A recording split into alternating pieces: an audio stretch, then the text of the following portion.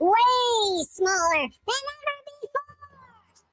Collect the set and get one of 7 mini sticks with every NHL Star Sticks meal. Featuring McDavid, Matthews, Quinn Hughes, Makar, Celebrini.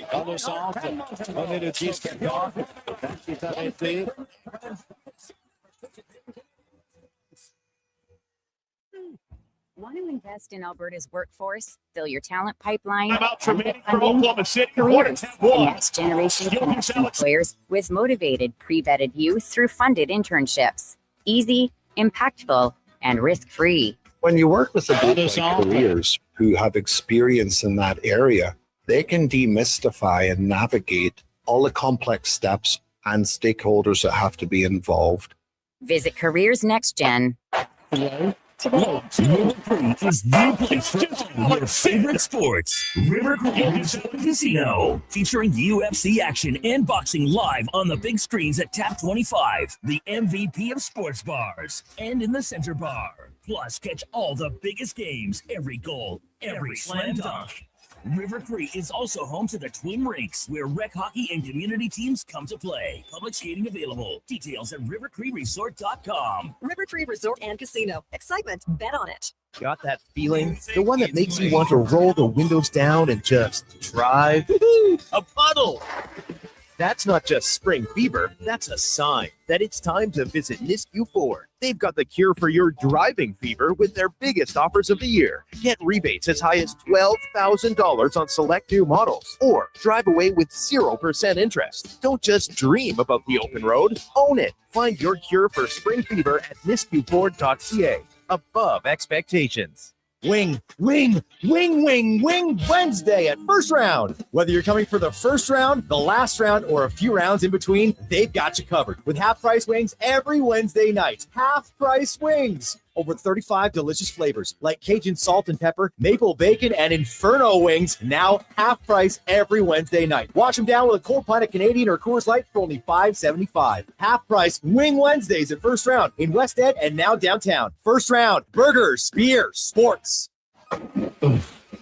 It's happened again, and construction season is coming soon. Job delayed, money lost, and clients disappointed because your rigging failed and it wasn't inspected. Don't let this happen to you. Have your lifting slings, fittings, hoisting tools, and safety harnesses checked with Titan Supply. Titan Supply offers certified on-site and in-house rigging inspections and service, so they can repair it, replace it, and recertify it. Titan Supply in Edmonton, Grand Prairie, Red Deer, and Calgary, and at titansupply.ca. Lift, dig, haul. Missioner Allen Auctioneering's 3-day Calgary, Edmonton, Winnipeg public unreserved equipment auction is this Friday at 9 a.m. featuring backhoes, dozers, digger derrick, forklifts, man lifts, wheel loaders, skid steers, telehandlers, turf mowers, plus commercial trailers and more. Info at maauctions.com.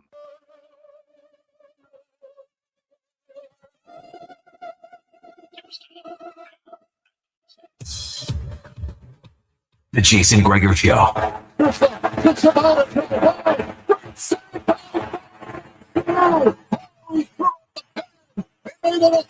On Sports 1440. Gilgis Alexander. Long two. Shane Gilgis Alexander. Presented by PlayAlberta.ca, Alberta's only regulated online gambling website. Par le centre, remet le disque à Doc. Doc est arrêté.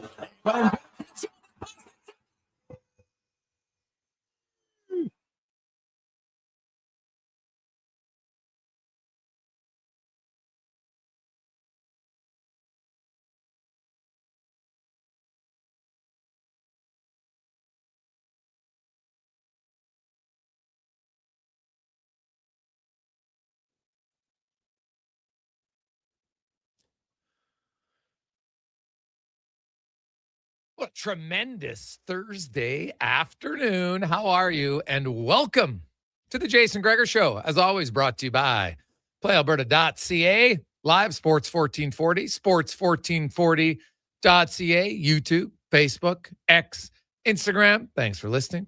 Thanks for watching. Busy show. Lots to discuss, lots to get in, and a jam-packed show. 14 games in the National Hockey League, including the Oilers in Dallas to take on the Dallas Stars as the Oilers look to win 3 games in a row for only the second time all season, which is pretty wild when you think about it. The Dallas Stars, they've won 3 in a row multiple times, like 6. And so the Oilers, we'll see. The Oilers won't have Doc and Emberson. They are back in Edmonton getting reevaluated. So they're out tonight. They're out tomorrow. They're going to be out on Sunday, and then we'll see how much longer than that. Ingram's fine. He's going to back up, as I mentioned yesterday, and then we'll see if he plays on Friday or not. Either way, that's where the Oilers go. So they haven't called up anybody. If they have an injury tonight, then they might have to, but they'll obviously see what the outcome is. If you put guys on IR, the Oilers don't even have space to call anybody up then. So eventually they probably have to play a player short before doing that. But Adam Henrique is ready to go. Spencer Stastny is ready to go. Tristan Jarry is ready to go. Now, the Stars have some injuries of their own. No Mikko Rantanen tonight. No Rupe Hintz. Now, those guys have been out for a while, 6 and 7 games respectively. They also don't have Radek Faksa, and Tyler Seguin is done for the season. So the Stars are rolling as they are 12-0-1 in their last 13 games.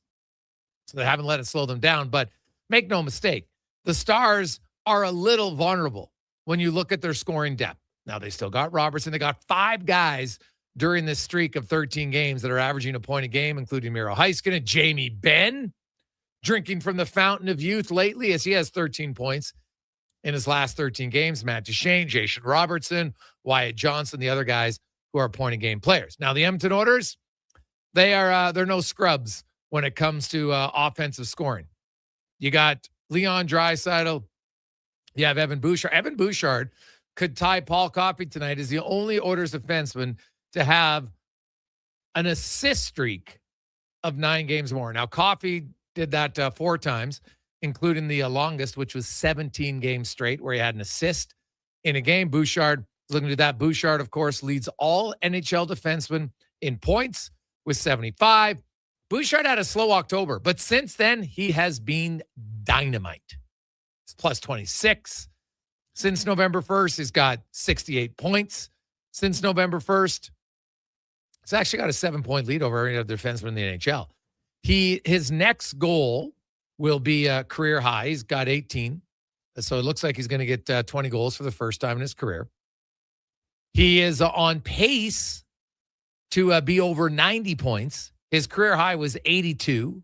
That looks like an easy guarantee that he will break it, as the Oilers have 17 games remaining.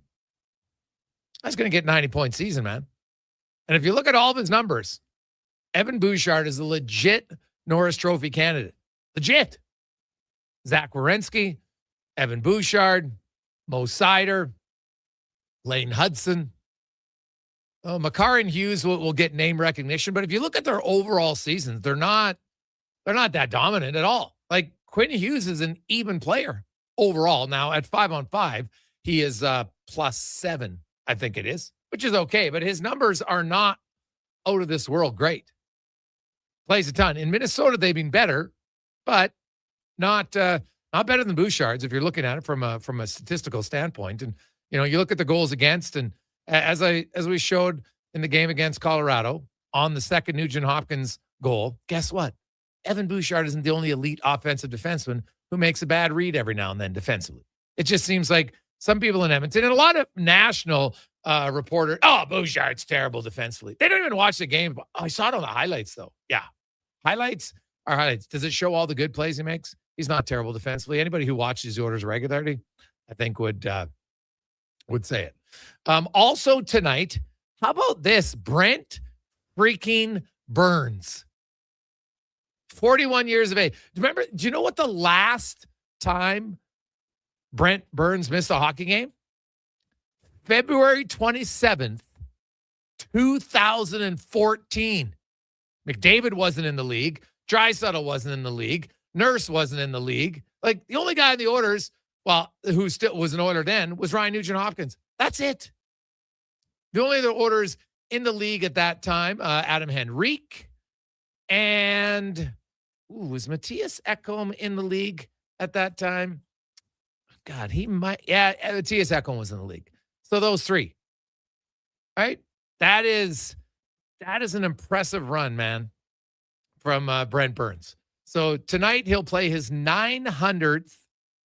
And, actually, Connor Murphy, who was just in the league as well, he was a rookie. That was his rookie season. Brent Burns, tonight will be his 989th consecutive games played. He's 41. So if my math is correct, Brent Burns hasn't missed a game in his freaking 30s. Never mind that now he's into his 40s. I got to look. So 1985. Oh, no, he was 29. Yeah, he hasn't missed a game in his 30s. That's wild, man. So good for him. 989 consecutive games all throughout his 30s, and now he's into his 40s. He'll be at over 1,000 games by the end of this season, and then next year he could pass Phil Kessel, who has the record of 1,064. And Brent Burns, he's a defenseman who plays a ton of minutes, right? A lot of minutes. That's what's impressive. I got to look. So since his streak started, and I'll go to the 14-15 season actually, just to because I know because it was late. I guess I could go all the way to it, but like he's obviously played the most games in the NHL in that span, and he's averaged. How about this? In those games, Brent Burns has averaged 23 minutes and 59 seconds a game. This isn't a third line guy, man. That is wild. So good for Brent Burns. I'd love to see him break that record as a defenseman. That's pretty damn impressive. So coming up on the show today, Mike Rupp will join us. We got lots of action, 14 games. Man, that's a tough loss for the Ottawa Senators last night against the Habs. The Habs pretty much, you know what? They're down now. They haven't officially clinched the playoff spot, but the only team that isn't in the playoffs that can catch them is Columbus. I know that mathematically Ottawa can catch them, but Ottawa's 9 points back with 18 games to go. Even if the Habs just play 900 or 500 hockey and go 9-9, you're talking they got to go 13-4-1 through the Sens. Like, come on. And the Habs are better than a 500 team. You know, so if they go 10-8, now you got to go 14-3-1. Like, it's not happening. So, Dave Owens will join us, talk a little Thursday. Mike Heika from Dallas, their senior writer, will break down the Stars. We got Cam Tate, the 2-minute warning. We got Speck.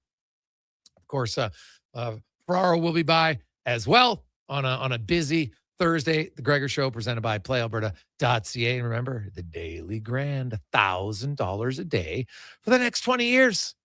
Pretty sweet. Good. Sets you up very nicely. Put you in a good mood every day. A G-Note every day in your pocket. Not weekdays, every day.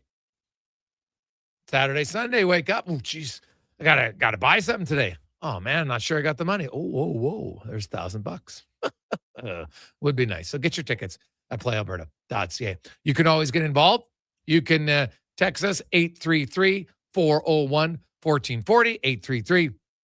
833-401-1440. Cons, is there anything that you can compare to Brent Burns that you can think of that's remotely comparable?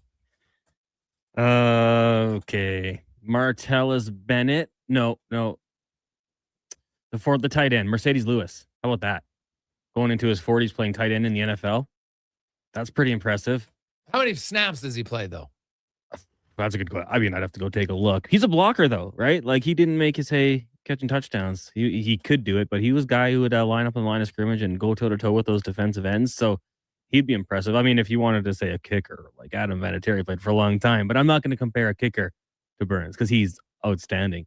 It's incredible what he's been able to do. And I was a little unsure, like, going to Colorado, changing teams, how is it going to work out? But maybe I shouldn't have been surprised, or I shouldn't have any questions about it. He's just a heck of a hockey player. But yeah, I don't think there's too many guys who do it as long as he did. Like, how long did Nolan Ryan play for?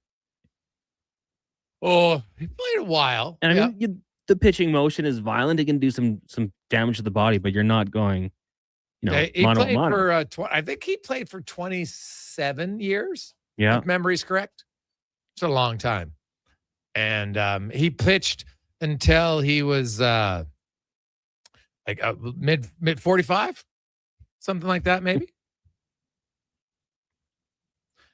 But to me, it's not only is Brent Burns playing, he's playing every freaking game, and he plays over 20 minutes a night. Like, it's impressive, man.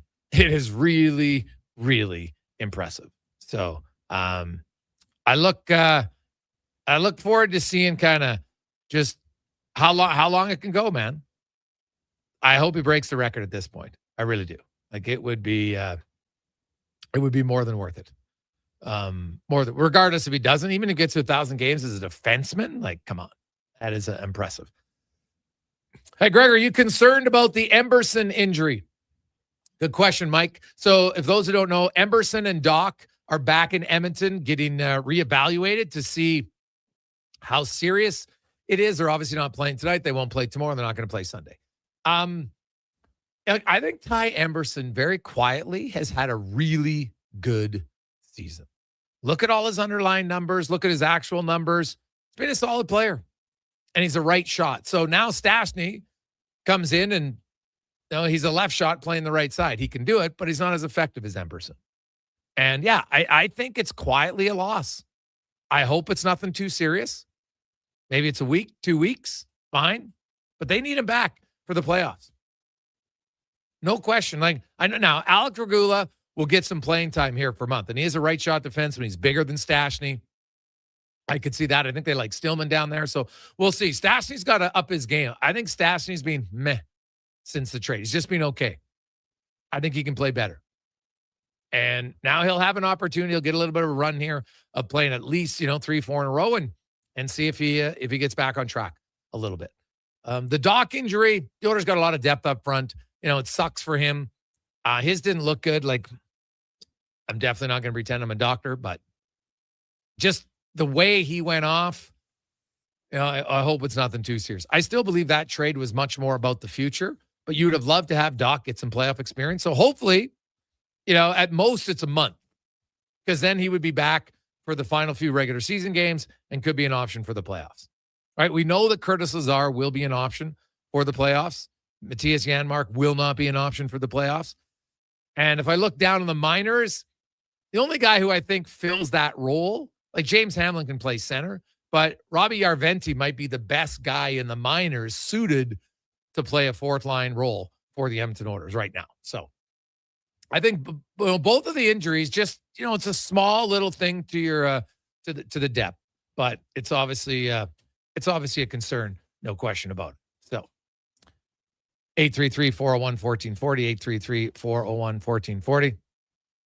Guys, I always thought Burns' happy-go-lucky personality would have been great for the Oilers room. Excuse me. Burns is a very upbeat, smiley guy, but he's incredibly intense.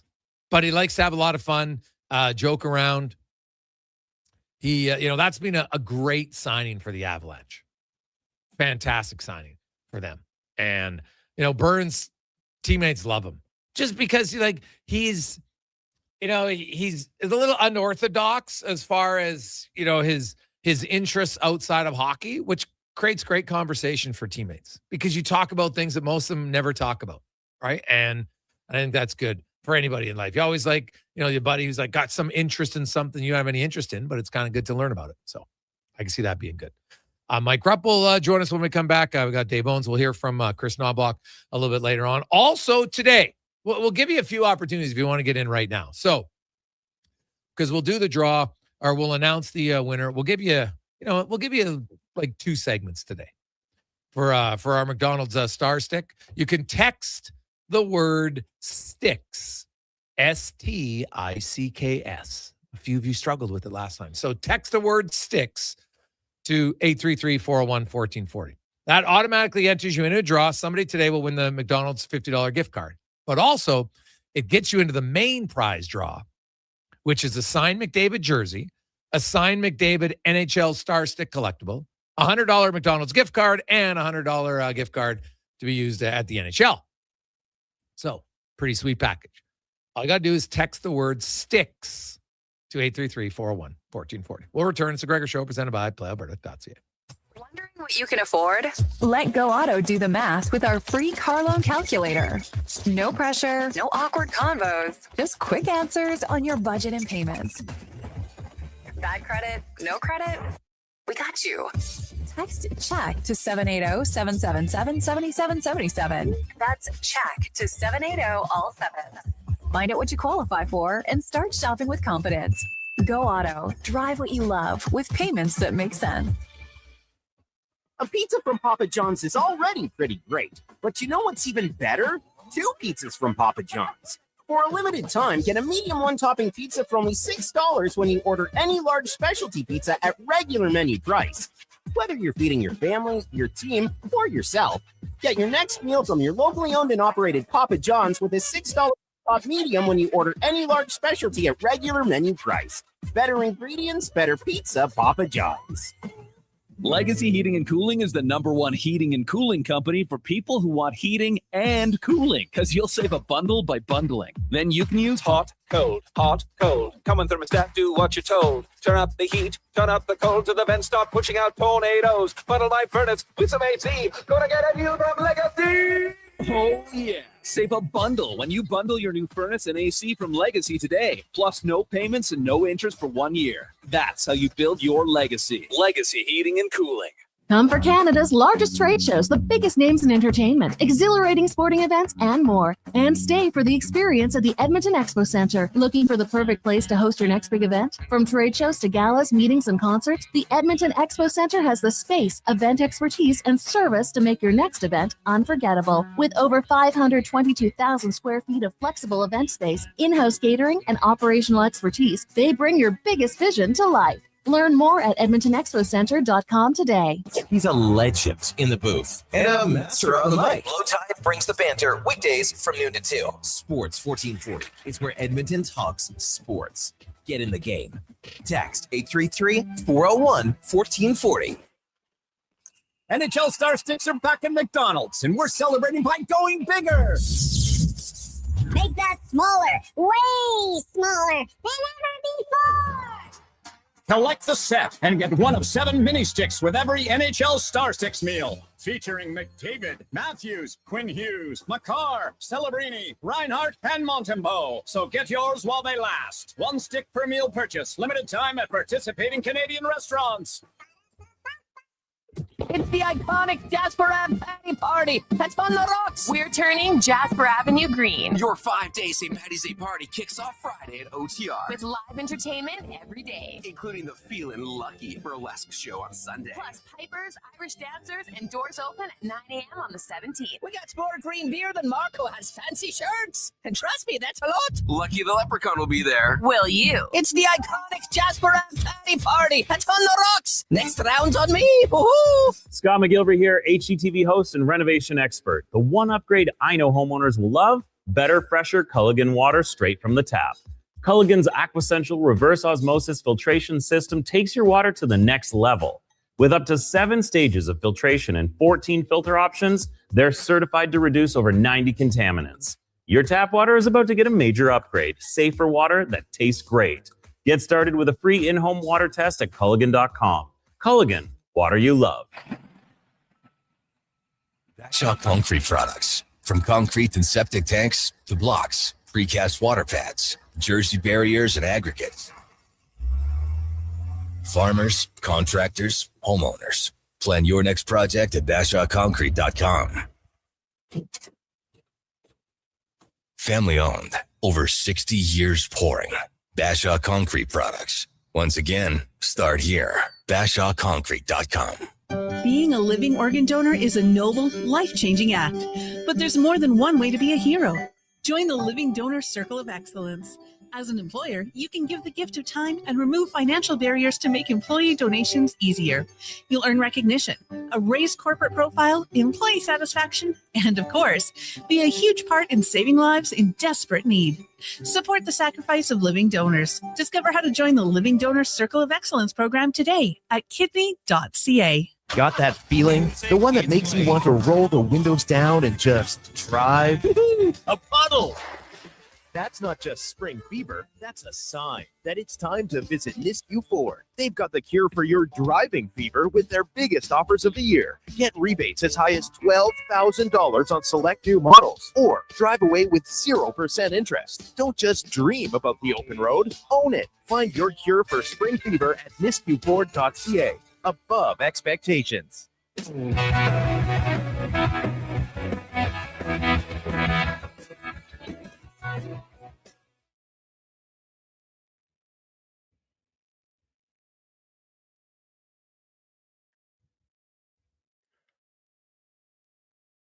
Portions of this hour brought to you by Crystal Glass, your clear choice for residential windows, locally manufactured and installed. Crystal Glass provides a beautiful product and incredible customer services for all of your residential needs. Call 310 Glass or visit crystalglass.ca for a quote. The Jason Gregor Show, the best of Edmonton sports talk and beyond. This is Sports 1440. Presented by PlayAlberta.ca, Alberta's only regulated online gambling website.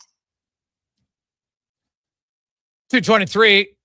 I actually sold Brent Burns short. It was November 21st, 2013, the last time he missed a game. And he's averaged 23 minutes and 33 seconds per game in that time. Like, come on, man. Like, that's ridiculous. So good for him. That is a lot of games played, man. Lots of games played. If you look in that time span where he's played 988, the next closest, Claude Giroux at 974, Brendan Dillon 969, Brock Nelson 967, Charlie Coyle 966. So some other guys were pretty durable, but nobody as durable as Brent Burns, which is pretty damn impressive. I tell you, really impressive. So there you go. Oilers in Dallas tonight to take on the Stars. And we'll see. No Emberson, no Doc. They will have Adam Henrique back in the lineup. Stashny will draw in the lineup. And Tristan Jarry will start in goal. Ingram's with the team. He's fine. But Jarry will start tonight for the Edmonton Oilers. Stars got some injuries of their own. And we'll get to that as we get to our big guest of the day, brought to you by the Spruce Grove Saints. Back-to-back action Friday, Saturday night down at the Thompson Family Arena at Heavy Metal Place in St. That's a fantastic facility in Spruce Grove. So you want to get there, get your tickets as the Saints. Playoffs are secured now. It's just a battle of positioning. Them and the Crusaders going head-to-head in some positioning. So we'll see what happens. Get your tickets, sgsaints.ca. As Mike Rupp, NHL Network analyst, Stanley Cup winner, Game 7 hero, joins us. Rupper, how you doing? I'm good, Greg. How you doing, buddy? I am excellent. Now, before we get into everything else, Brent Burns is going to play his 989th consecutive game tonight. You know when he last missed a game, Rupper? You were in the NHL. 2013-14, November 21st is the last game that he missed. He's averaged 23 minutes and 33 seconds in the 988 games that he's played in that span. He'll tie Keith Yandel for the second longest Ironman streak tonight. And like, it's ridiculous how much he plays and how durable this guy's been. No, it's so true. And the fact that it's been that long and how he's kind of gone about his business, like where, I mean, there's just the position. I mean, when I look at these over time, and no, Yandel is one as well, playing defense, I think makes it even more impressive because just the demand of the position, generally speaking, the ice time, you're getting receiving forechecking hits, you're blocking shots, you're getting some shots that you're blocking inadvertently without even seeing the puck coming. Like it's a very vulnerable position for injury. So the fact that Brent Burns has been able to be as durable as he has been in the great career he has had, I mean, it's super cool to watch. And it makes you wonder what's in that big backpack all the time when he's going around, whatever he's doing to keep his body ready to go. And, it's working. It's working for sure. It is. Last night, there's lots of talk. Montembeault doesn't even get the start. They call up Fowler. Man, he played great. He had that huge save to win them the game in the last 50 seconds. And the Canadians, I think they're making the playoffs. They pretty much eliminated any chance of Ottawa catching them. They're now 9 points up with 18 games to go. So really, teams not in the playoffs, the only one that could catch them is Columbus. So they're in a pretty good spot. And you combine that, Rupper, with the news today. The Detroit Red Wings are 4-5-1 in their last 10 games. They are now only 3 points up on Columbus for the final wildcard spot. Columbus has a game in hand. And the Red Wings announced Dylan Larkin's out at least 2 weeks and Kopp is out at least 2 weeks. How big is this going to be another March swoon by the Red Wings? Oh man, it sure feels like it could be that. I was hoping this year's playoffs were going to be the end of a drought in Buffalo and Detroit, and now there's some uncertainty with that. Hindsight being 2020, I mean, I really would have liked that team to do something about their center ice position, and now you see them vulnerable because of those injuries. Like that's it. They're going to feel it right now. I think that they needed to do it being healthy and setting themselves up, not just to make the playoffs, but to be capable of going on a bit of a run in some regards. But I mean, this is where the rubber meets the road. I mean, everything that they've done this year, I mean, it's coming down to these last 20 plus games and what you do in those moments. So we'll see what they're made out of. I don't even want to go down that road, but the old what if they don't get in, I think you're going to have some heads rolling in Detroit. Well, yeah, if they don't get in, who thinks Steve Yzerman could be in trouble? Maybe what I was insinuating. Well, yeah, I guess you'd have to look at it. No debate about that at all. The Buffalo Sabres, Rupper. Like this team, every time you wait for them to slow down, they're not. They're getting bigger. Now they're standing up. They're fighting the Tampa Bay Lightning, who love to challenge teams, and Tampa's tough. But Buffalo's like, hey, you want to go in the ditch, in the gutter? We'll go there too. You know, this Buffalo team, man, they just keep impressing me more and more. Like they look like they might be the favorite in the East right now. It's so true in the way that I think probably across the league you can see it.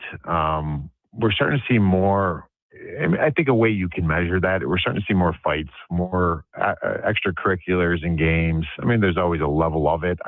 For me, it feels like watching these games each night. It's getting a little chippier, and for me, that's more emotion, and that tells you what time of year it is. People and teams are getting fired up and ready to go. And in a situation like Buffalo, I think that game against Tampa, the game against San Jose, having those moments that I think, just thinking back to when I played, like you're on a roll, you're winning games, playoffs is in sight, things are good, mojo's great, but there's also like another level to it, just as far as galvanizing the group and being there for one another physically. Like there was a play with Orlov.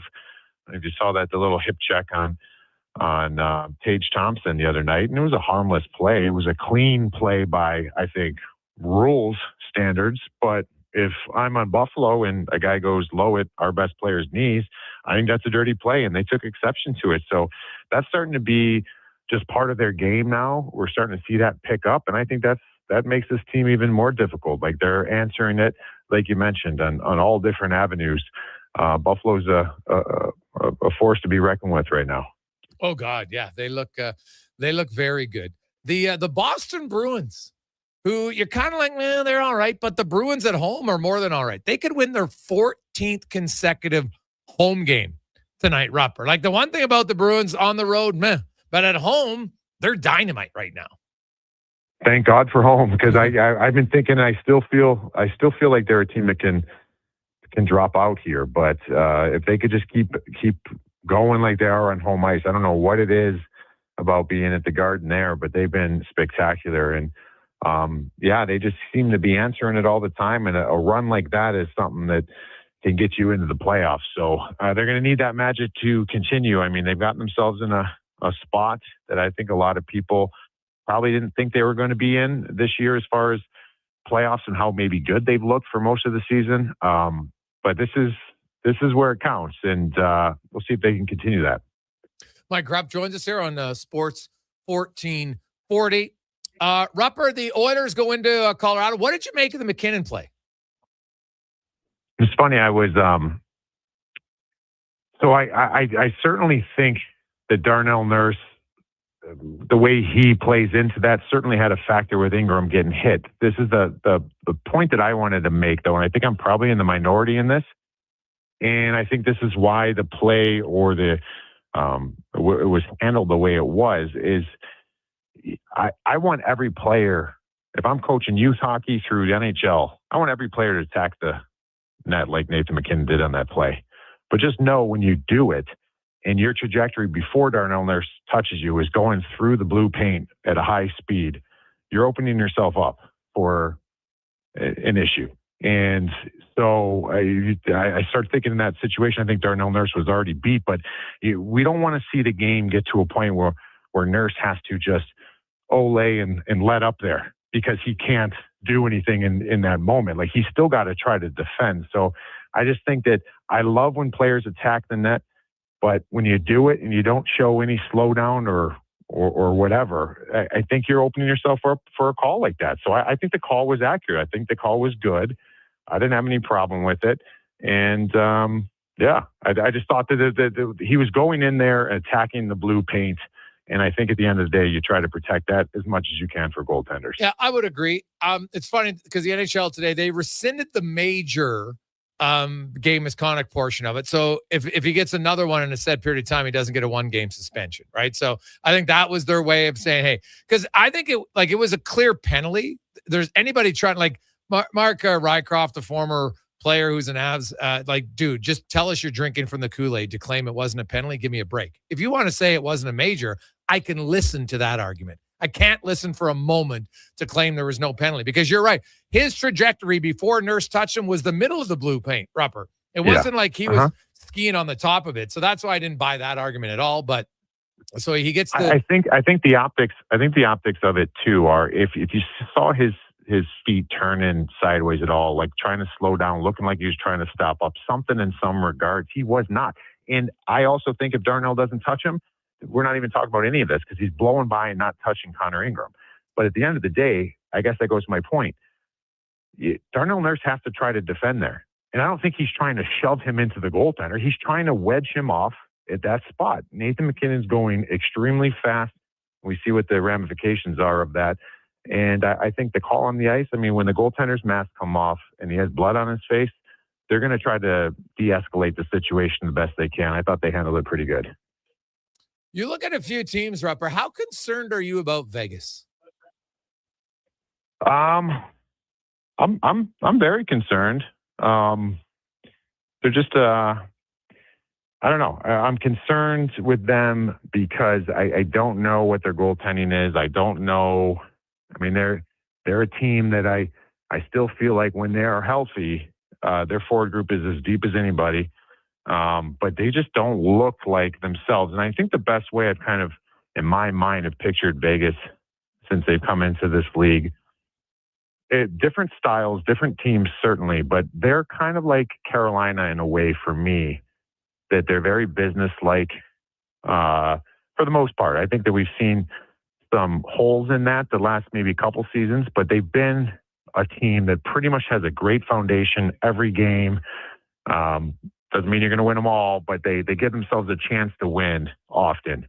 That feels like that's slipped. It feels like it's a little more of a crapshoot when you're going into a Vegas Golden Knights game right now. And I think that's really the first time I feel like that since they've come into the league. So that's concerning because their hand up that they usually have on the competition is their business-like approach every night. And that doesn't seem like a strength of theirs right now. Mike Rupp joins us, Sports 1440, sports1440.ca.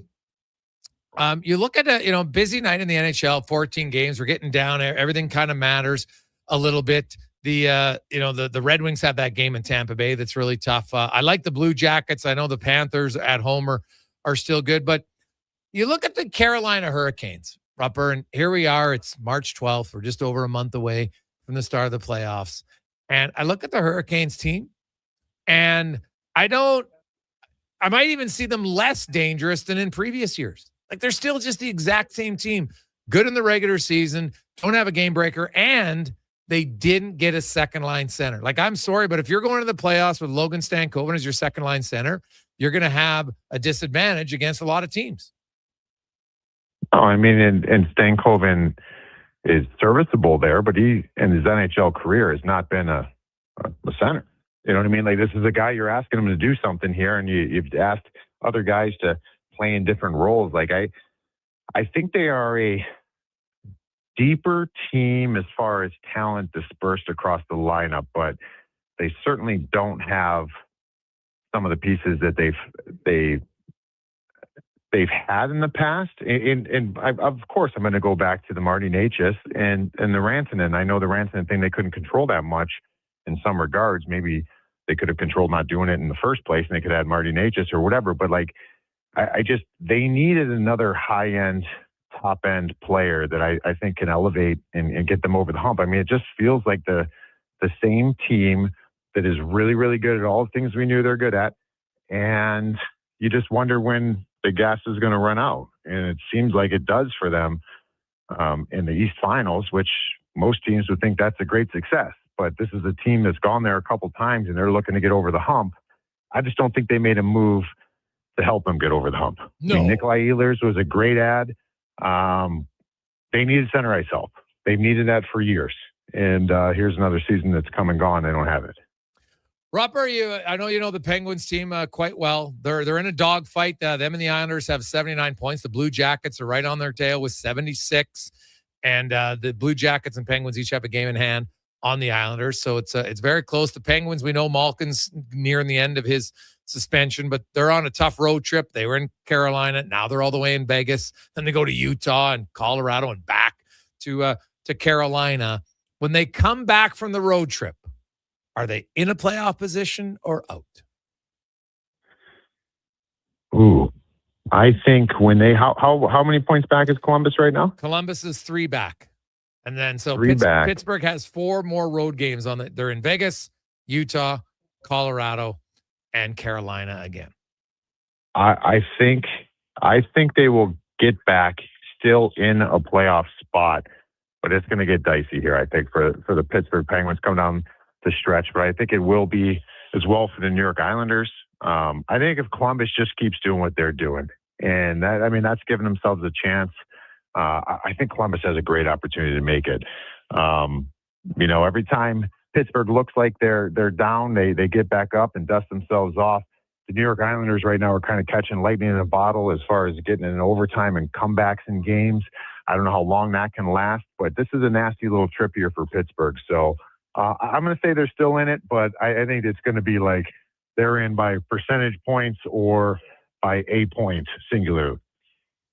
Ooh, okay. I like that. It's going to be a great race, man. There's a few races shaping up for certain. In the West, I still like Edmonton.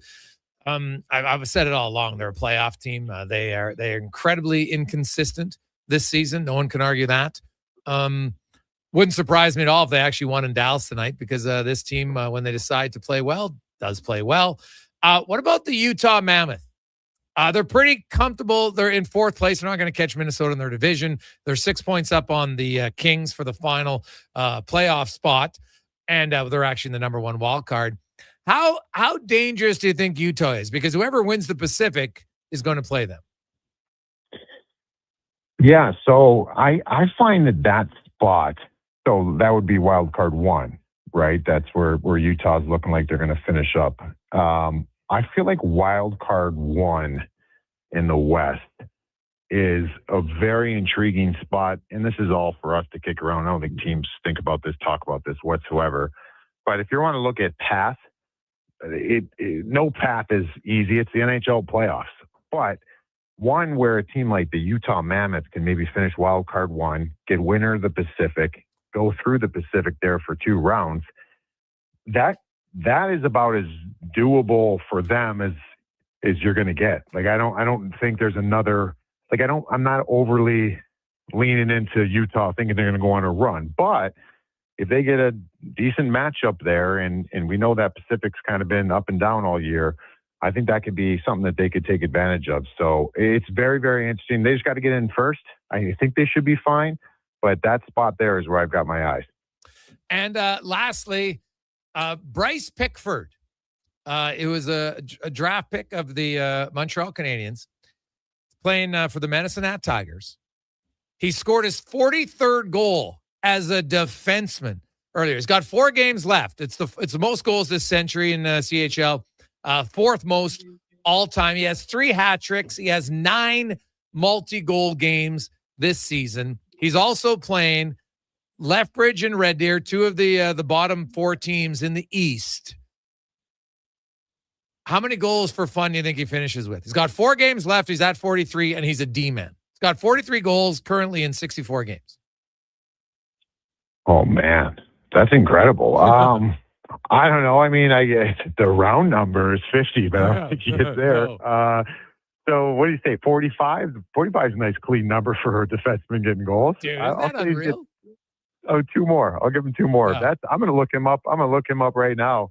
I've never heard anything like that before. Yeah, dude, it is. For a D-man to be scoring that many goals, it is damn impressive, I tell you that. Like, he's second in the WHL. The only guy with more goals is Cameron Schmidt from the Seattle Thunderbirds. So you got Bryce Pickford, I'm telling you. For Montreal fans, this guy's a classic late developer, and was overlooked in his draft a few times. Then he gets drafted. Now he's absolutely killing it for Medicine Hat, and he's probably going to score. I think 45 is a good number. He's playing Lethbridge, a huge rival like Medicine Hat and Lethbridge. That's a rival. Would not surprise me if the Tigers are like, okay, let's try to load this guy up and get him a few more goals in the power play. So should be something fun to watch, Rupper. And they only got 4 games left in the season, but you might want to check out young Bryce Pickford. Absolutely. Yeah. Awesome, Rupper. Thanks, buddy. We will chat with you on the rundown tomorrow. All right, buddy. Enjoy. There you go. That's Mike Rupp from the NHL Network. Those numbers from Bryce Pickford, like, it's ridiculous. Ridiculous, man. It's awesome to watch. What a season. A defenseman with more goals than assists. You don't see that very often at all. So he got 79 points, 43. And guess what? He's only played 52 games. So it's not, what am I saying, 64? The team's played 64. He's only played 52. Had he not missed the season, he would have scored 50 goals for a D-man for sure. So, WHL fans, Oil Kings fans, guess what? Right now, looking at the standings, Medicine Hat is going to most likely finish second, and you have the Oil Kings finishing third, and they both win. Which, looking at who they're going to play, I think there's a pretty good chance they will both win their first round matchup. And then you could see them meet in the second round. As it stands right now, it looks like the Oil Kings are going to start against the Blades. Brandon and Calgary, they're battling. They got 5 games left, and they're 2 points separating them. So one of them's going to get home ice. Regina's going to take on Medicine Hat. And, Red Deer or Moose Jaw, as they're battling for the final playoff spot, they each have 53 points. And, they get PA, which that's the old waste of 8 days. What was that? I think it was a waste of 8 days for Daryl Sutter. That was the quote. So the Raiders are that good, man. So we'll see. Take a quick. So is Medicine Hat, though. They both have 100 points. Medicine Hat's actually closed the gap on him. Man, Medicine Hat's on fire lately. Let's take a quick break. We'll come back. Speaking of fire, we got some in studio next. It's Gregor Show here on Sports 1440 Sports 1440.ca, presented by Play Alberta. Legacy Heating and Cooling is the #1 furnace install company for sailors because they know the value of a warm port. And they sing, there was a ship who fought the cold, who sailed the sea with a furnace load. She brought the heat to YEG and her name was Legacy. Through icy wind and winter squall, her fire she burned for one and all with a comfort chugging guarantee, and her name was Legacy. No payments, no. Yep, no payments and no interest for 1 year on your new furnace. Don't trust just any ports in a winter storm. Trust Legacy Heating and Cooling. A pizza from Papa John's is already pretty great, but you know what's even better? 2 pizzas from Papa John's. For a limited time, get a medium 1-topping pizza for only $6 when you order any large specialty pizza at regular menu price. Whether you're feeding your family, your team, or yourself, get your next meal from your locally owned and operated Papa John's with a $6 1-top medium when you order any large specialty at regular menu price. Better ingredients, better pizza, Papa John's. Hey, Edmonton, did you know a local Play Alberta winner scored over $500,000 on Mega Jackpots Ocean Bells? Think about the season tickets you could lock down with that kind of cash. From major casino winners every hour to jackpots worth millions and hundreds of popular games to money that stays in the province, there's never been a better time to sign up for Play Alberta. Download the app today to get started with casino, sports, and lottery all in one app. Must be 18 plus to play. When you gamble, use your game sense. Craving a dining experience that rises above the rest? Head to Summit Restaurant in the Silent Ice Center, just minutes from South Edmonton Common. Savor exceptional house-made pizza, delectable entrees, and expertly crafted cocktails in a stylish, modern atmosphere. Perfect for a casual meal or a special night out. Summit offers a refined experience where every bite and sip reflects our dedication to quality. Elevate your dining experience. Make Summit Restaurant your destination tonight. When it comes to sports in Edmonton, Jason Gregor is a must-listen. He brings you the inside scoop with guests from across North America. If it matters in sports, you'll hear it here first. Gregor rolls out weekdays from 2 to 6 on Sports 1440. Exciting news from St. Albert Dodge. The all-new 2026 Jeep Gladiator Sport packages have arrived. They have a great selection and a bunch of colors to choose from. And if you've checked out the Sport, you know it comes in some fun colors. Rugged capability, practical off-road features, and you can get behind the wheel for as low as $49,900. That's right. Put yourself in a brand new Jeep Gladiator Sport for less than $50,000. What more can you ask for? Time to head up the trail and see how easy it is to do business at St. Albert Dodge. Don't let equipment failure stop you cold. At AWS Welding in Nisku, our factory-trained service techs are on hand for all welding equipment repairs. We're a full warranty center for Miller, Lincoln, and ESAB, and we service all makes and models. Proper, regular service extends the life of your gear and keeps it running at peak capacity. Don't wait for a breakdown. Book your service appointment today at aws.ca. AWS Welding. Our welding keeps you working. Well, get ready for a Sally hockey fans. Your partner in power just skated onto the ice. EWEL.ca, the new e-commerce website for electrical wholesalers Edmonton, is ready for the power play 24/7, 365. UL skates to where the puck will be in 5 years. Now that's forward thinking. Killer selection, slamming products from the best brands, and legendary service. Don't sit on the bench. Get your account today at ewell.ca and win that project. Plug into your partner in power. Get an EWEL.ca account today. Flea and tick season is here. Scratch and save at Pet Value with Canine Advantage 2 and Advantage 2. Scratch to win up to $50 off your purchase. Get your card at your local Pet Value store before April 1st.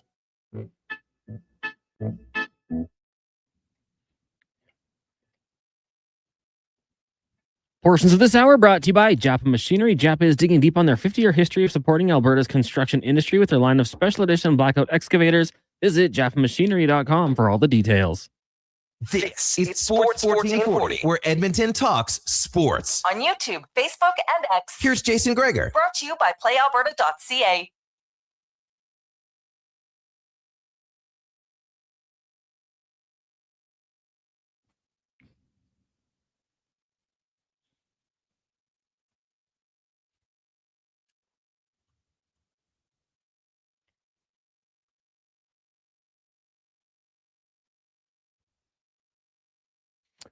We roll through Thursday afternoon, and it's game day. Start a back-to-back for the Oilers. Only they're after tonight, they only have tomorrow, one other back-to-back. That'll happen on the road again in early April. So a pretty favorable schedule if the Oilers can get through this week. Man, tonight would be a massive win against the Dallas Stars. Jari starts. Doc and Emberson are back in Edmonton. Henrique's back in the lineup. Also, Spencer Stastny will draw in. And kind of what I always thought, Nurse and Murphy will be paired together tonight for the Edmonton Oilers. Meanwhile, it is Thursday, and today is the 12th of March. You got 5 days. For some of you, it's a big deal. St. Patrick's Day, next Tuesday. The Druid and O'Byrne's and many other places will be packed at like 11 in the morning. So you like to get your Irish on, shall we say. So today, courtesy of Sherbrooke Liquor, will let you get prepared for St. Patrick's Day. Thursday brought to you by Sherbrooke Liquor, 2 locations, South Side on 50th Street, 98th Ave, and the original location, St. Albert Trail and 118th Avenue. As joining us in studio once again, David Owens joins us. Davey, how you doing, buddy? I'm good, man. How are you doing today? I am excellent. You were excellent. Yeah. I mean, you started off the show. You're all like pumped up. Great Thursday. Oh, it's fun, buddy. Hey, every day's a good day, man. Right? I like to say I'm on the right side of the dirt. Okay, so, absolutely. You know 100%. It's good. 100%. It's all good. Yeah, did Shaq fit in here yesterday? Yeah, no, you know what? We went. We interviewed him down at the convention center. Okay, yeah. And the chair he sat in, like, it's so funny. Most other people would they'd barely take up the chair, and I was like, the chair looks small on him. But he is a large human being. He was a large man. Man. Like his hands, I was like, God, these things are just Massive. But it's shoes too. Like I remember, it's like, and luckily for the picture, I learned after I interviewed the Mountain many years ago when he was in town for actually a vodka thing. Funny enough, and I took a picture beside him, and I wasn't thinking when I went there, and I wore like a plaid vest. It was really nice, new look, great. But the problem is when I took the picture beside him, I looked like a ventriloquist dummy because I was so small. God, it was like the worst. I look at this photo, I'm like, and I'm a big guy, like not big, but I'm like, 6 feet, almost 6'1", and I'm like, God, I look like a Smurf beside this human. He was 400 pounds, and like as Shaq was big, I still think the Mountain's bigger. Yeah. Wow, it's crazy, Wow. Crazy. So, two large humans. So Shaq was sitting down, so the picture looked way better. Way better. Yeah, I didn't look small. So fantastic. That's nice. Fantastic. We're starting off. Right. We got some St. Patty's Day. So what's on tap? St. Patty's Day, absolutely. So every year, this is everybody culturally appropriates the Irish. No one complains there. Yeah. Which is great. The St. Patrick's Day, something unfortunate happens though every year at St. Patrick's Day. Oh, the green beer, never exactly. do it. I'll never do it. It's the worst. Some Don't do it, poor bars. innocent lager gets attacked with green dye. Yeah. And food coloring, and suddenly everyone thinks they're Irish there. So, but if you walk into a pub in Dublin on March 17th, they're going to be drinking stouts, red ales, Irish whiskey, and maybe a proper sort of Irish whiskey cocktail. So today we're going to do it the Irish way. We're going to celebrate. No green beers, just great Irish drinks. And the first off is Smithwick's. Now, when you see this in its beautiful red can, people will look at it and they say, well, it's Smithwick's. It's not Smithwick's. This is Smithwick's. Smithwick's. So the H is silence. You pronounce it Smithwick's or maybe even Schmidt's. Schmidt's. But you would not pronounce it Smithwick's. That will be clearly you don't know what you're talking about if you're calling it Smithwick's. Okay, good. So good. You get into your Schmidt's. And this is a beautiful, beautiful example of an Irish red ale. I love red ales. This is so good. Right? It's just a classic example. It goes back hundreds of years, this style. And it's just one of the most common beers you'll find actually in Irish pubs. So toasted bread, caramel, gentle, earthy bitterness. Exactly. So good. And now you're getting into the Guinness out. Crack that open all the way. Crack. Oh, dude, it's going to spill all over. Oh, no, it won't. It won't. Oh. You got to crack it. Oh, are there. You sure? Oh, look at that. It's cold. We got excited there. So you want to open those things fast. Yeah. Okay. Because the nitro widget in there. Yeah. Does that. So now that it's started, I want you to start pouring. You need about 45-degree angle, or you do the aggressive way like that. Straight up and down, Straight buddy. up and down. Hey, not my first rodeo on how to pour Guinness. Beauty. Look at that. Look at that. If Fantastic. anybody's watching it on the YouTube, this is how you're supposed to pour Guinness. Proper Guinness out of the can. That's the hard and fast way. You can do it at an angle too. If you're doing it the hard way, this glass won't fit it in there, unfortunately. But you can just drop it and let it go. Put the can at the bottom and just slowly raise it up just before it gets to the top of the can. Yeah. And you end up with an absolute beautiful. Sure. Then you end up with this, and you let it settle for a couple minutes, and you've got this beautiful creamy head, just like you do out of the tap. Now, Guinness, it's been brewed at St. James Gate since 1759. Arthur Guinness, maybe somebody watched that show recently. Yeah. It came out, right? Yeah. But famously signed that 9,000-year lease.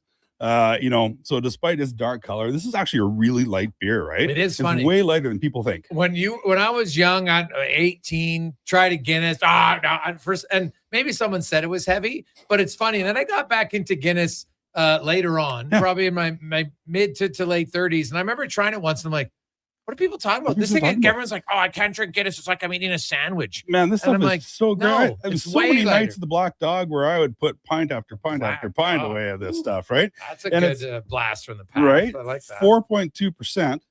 So it's a light beer. It's light. It has less calories than a glass of orange juice.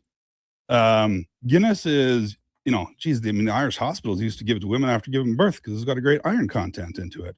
So seriously. So it's basically a health drink. Right? Exactly. Hey, they're giving it to the pregnant ladies. Come on, I love it. Exactly. So you've got this beautiful pint now. You've let that head come through. Look, just beautiful, creamy. That's a really good pour. I'm not gonna lie. That's a great pour, right? Whoa, such a good beer. Like, man, the Schmidt's is pretty damn good. They're very different tastes, though. Very different tastes. Very different beers. But man, nothing beats a great pint of Guinness. Oh no. And listen, we're all about craft beer and things like that. But Guinness is one of the largest breweries on the planet. It is You can't beat it. amazing. It is- You can't beat it. Honestly, for the young people out there, don't worry. Your palate will eventually get to the point where you're refined It'll enough. get there. And when you do, you're going to be like, God, I should have tried this earlier. Should have tried it earlier. Guinness is great. Absolutely. So now try it with this. I got this salted caramel chocolate. Take a bite of that. Take a bite of the chocolate. Take a bite of the chocolate. Yeah, chew on that a little bit, and then take a sip of that Guinness again. It is just the perfect pairing. And I think sometimes we talk about, pairing food with wine and things like that. We forget that, pairing food with any beverage that are beer, wine, spirits can really change your experience with it. Oh, right. So all of a sudden, And I love salted caramel, by the way, like salted chocolate like that. right? Oh. You get that salted caramel in there. All of a Yes. sudden, that Guinness, that mocha, the caramel, the chocolate from the Guinness, the natural stuff just Ooh. comes out, and just it's on fire with that. That is actually like, wow. Unbelievable, right? Because I wouldn't think chocolate and beer. I would never think that. No. God, No. that's awesome. But there it is. There it Ooh. is. So Look at that stuff we learn on the we'll show. do some I like more. it. We'll do some more food pairings this year as we go We through. might have to. Last year we Nice. had a good base of stuff and got into it. This year we're going to get into some more food pairings and some of this stuff. So now we're going to move on to Irish whiskey. So Ireland was once one of the largest producers of whiskey in the world in the 1800s. So today the industry is booming again after almost going extinct. But one of the great examples of it is this Powers 3 Swallows. So it's made from that traditional single pot still style, and a very unique Irish method using both malted and unmalted barley. And this one here, you're going to get honey, baked apple, spice, toasted oak, and so forth. Smells very nice. Very nice. And that whole unmalted barley piece actually came from the malt tax laws in the 1800s, where the Irish were skipping out on how to pay taxes. So they'd lessen the amount of malted barley and mix in 30, more up to 30% of unmalted barley, and that would save them on taxes for it. And they, all of a sudden, this beautiful whiskey, is born from that. Really? So you'll see a lot of whiskeys today in all sorts of places that use a mix of that. Do you recommend if you're drinking an Irish whiskey, is it on ice, or do you mention just like this in a glass? I recommend you drink it the way it's your favorite way to do Okay. it. I personally drink it straight. I drink it just by itself, just neat, no ice. And this is a super, super smooth whiskey.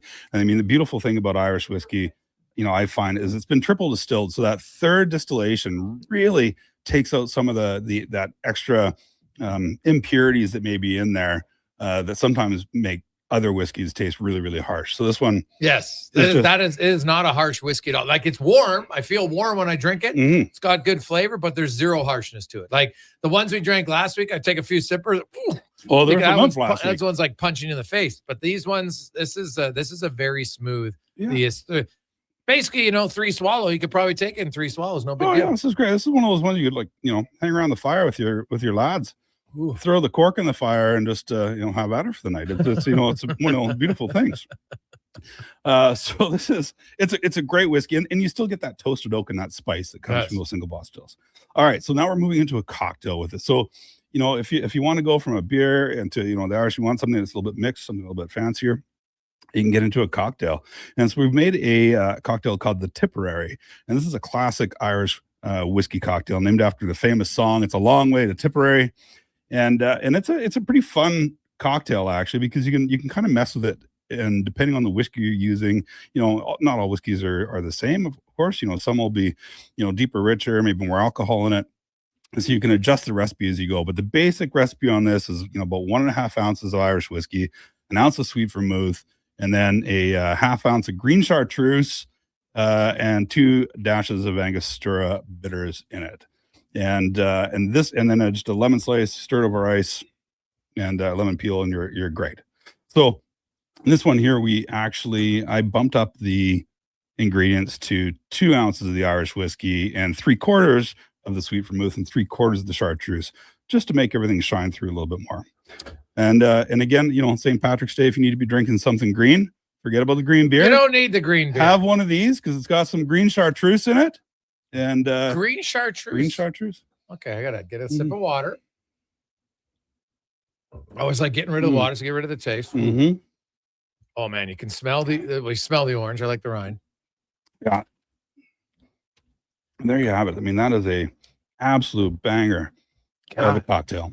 That is so. What's the ratio? So this one here, I use the tipper, and with the 3 swallows, I decided to up the ratio. So with this particular whiskey, it's 2 ounces of Irish whiskey, 2 ounces of the 3 swallows, 3/4 of an ounce of sweet vermouth, sweet red vermouth, 3/4 of an ounce of chartreuse, and 2 dashes of Angostura bitters. Stir over ice, lemon peel. God, that tastes like that is a really good combination. Incredibly well balanced. And it's, if you used an Irish whiskey that was a little bit stronger, a little bit more intense, you might want to drop it to the regular 1.5 of the chartreuse. But anyway, the fun thing about cocktails and this, you play with it. Adjust them just a little bit to your tasting. It doesn't have to be exactly the way. Every bartender out there has their own versions, their own twists on every major cocktail on the planet. So don't feel like you're stuck on being rigid on that sort of thing. And there you go. And just have a great time on St. Patrick's Day. Well, I like the so for you've got the Smithwick's at both locations. Smithwick's is both locations. Yes. Guinness always at locations. The 3 Powers is at both locations, and Chartreuse at both locations. Everything you need to make this cocktail if you want. And actually, as of today, right through to St. Paddy's Day, all Irish whiskey you can save about 10% on. So now's the time if you want to try some Irish whiskey, stock up. Come in, check our selection. We got a great selection of Irish whiskey at both stores, and And do you recommend, because people are asking, green, not yellow chartreuse for this? Green, not yellow chartreuse. And if you can find some yellow chartreuse out there right now, let me know, because it is hard to find. It hasn't been in the warehouse for months and months and months. Why is that? It's just there's I think COVID was a part of it. The monks that make chartreuse kind of make it at their will most of the time, but also cocktail culture, really people are making cocktails at home during COVID, so it just went through the roof, and it is a great ingredient, both the yellow and the green. So they come and go. We have a lot of green chartreuse right now. Last time it came in, we stocked up. I think it's also out of stock at the warehouse right now, but if you've been looking for it, we've got lots. So come on down and see us, and we'll hook you up. Now, will you have that recipe? You know what? My team should all know what that recipe is. Okay. What's that drink called? So the Tipperary. The Tipperary. The Tipperary. All right. If you like the Tipperary recipe, then you can ask for it. That's right. Wonderful. So just enjoy St. Patrick's Day. Fun thing about St. Patrick's Day, St. Patrick's wasn't Irish. He wasn't? He wasn't. The patron saint of Ireland, not Irish. No, he was a slave from the British Roman times that was captured and brought over to Ireland, where he worked for a while, escaped, went back, and then joined the priesthood, came back as a missionary and spread the word. Oof, and he never did chase the snakes out of Ireland. Also, not true. A myth, because Ireland has actually never had any snakes. No, that I did know. There you go. That I did know. Mm-hmm. It's like us and Wrath. We don't have. That's right. Don't it? Yeah. That's when Kachuk comes to town. Exactly. Good stuff, Dave. We will chat with you next Thursday. Have a great St. Patty's Day. Yeah, right on. You too, man. There you go. Let's get to the Con Man and a Sports 1440 update brought to you by Go Auto. Cars, trucks, vans, SUVs, you name it, whatever you're looking for, best place to go, goauto.ca. They'll have over 15,000 vehicles, 71 different locations to choose from. Goauto.ca. Update. It's game day. Oilers down in Dallas taking on the Stars, looking to make it 3 straight. Puck drop just after 6. Our pregame coverage with Andrew Walker gets going at 5 here on Sports 1440. 13 other games on the ice tonight, including the Ducks in Toronto, Lightning hosting the Red Wings. Flames travel to New Jersey. Blues up against the Hurricanes. Wild host the Flyers. Rangers up against the Jets. Prep take on the Canucks. Golden Knights host the Penguins and the Avalanche in Seattle. In the association this evening, Grizz host the Mavericks. Heat taking on the Bucks. You got the Wizards and the Magic. Hawks, Nets, and the Suns meet the Pacers. Round 1 of the Players' Championship. Maverick McNeely right now sitting alone at the top of the leaderboard at 5 under par. As for Canadians, Mackenzie Hughes, Taylor French both 2 over. Nick Taylor sitting 3 over. And down at Indian Wells, Canada's Victoria Mboko was eliminated from the BNB Paribas Open earlier today, following a 7-6, 6-4 quarterfinal loss to world number 1 Arina Sabalenka. Coming up in hour 2 of the Jason Gregor Show, we'll get to the stat of the day, hear from Mike Pika of DallasStars.com, and hear comments from Chris Knobloch and Matthias Ekholm. I'm Connor Halley. This has been a Sports 1440 update. 1440, a Stingray radio station broadcasting on Treaty 6 territory. Download the free iHeartRadio app and listen to CKJR wherever you go. Legacy Heating and Cooling is the #1 heating and cooling company for people who want heating and cooling, because you'll save a bundle by bundling. Then you can use hot, cold, hot, cold. Come on, thermostat, do what you're told. Turn up the heat, turn up the cold, so the vents start pushing out tornadoes. Bundle my furnace with some AC. Gonna get a deal from Legacy! Oh, yeah. Save a bundle when you bundle your new furnace and AC from Legacy today. Plus no payments and no interest for 1 year. That's how you build your legacy. Legacy Heating and Cooling. A pizza from Papa John's is already pretty great. But you know what's even better? 2 pizzas from Papa John's. For a limited time, get a medium one-topping pizza for only $6 when you order any large specialty pizza at regular menu price. Whether you're feeding your family, your team, or yourself, get your next meal from your locally owned and operated Papa John's with a $6 one-top medium when you order any large specialty at regular menu price. Better ingredients, better pizza, Papa John's. The Jedi return to Rogers Place. Saturday night, your Edmonton Oil Kings look to trap the Brandon Wheat Kings in Carbonite for the annual Star Wars game. Catch characters on the concourse for out-of-this-world selfies, Calmont Kids food combos for $10 or less. Plus, the Oil Kings will wear special Star Wars-themed jerseys that'll be auctioned and raffled off in support of Sorrentino's Compassion House. The Edmonton Oil Kings Star Wars game. Saturday at 7. Great seats at Rogers Place start at only $20 at oilkings.ca. 24 hours a day, 7 days a week. Edmonton sports fans stay informed with Sports 1440. Stream us. Listen to us on the AM dial. However you consume this radio station, thanks for listening. It's the iconic Jasper Ave Patty Party. That's on the rocks. We're turning Jasper Avenue green. Your 5-day St. Patty's Day party kicks off Friday at OTR. With live entertainment every day. Including the Feelin' Lucky burlesque show on Sunday. Plus pipers, Irish dancers, and doors open at 9 a.m. on the 17th. We got more green beer than Marco has fancy shirts. And trust me, that's a lot. Lucky the Leprechaun will be there. Will you? It's the iconic Jasper Ave Patty Party. That's on the rocks. Next round's on me. Woohoo! Hi, Mike here from Northgate Chevrolet Buick. March Madness is finally here. If you've been waiting to get into a new or used vehicle, now is the time. How are you? This is a mega sale, plus the grand opening of our all-new Autoplex, a massive indoor showroom. No iPads, no patio sets, no trips to Vegas. Just a good deal. So stop in and see us today, 13215 97th Street, or visit us online at northgategm.com. You're in Northgate country. When life It was November 20. changes, it can Sold, leave us Brent. feeling unbalanced, uncertain, and unsure of how to move forward. But you don't have to go through it alone. I'm Corey Anderson with Fairway Divorce Solutions. Our team helps reestablish balance, guiding you through your divorce with compassion, clarity, and support. Fairway has helped more than 6,500 Back-to-back for families the orders, across only they're, Canada after- find a path towards a peaceful, fair resolution. With 2 offices in Edmonton, we're here to make your journey easier. Discover your options at Fairway Divorce. Missioner Allen Auctioneering's 3-day Calgary, Edmonton, Winnipeg public unreserved equipment auction is this Friday at 9 a.m. featuring backhoes, dozers, digger derrick, forklifts, man lifts, wheel loaders, skid steers, telehandlers, turf mowers, plus commercial trailers and more. Info at maauctions.com. For over 60 years, the folks at Diablo Boots have been selling the best Canadian-made boots. Handcrafted in Winnipeg, Canada West makes the best quality cowboy, biker, and work boots for Diablo Boots with replaceable soles and heels. Why buy cheaper quality like Ariat, Justin, and Red Wing made in China when Canadian-made is better? Support Canada's workers and Diablo Boots for the best boots. So save on boots by Save On Foods. That's Diablo Boots, 3340 Gateway Boulevard on the east side of Save On Foods. Canada West and Diablo Boots, the 2 best names in the boots business. Missioner Allen Auctioneering's 3-day Calgary, Edmonton, Winnipeg public unreserved equipment auction is this Friday at 9 a.m. featuring backhoes, dozers, digger derrick, forklifts, man lifts, wheel loaders, skid steers, telehandlers, turf mowers, plus commercial trailers and more. Info at maauctions.com.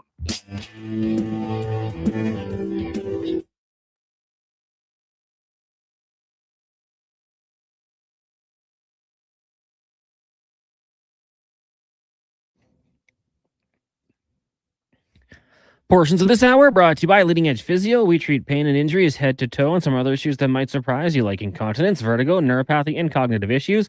We invest in the technology, techniques, skills, and people who know how and what to fix. Life shouldn't hurt. LeadingEdgePhysio.com.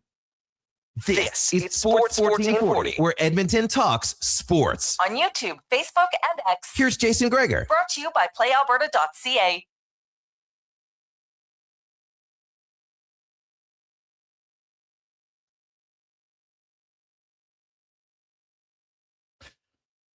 And that must be good stuff, Gregor. That bottle got you speaking British from Ant-Man. It's true. It was very good.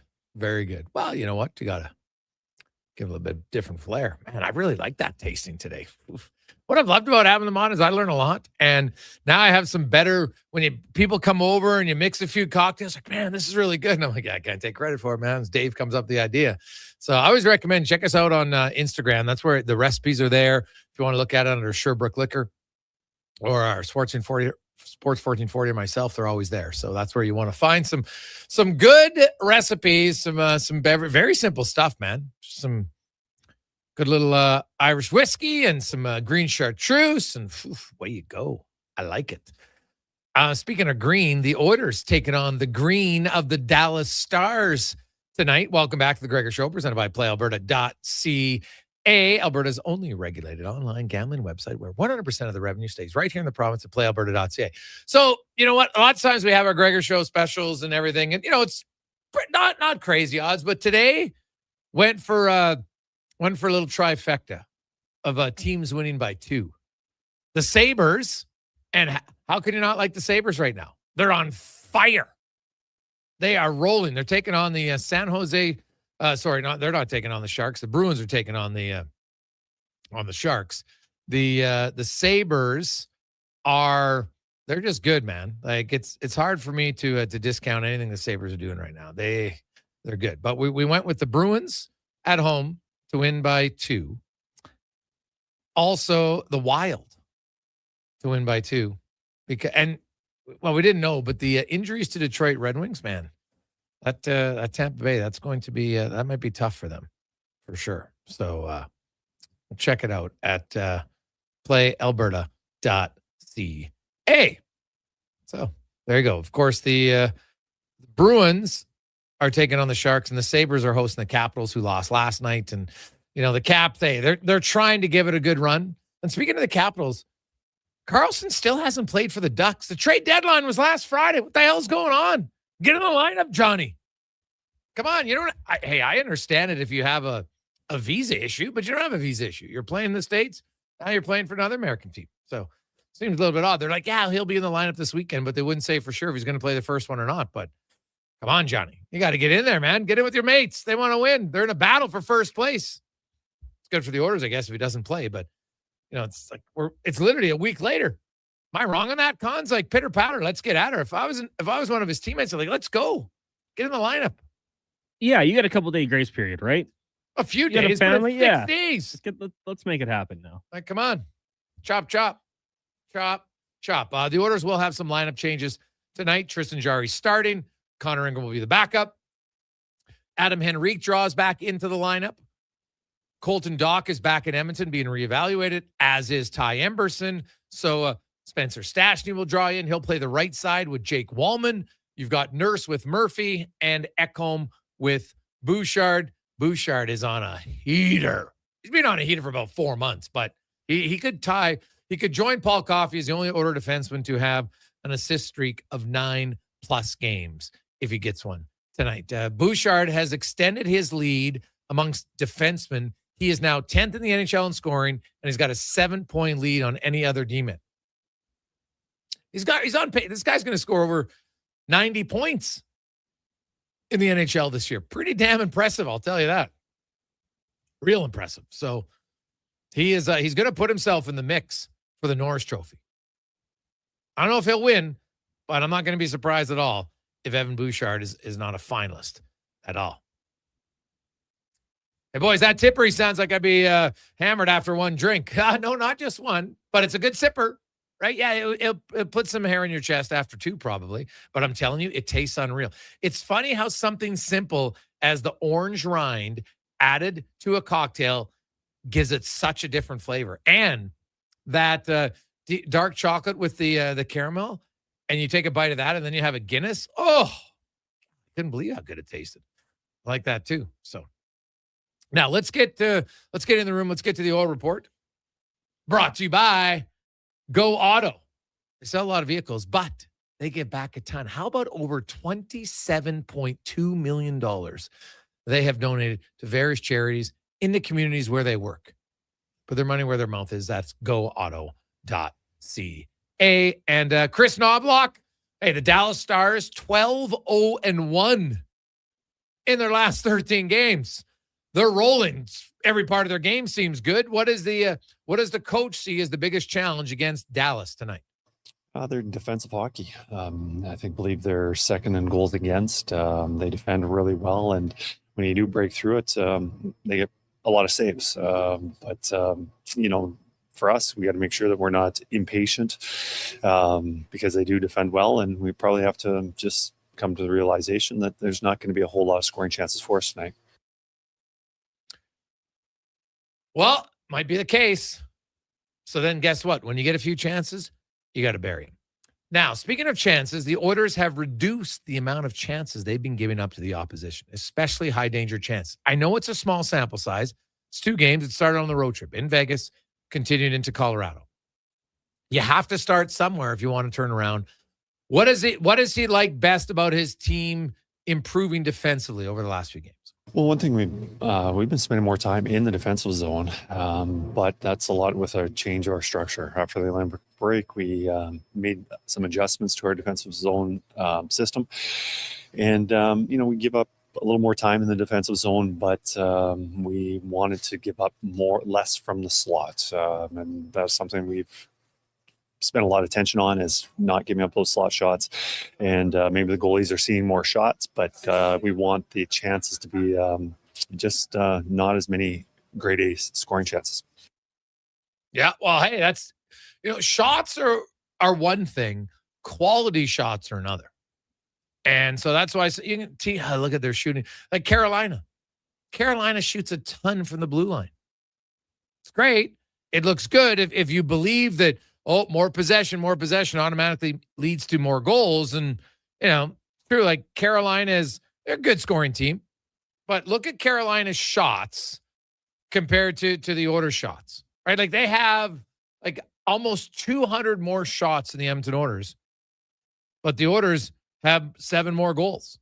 So what's more important? I've always said this.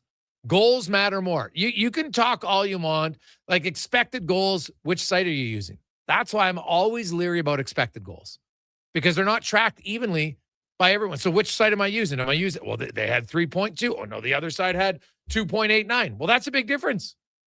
So which one is it? Right? That's the challenge when people want to run out expected goals. It's kind of a projection. I like to look at the reality of it. Projection's great maybe early in the year when you have a small sample size. But as you get going along, guess what? If your expected goals are 300 and you've scored 200, maybe your expected goals isn't as expected as you think.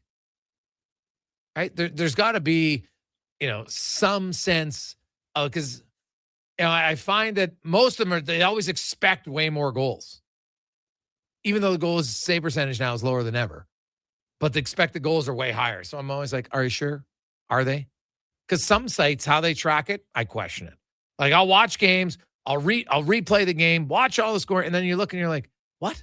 They have like 8, sometimes they'll have like 4 expected goals. I'm like, what are you talking about? There wasn't that many good saves. Like, not every cross ice pass means it's a really good scoring chance. It's not how it works for me. What about going up against Glenn Gulletson, his former assistant? They obviously had a lot of success. Does he get excited for it? Well, I'm so happy for him. Obviously, he's doing a really good job. I saw a poll on who should be the coach of the year, and I was astonished to see that his name was not among the leaders. See the team the success that they're having this year, and they've had numerous injuries and they still continue to be winning. Obviously, he's doing a fabulous job, and I'm not surprised because of being able to work with him for the last 2 years. I know he's a wonderful coach. There you go. When we return, we'll talk more about the Edmonton Oilers, but we'll get it from the Dallas Stars perspective with Mike Heika next on The Gregor Show, presented by PlayAlberta.ca. It's Truck Month at Wolf GMC Buick, and we know trucks. And we have the best deals of the year right now. Some have 0% for 4 years. We have 0% for 6 years. That's on our #1 selling GMC Sierra half-ton crew cab, or the Elevation, the AT4, or Denali. Yep, 0% for 72 months. And Costco members get an extra discount on some of our SUVs. Pop in today and drive away smiling. Wolf GMC Buick. We're making it easy. With the lead up to the playoffs underway, players are definitely stepping up their game. And the fans are doing the same. Simple snacks like chips and dip may work at the front half of the season, but now more and more fans are rocking the Wilhauk beef jerky for game time get-togethers. Just make sure you bring enough for everyone if you want to be invited back for the playoffs. Make your next hockey game day a Will Hockey game day with Wilhauk beef jerky, only available in Leduc. Get yours today, because you don't win games with salad.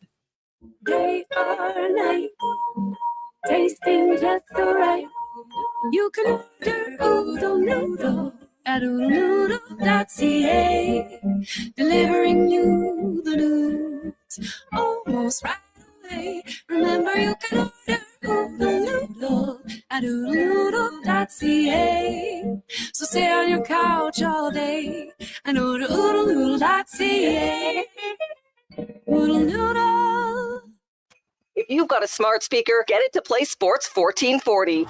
And it doesn't matter when you listen, as we roll out the Sports Talk 24 hours a day, 7 days a week. Edmonton's home for sports radio is Sports 1440.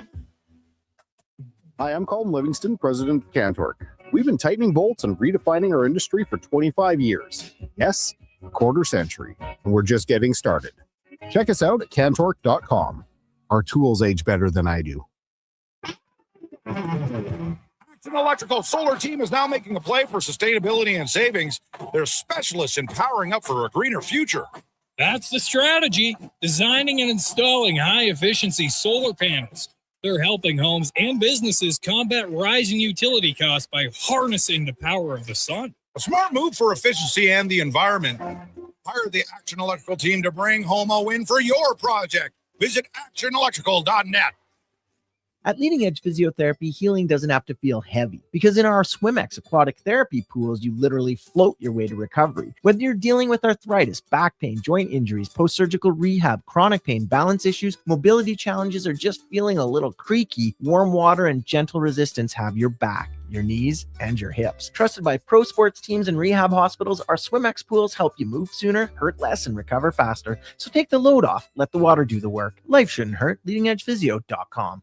At Hughes, it's all about getting in and out quick and clean. No cash, no problem. With Hughes' new tap and wash system, all you need is your debit or credit card to get your vehicle sparkling clean.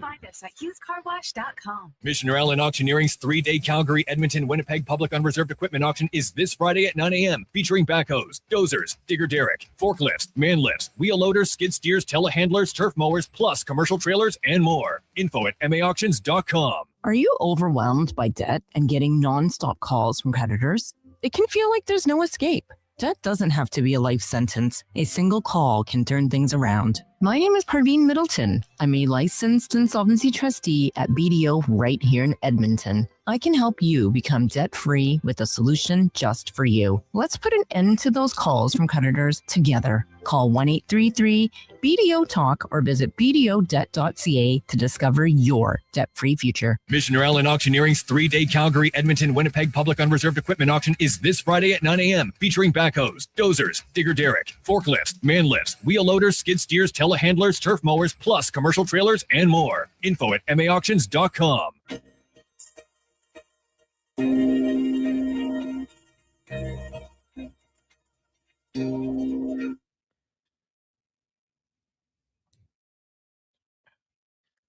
Portions of this hour brought to you by Sherbrooke Liquor, the best place for wine, cocktails, and beers from all over the world. Also a variety of excellent non-alcoholic options. See more at SherbrookeLiquor.com. The Jason Gregor Show, the best of Edmonton sports talk and beyond. This is Sports 1440. Presented by PlayAlberta.ca, Alberta's only regulated online gambling website.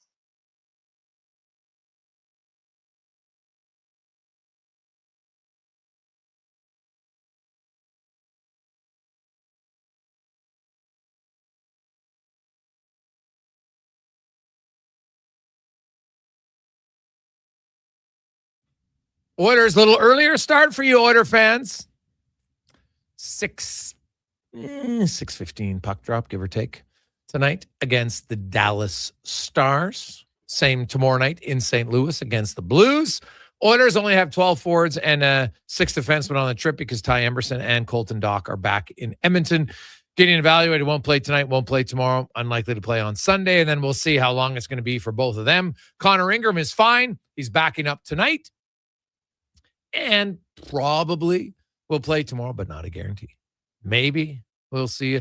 Jari hasn't played enough. He could easily go back-to-back if he wanted to. I wouldn't have much issue with that at all. Meanwhile, the Oilers take it on the red-hot Dallas Stars tonight. The Stars, 12-0-1. Their last loss was January 22nd when they lost 1-0 to the Columbus Blue Jackets. So they are feeling it a little bit. As we go around the NHL, brought to you by McDonald's. The NHL Star Sticks are back. You can get one of the 7 mini sticks right now. And guess what? We'll do the code word one more time. Text in right now the code word STICKS, STICKS, to 833-401-1440. You'll be entered into the draw. $50 GC for McDonald's. Automatically, someone's going to win that. But the bigger draw, you get in to the major draw, which means a signed McDavid jersey, a signed McDavid NHL Star Stick collectible, $100 at McDonald's and $100 at the NHL store. So pretty good prize pack. So text in right now the word STICKS.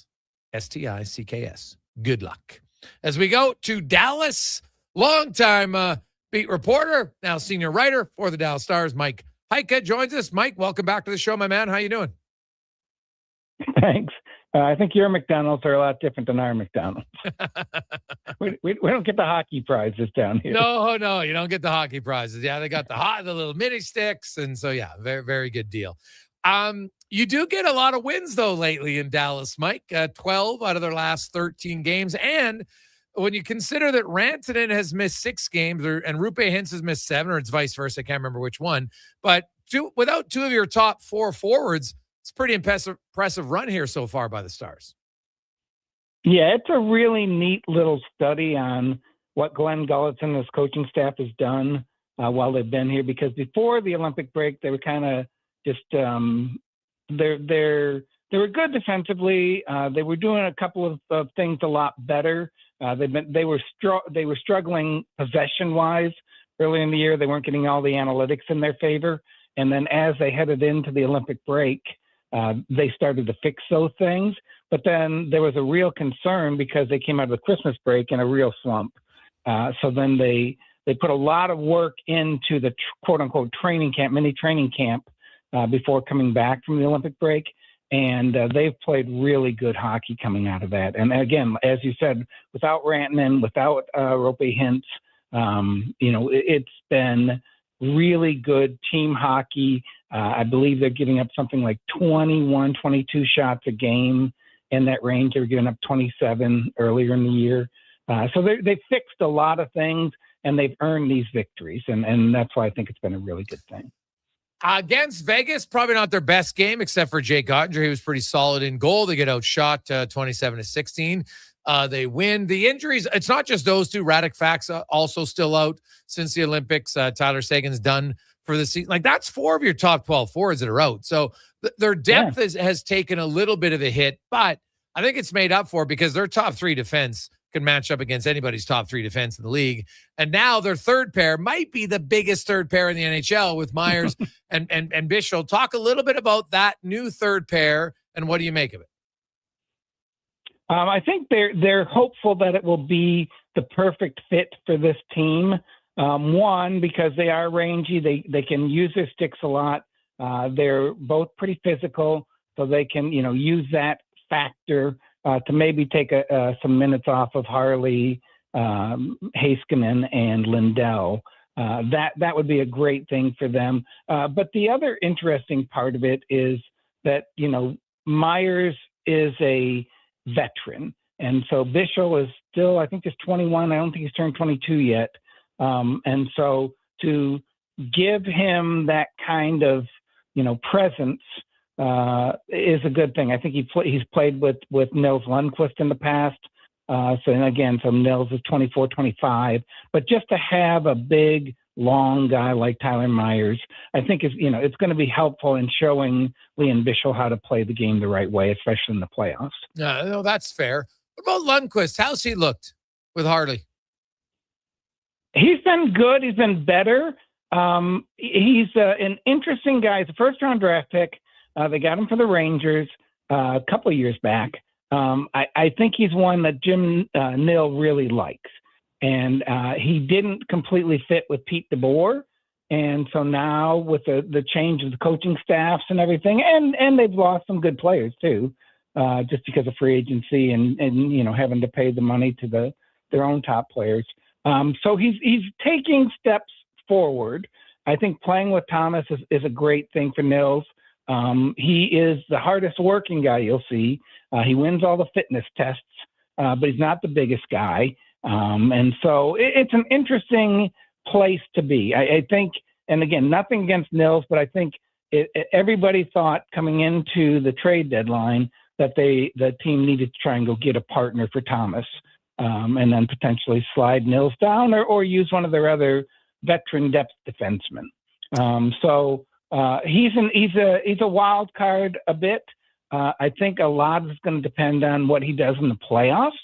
And then they have 2 or 3 veteran guys who could step in. Alexander Petrovic of Edmonton native, I believe, was really good in the last couple of years. And so I think Nils is, just trying to be honest, I think Nils is on the clock as far as, he's going to have to prove he deserves that spot that high in the lineup. Looking at their forward group, and obviously without Rantanen and without Rupe Hintz, you've got some other guys who get probably higher opportunities that they normally would be, like Maverick Bourque, probably the main one, and even Sam Steele, the pride of our Drawson. Talk about Maverick Bourque and kind of where he's at in his development for the Stars, because I know a lot of people thought, oh man, this guy is he's a lock to be a dominant guy, and I just think it's hard to score at the NHL level. How's Maverick Bourque's development coming? I think there's a good comparison between him and Logan Stankoven. They both came up together. Logan was probably on the path to be the AHL MVP before he got called up. Maverick ended up being the AHL MVP 2 years ago.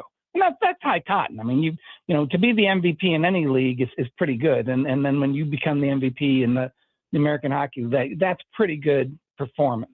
Yeah. But you're right. I mean, now you got to go do it at the NHL level. I think Logan has struggled a little bit in Carolina to, produce the numbers I think they would like from him. And Maverick's been in the same boat. An interesting, weird part of this season is that in the past, they've always been able to add veterans.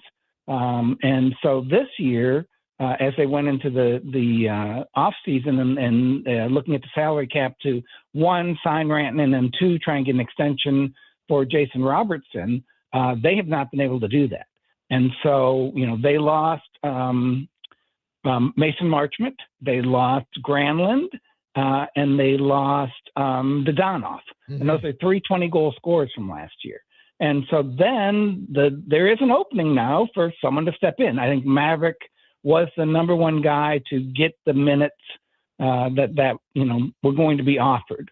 But then we've also seen Justin Ritzkovian, free agent out of college, who's played very well. Adam Ernie has kind of stepped in and done some good things. Oscar Beck is not a goal scorer per se, but again, a guy who plays big minutes, not big minutes, but like 12 minutes every game. They're not a team that just gives their fourth liners like 3 or 4 or 5, 8 minutes. They play them 10, 12 minutes every game. So point being is that guys like that are getting a great opportunity in the regular season. And now then the big question is, can they continue to do it in the playoffs? The thing I like about Maverick is that he's really, so Glenn has come in and asked for this 1% more. And basically that's supposed to be physicality, but I think it's more intensity and details and just a little bit of everything. And Maverick Bourque has been one of the guys, and Ritzkovian too, who have really bought into that. And so now they're not big guys, but they're high energy guys, big motor guys. And so they've been buzzing around a lot and creating a lot of opportunities. And Maverick's gone up on the top line. He's gone down on the fourth line. Has done a little bit of everything. Rich Kovian has done the same thing. Steele has done the same thing. And then Michael Bunting, I think, is going to be a very similar type player. So they have 3 or 4, throw Colin Blackwell in there, 3 or 4 smaller type forwards, but they're always high energy. And I think that helps as a team deliver the message that Glenn Gulletson wants delivered. Looking at the Robertson situation, there's been lots of rumblings. They've been trying to trade him. And you know what? Like, it's hard to find guy. And, getting rid of your leading scorer can be a risk. What do you make of, what have you heard, Mike, as far as Robertson and the potential for him to stay? Now, he's an RFA, so it's not like he's a UFA. Right. Right. So that's a big difference. But what do you make of Robertson and the chances of him re-signing in Dallas? I think this is just me because I'm not in there, because I don't know exactly how they've gotten to this place. But I think both sides are in a very good place. And from Jason's point, I mean, he's going to get 10 million plus somewhere. He's done enough in his career. I think they ran a chart the other day that said top 10 players in the league and what they've scored in their first 200 games, something like that. And he was like eighth or ninth. And you're like, holy cow, for a second round draft pick, this guy's playing very well. Now, he started at 21 and not at 18 or 19 like a lot of these other players. But, he's a point-a-game player through 200 games. That's impressive. So he's going to get his money. And I think he wants to stay here.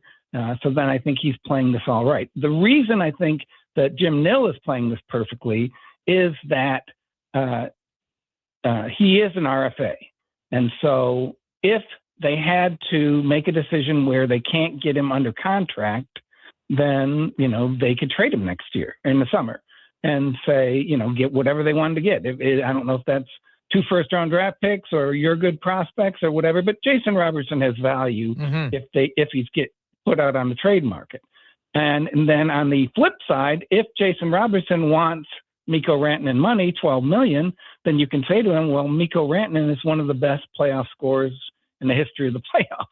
And so if you want to get this money, then come in here and do it in the postseason.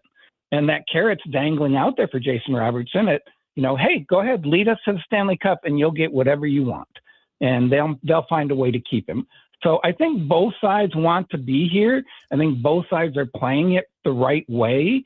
And I do think there's more information to be gathered. I think what Jason does in the playoffs this year is a huge part of what his contract's going to be. And if he thinks he deserves more, then they may not be able to give him more than what Mikko's getting. But if he doesn't, I think he'll come in and slot in properly. Yeah, like you look in 2023 when they went to conference final, 18 points in 19 games. In 24 was 16 and 19. Last year was a little bit down. He was also banged up because he only played 11 of their games on the way to the conference final. He had 6 points. So I do wonder how much of that was injuries. But overall, like, he's been a pretty productive player in the playoffs. I don't think anyone can really argue that. So, he had his 109-point year before. He's on pace for like 90 points this season. So 109, 80, 80, 90, like, that's pretty consistent. You're like, hey, this guy's probably, like a 90-point guy, right? And that's what he is. Yeah. So, and he's not old, right? Like that's the advantage for Robertson. Well, and he's a restricted free agent, so he's not even 28 yet. So yeah, like he's 26. Like he'll be 20. He'll turn 27 in July. And when I look at Robertson, like this is the last year. Like I wonder, because this is the last summer you can get an 8-year deal.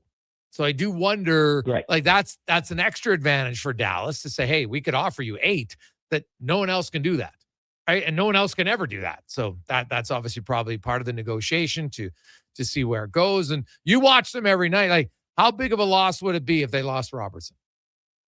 It'd be huge. It would be huge. Now the question would be is, Jim Nill's a very wily guy, and can he turn those draft picks or prospects that he gets into a player who could fit. Now there's one of the radio guys down here who, after the Olympics and, the buzz starts with Brady Tkachuk of, maybe he could get moved. And they're like, well, why don't you flip Robertson for Brady Tkachuk? So in that regard, it seems like if you were to lose Jason Robertson, that salary slot could be filled with a very good player.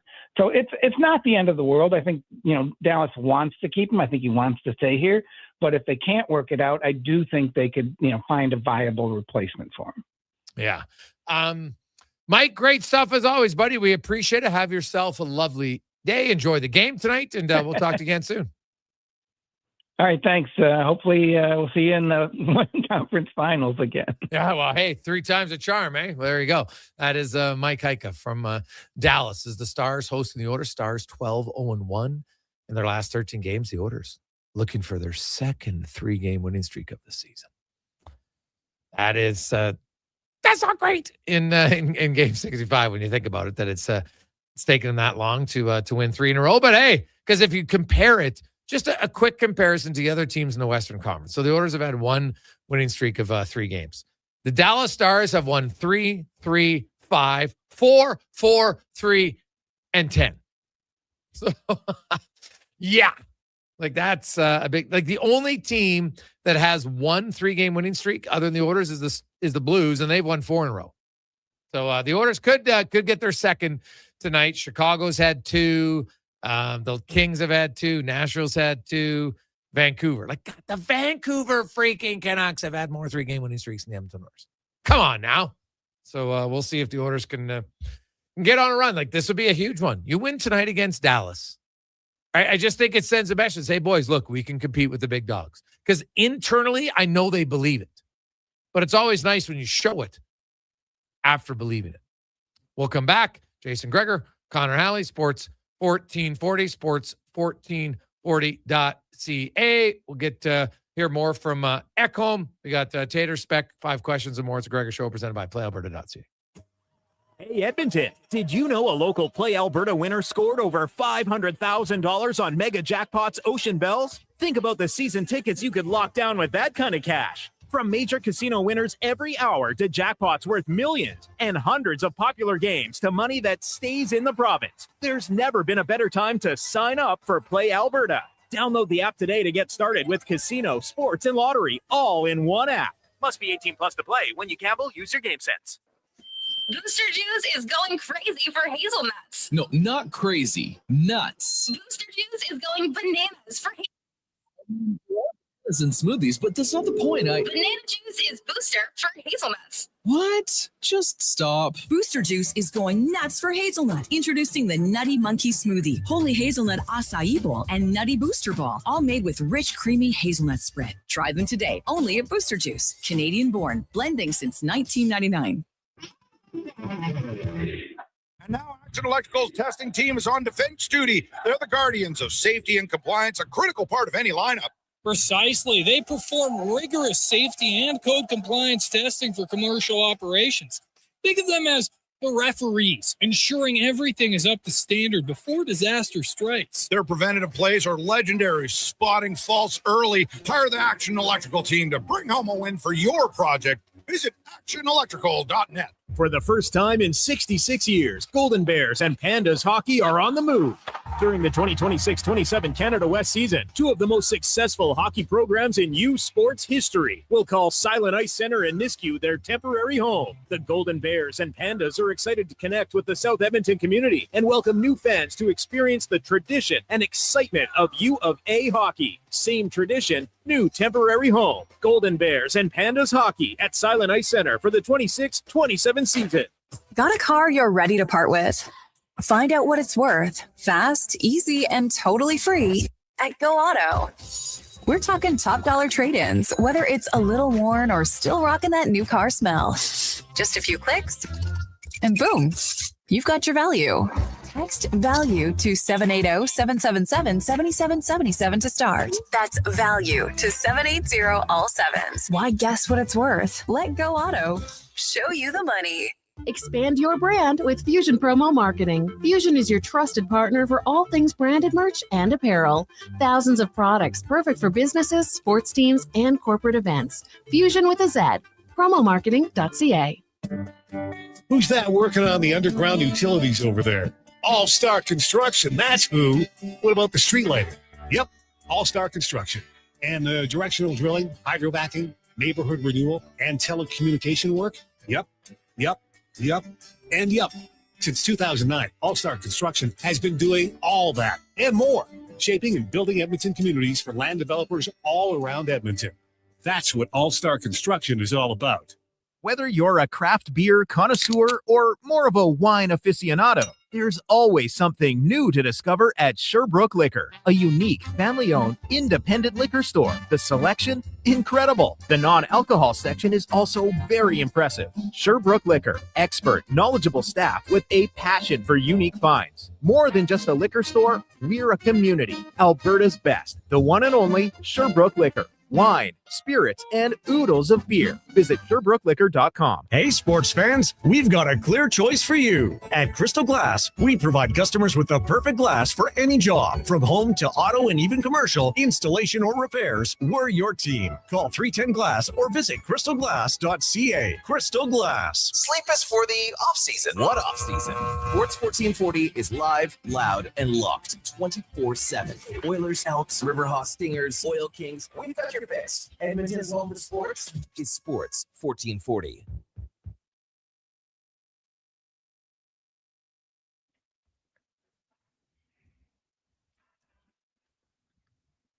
Portions of this hour brought to you by 01 Athletic Care. Injuries don't wait, and neither should you. 01 Athletic Care offers one-stop access to doctors, x-rays, and casting. It's called Expert Musculoskeletal Care, covered by Alberta Health, right in West Edmonton Mall. Move from injury to recovery. Book now at 01.ca. That's ZERONE.ca. The Jason Gregor Show, the best of Edmonton sports talk and beyond. This is Sports 1440. Presented by PlayAlberta.ca, Alberta's only regulated online gambling website.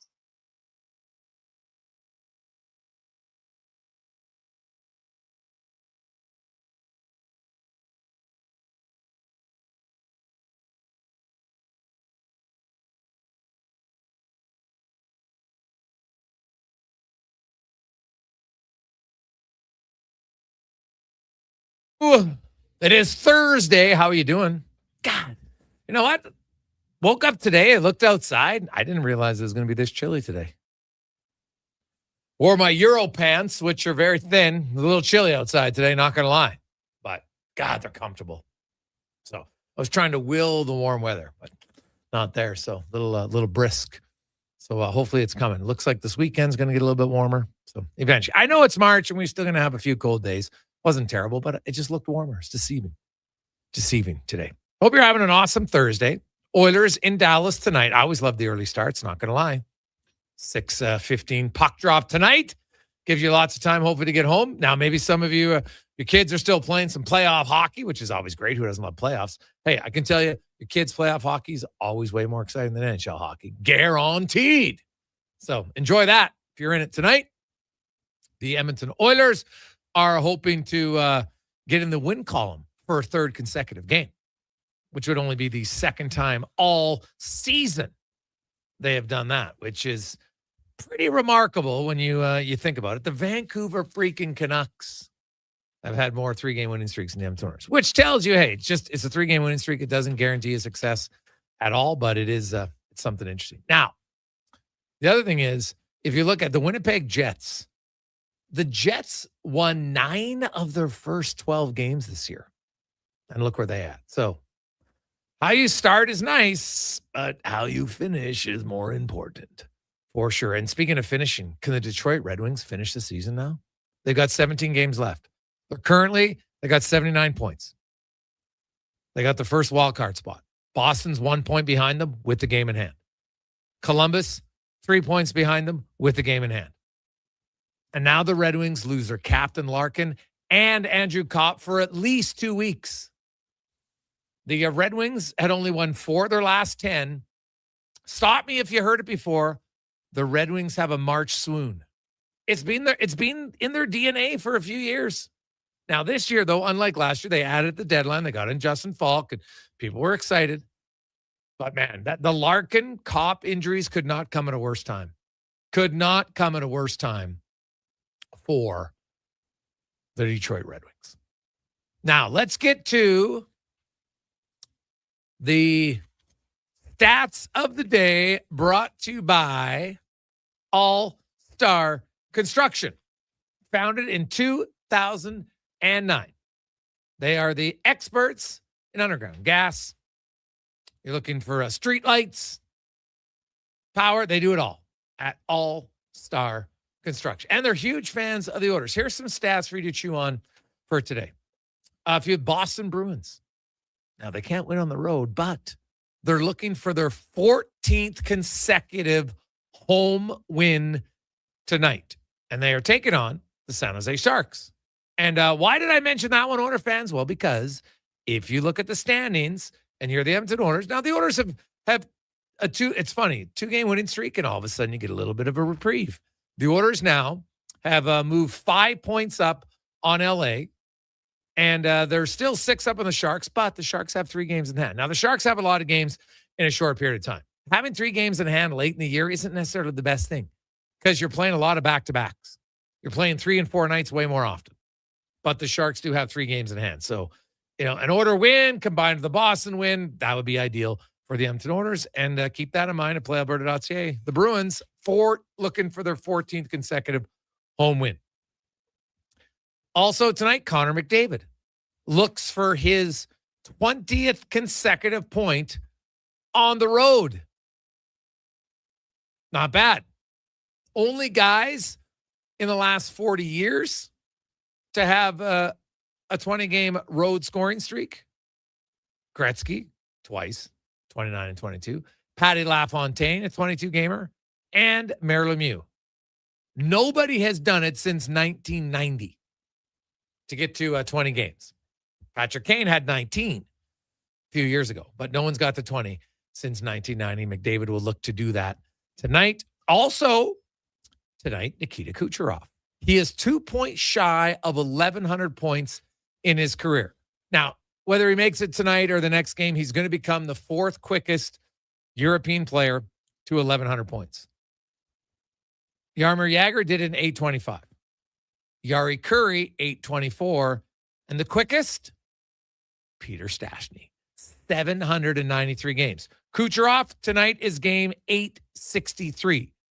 So he could do it in 70 more games than Stastny. I always say this. Peter Stastny is one of the more underrated players in the history of the game. Came over late in his career, finally got out behind the Iron Curtain, and God, was he good. Really good player. What could he have done if he would have come over, and played in the NHL at 20, like a lot of guys. So, but look for Kucherov, man. He's had a hell of a career, and it's far from over.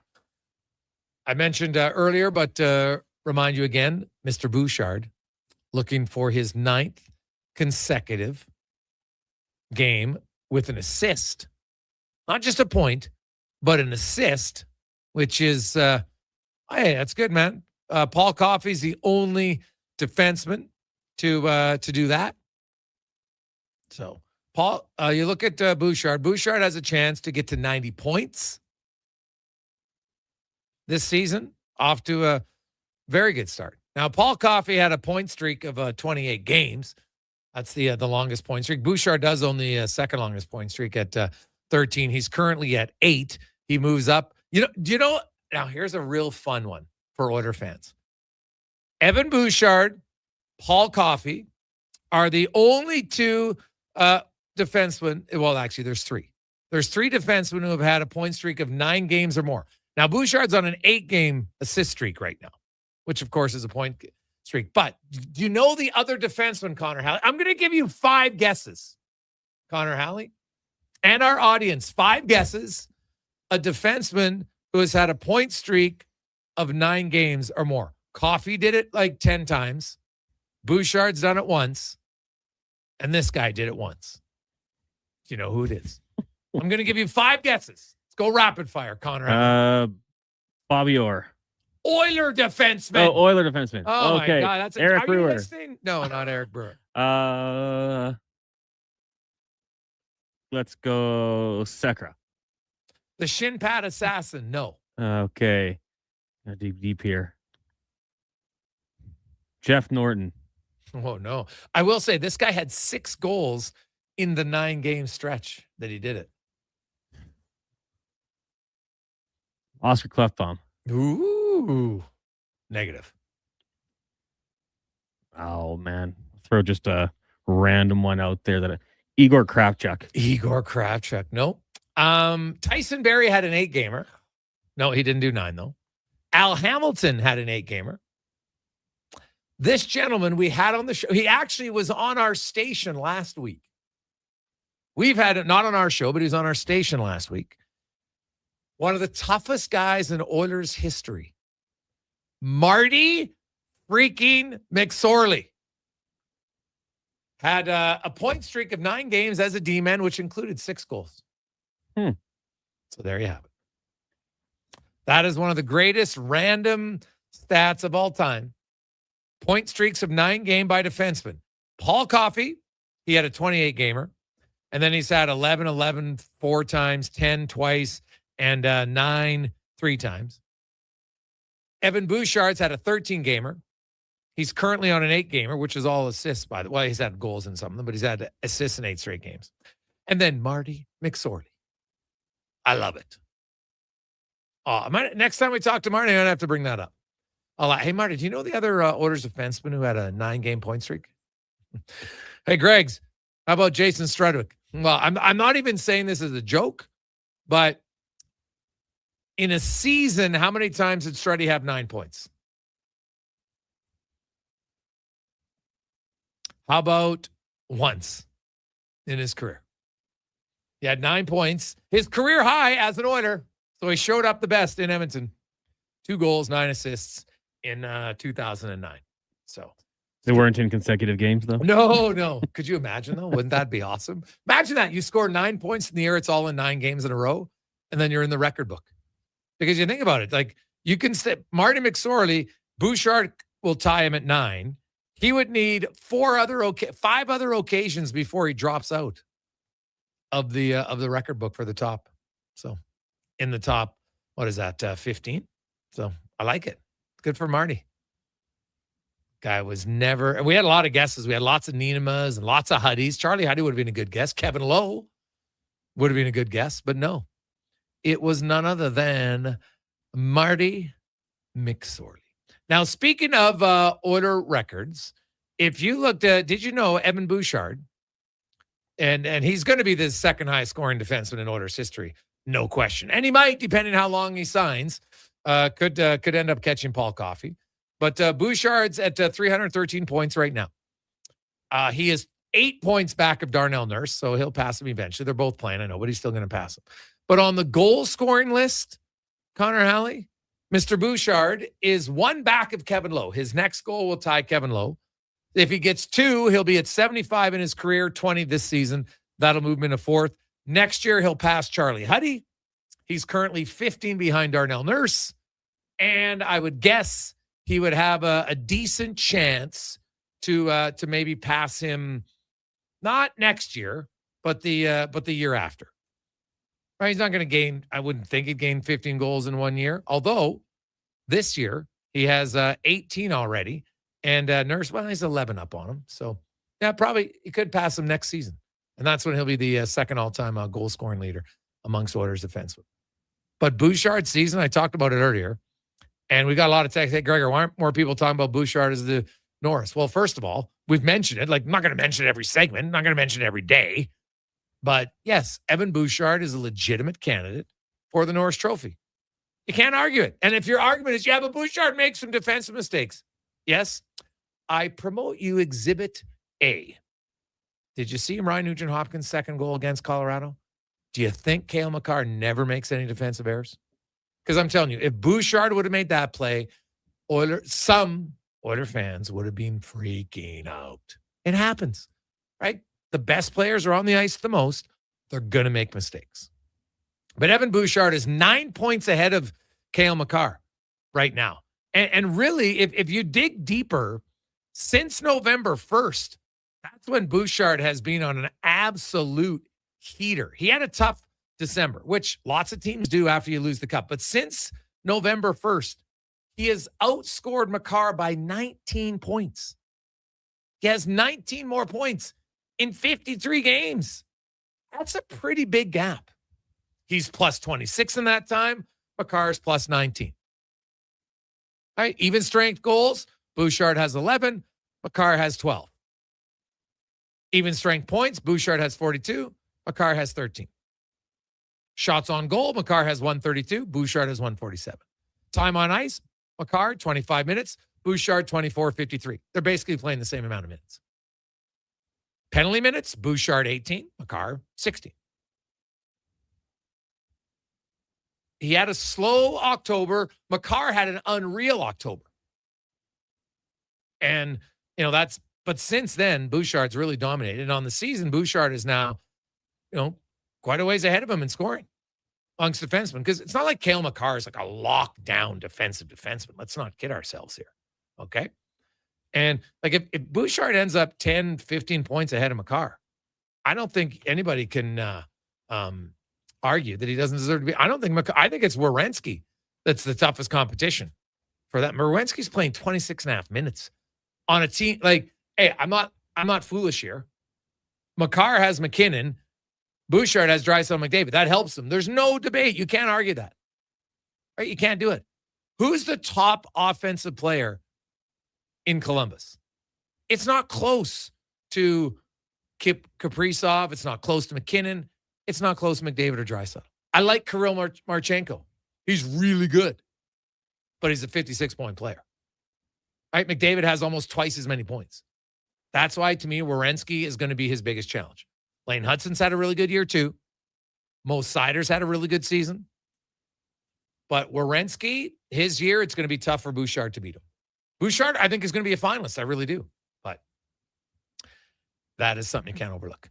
When we come back, Mark Spector will join us. We'll get the 2-minute warning. We got 5 questions and more. It's a Gregor Show presented by PlayAlberta.ca.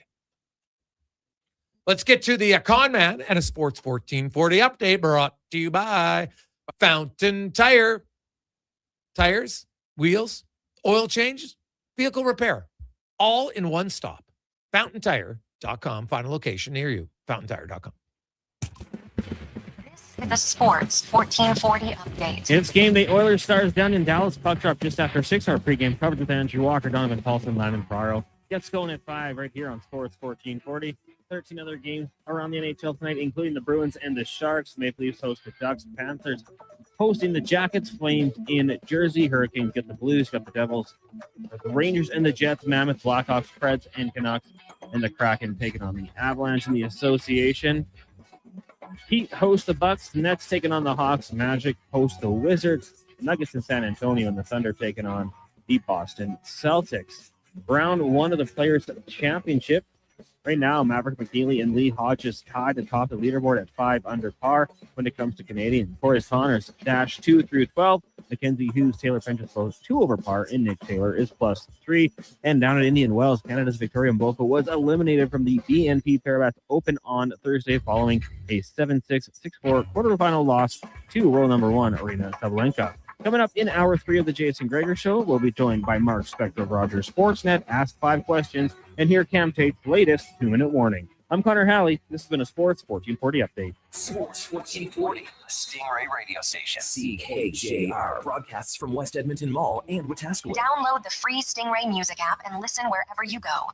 At GS Construction, every winter plan becomes a spring project. Every repaired line and every improved system is how we build the next chapter of Edmonton's infrastructure. And we can't do that without the best and the brightest in the field. That's why right now, GS Construction is looking to hire experienced top men, pipe layers, and operators who can step in and hit the ground running. With a people-first mentality, career growth, and comprehensive benefits, why would you want to work anywhere else? To apply, visit gsconstruction.ca. Good stuff, Gregor. That bottle got you. Tonight, your Edmonton Oil Kings look to trap the Brandon Wheat Kings in Carbonite for the annual Star Wars game. Catch characters on the concourse for out-of-this-world selfies. Calmont Kids food combos for $10 or less. Plus, the Oil Kings will wear special Star Wars-themed jerseys that'll be auctioned and raffled off in support of Sorrentino's Compassion House. The Edmonton Oil Kings Star Wars game. It's Thursday. Place started only $20 at oilkings.ca. Need a new ride for road trips, errands, or just life on the go? Go Auto offers a massive selection with over 15,000 new and used vehicles to choose from. With over 70 locations across Western Canada, finding your next ride has never been easier. Whether it's a roomy SUV for the family, a sleek car for the open road, or a rugged truck for your weekend adventures, you'll find it here. at a price you'll love. Explore thousands of vehicles today at goauto.ca. It's like a locker room, minus the smell. Ew.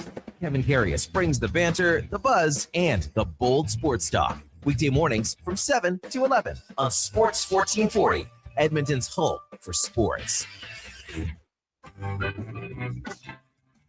Getting your vehicle sparkling clean doesn't have to cost a fortune. Take it into Hughes today and pay just loonies a wash. Find us at hughescarwash.com. Wow, get ready for a silly hockey fans. Your partner in power just skated onto the ice. EWEL.ca, the new e-commerce website for electrical wholesalers Edmonton, is ready for the power play 24/7, 365. UL skates to where the puck will be in 5 years. Now that's forward thinking. Killer selection, slamming products from the best brands, and legendary service. Don't sit on the bench. Get your account today at ewell.ca and win that project. Plug into your partner in power. Get an EWEL.ca account today. The Price is Right, live at the Brick. Come on down to any Brick location for your chance to win over $300,000 in prizes. They're giving away shopping sprees, mattresses, appliance packages, big screen TVs, and so much more. Plus, this Saturday, play for up to $1,000 off your purchase. Everyone who makes a purchase is a winner. The price is always right at the Brick. The Brick, saving you more. Some conditions apply. See in store for details.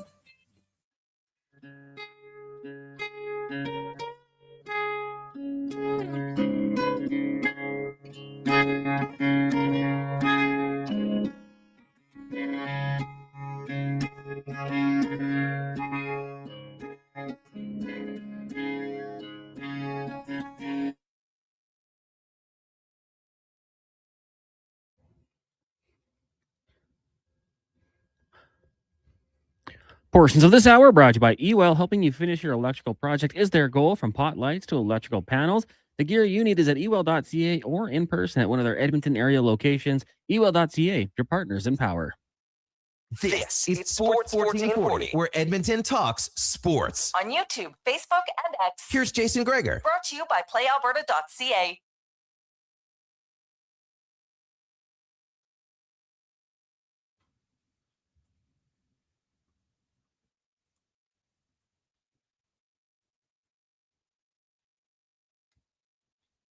Just after 4 o'clock on a game day, puck drop coming up in about 2 hours' time. The Oilers in Dallas to take on the Stars. It is the Gregor Show, presented by playalberta.ca. It is the Daily Grand, where you can get your tickets at playalberta.ca. $1,000 a day for the next 20 years. Good luck. Get your tickets. playalberta.ca. Oilers, we will hear from Spec later on this hour, coming up in the next segment. We also got Cam Tate in the 2-minute warning. Congratulations to who is our winner, Cons? Was it Josh? Jord. All right, Jord. Well, good luck, buddy. Assuming he gets back to me, of course. Oh, that's true. That is very true. So, good luck. You want to win, man? Hey, that's a big prize pack from McDonald's. I like it. Like it a lot. Another chance to win tomorrow on the show. So be tuning in. We'll do it in the first hour and a bit of the show. Give you a few chances to get in. Who doesn't want to win a signed Connor McDavid jersey? Not to mention, who doesn't like GCs and McDonald's? Oof, pretty good. How about let's get to the 2-minute warning now. Brought to you by Legacy Heating and Cooling, home of the no payments, no interest for 1 year on your furnace. LegacyHeating.ca.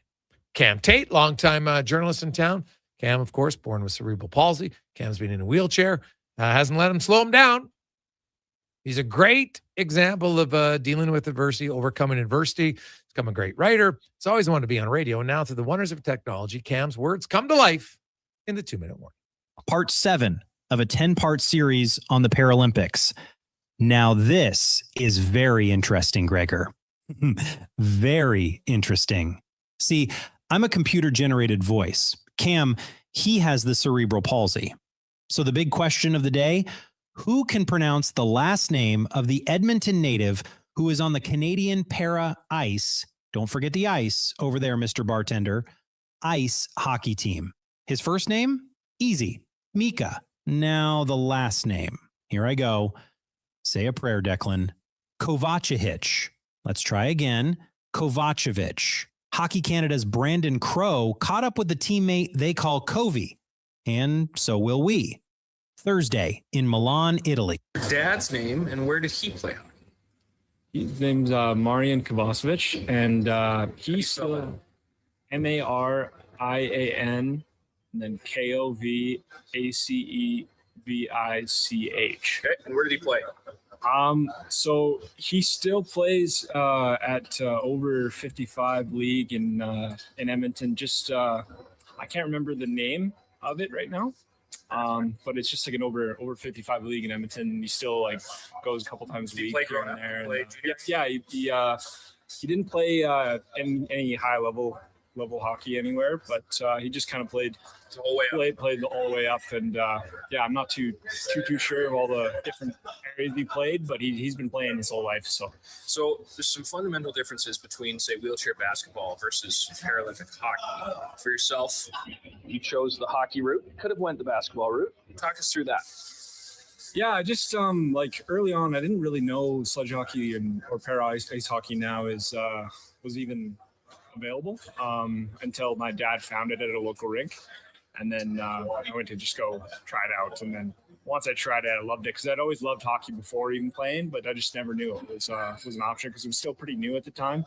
But yeah, I played a little bit of wheelchair basketball. I enjoyed it, but I just just wasn't for me. Like I'd always loved hockey. Canada, China, semifinal tomorrow, 11 a.m. CBC Gem. 2-minute warning. This is Cam Tate, Sports 1440. I feel like Tater was yelling at us there. The last one there, right? Tater's all fired up. Hey, this is Cam Tate. He's fired up. I like it. I think he was writing in all caps.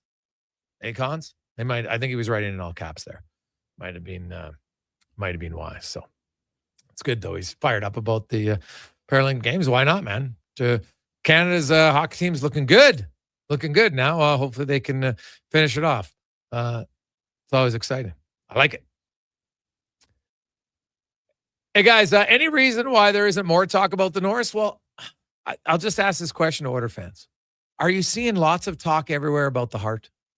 Are you seeing lots of talk about the Vezina?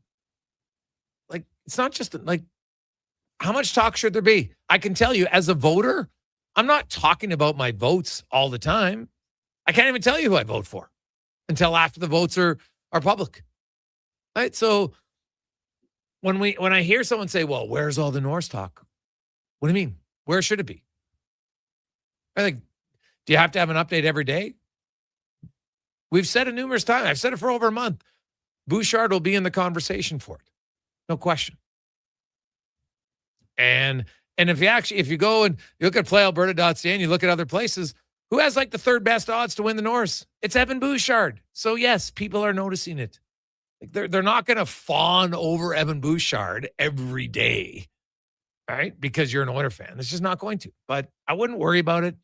Bouchard is he's getting his cookies. People recognize he's good, and people's perception, it's hard to change. Okay, most people don't like change. Think about yourself. What have you changed recently? Something you're like steadfast believer in, right? Like we could go through the whole, like, look at our society overall in general. Like people have a tough time wanting to change their views. So people are, Evan Bouchard turns the puck over. And I'm like, okay, well, how about I give you Exhibit A, the 2024 playoffs? Exhibit B, the 2025 playoffs. Yeah, but you know what? In November, remember that giveaway ad? Yeah, okay. You remember that, but do you remember the great play made in March? No, I don't remember that. So it all depends on what people want to remember. So, and some people who have said he's brutal defensively, they don't want to admit that maybe they were a tad over the top in their belief of how bad he was. Because, yeah, he would make some mistakes defensively. There's no debate on that. But as the Makar, like I've said, if the people that rip on Bouchard as hard as they do watched an equal amount of games with the other top defensemen in the league, they'd be like, oh, those guys do make mistakes too. Yeah, he makes mistakes, but he makes way more good plays. I'd probably have to take a season to track every what I call above average play. Because you know what? Hey, if you come out and you complete a 6-foot pass, like you're an NHL defenseman, I'm not gonna give you props for that. You should be able to do it. But there's like the other day, that blue line play that Bouchard made at the blue line, walking around the guy, like most guys just won't make that play. They won't even try it because they're like, oh my God, if I don't make it, the guy's going to breakaway the other way. And Bouchard's like, yeah, I know, I got a forechecker right on me. No big deal. I'll just walk around him and then dump it down low. And I'm telling you, he makes it look easy because most people won't do it. Most will just dump the puck in. But he has that much confidence under pressure that he can make the right play. And like I said, has Bouchard made one real big error? I know it was at the Carolina game, and I watched that replay again. That to me wasn't like where you actually pass it. That puck came off his stick because when he's stick handling the puck and he brought it over on his backhand side of the puck, and his stick hit the wall, and then the puck bounced off of it. I don't look at that as like, and I've seen giveaways from Bouchard where he looks up and he just softs up a pizza right up the middle. I haven't seen one of those, so it's pretty good. Hey, Gregor, people are wondering why no one's talking about Bouchard when you have Makar, Werenski, and Quinn Hughes, the Norris tracker. Yeah. Well, what's hilarious about that is, and it's NHL.com writers who, by the way, none of them can vote on it. Number two, the picture you sent to me, Lance, they only have Quinn Hughes' games with Minnesota. Like, it's moronic. Oh, here's the points. Cale Makar, Zach Werenski, Quinn Hughes. I'm like, yeah, come on. If Cale Makar is the leader right now, it shows you that people are only voting based on past history. And I don't look at the as a voter, I take it very serious, and I only look at this year. I don't even look back to see, well, what did the guy win last year? No, it's about this season. And if this year's defense, what's their goal for ratio? What's their shot for ratio? Are they killing penalties? Right? There's lots of things to take into it for the best defenseman for me. It's not just points. Points are a big deal because guess what? They impact the game. So then you got to look at goals against because those impact the game as well. And by the way, I don't just look at 5-on-5 because lots of goals are scored on special teams. Anybody who only looks at 5-on-5 is missing out on a massive part of the game.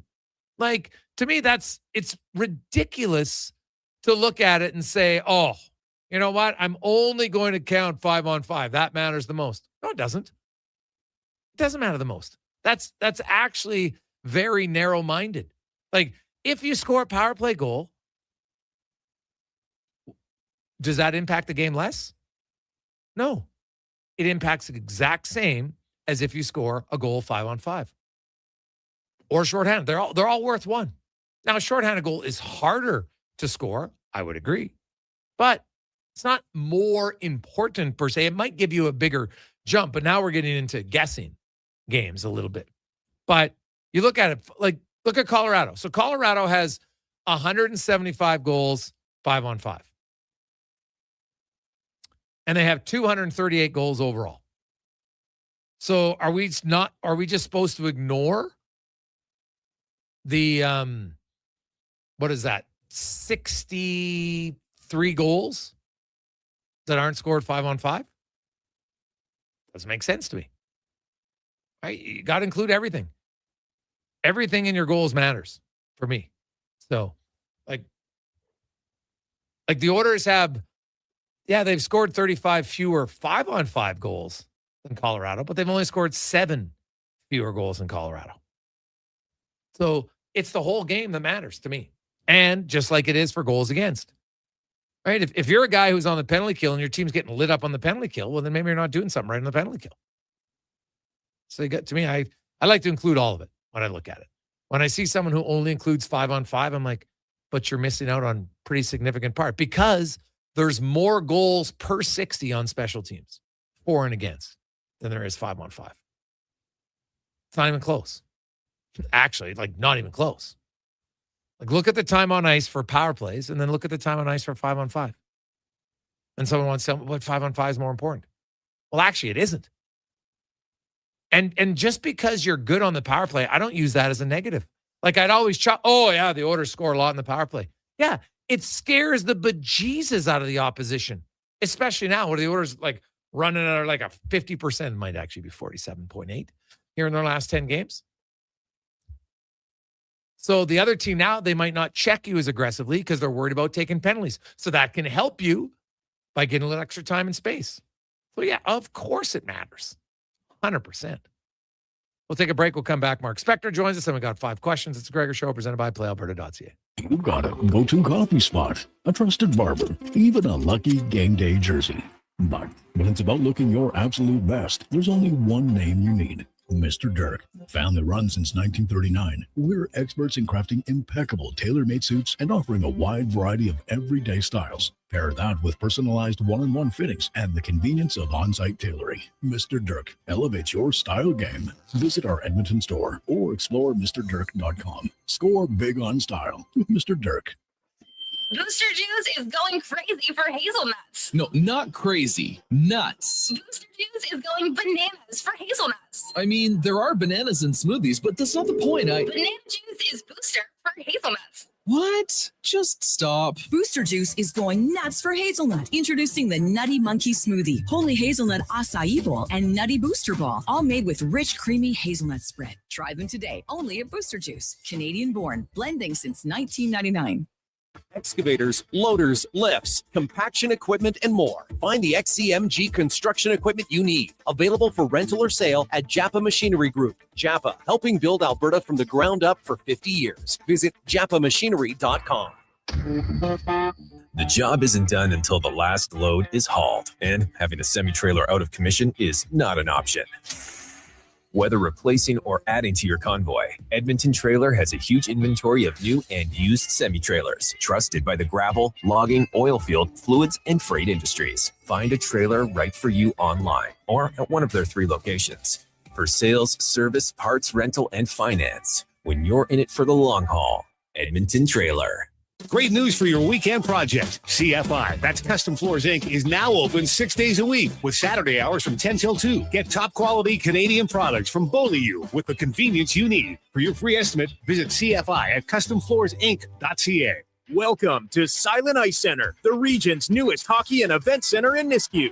Featuring 2 NHL-size ice surfaces, premium seating, private suites, and an electric atmosphere. From elite hockey to major tournaments, concerts, and special events, this is where the action lives. And with Summit Restaurant overlooking the rink, every event is a full experience. Silent Ice Center, built for champions, built for the community. Book your ice, your event, or your next big night at Silent Ice Center. Email booking at silenticecenter.com. Do you listen to sports radio at work?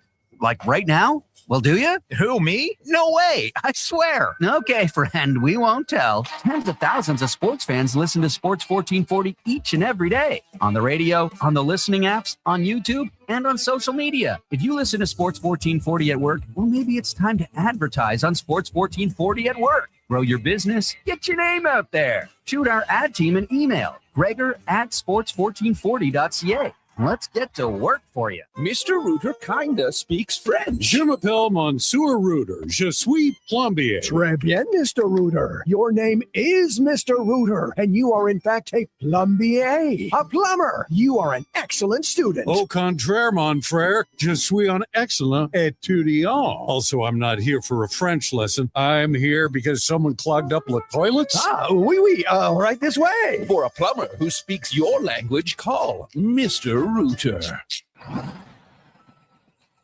Bashaw Concrete Products. From concrete and septic tanks to blocks, precast water pads, jersey barriers, and aggregates. Farmers, contractors, homeowners. Plan your next project at BashawConcrete.com. Family owned. Over 60 years pouring. Bashaw Concrete Products. Once again, start here. BashawConcrete.com.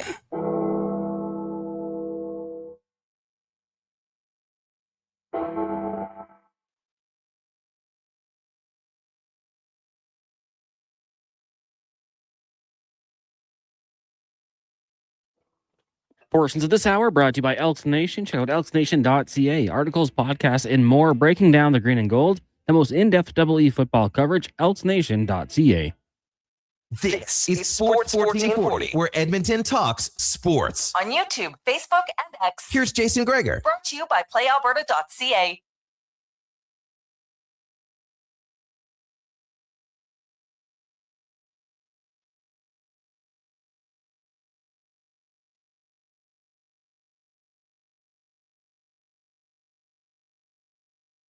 .427. Welcome back. Jason Gregor, Connor Halley, Sports 1440, sports1440.ca, YouTube, Facebook, X, and Instagram. A lot of text finding. Hey, Gregs, would you say a good comparable for Bouchard would be Erik Karlsson in his prime?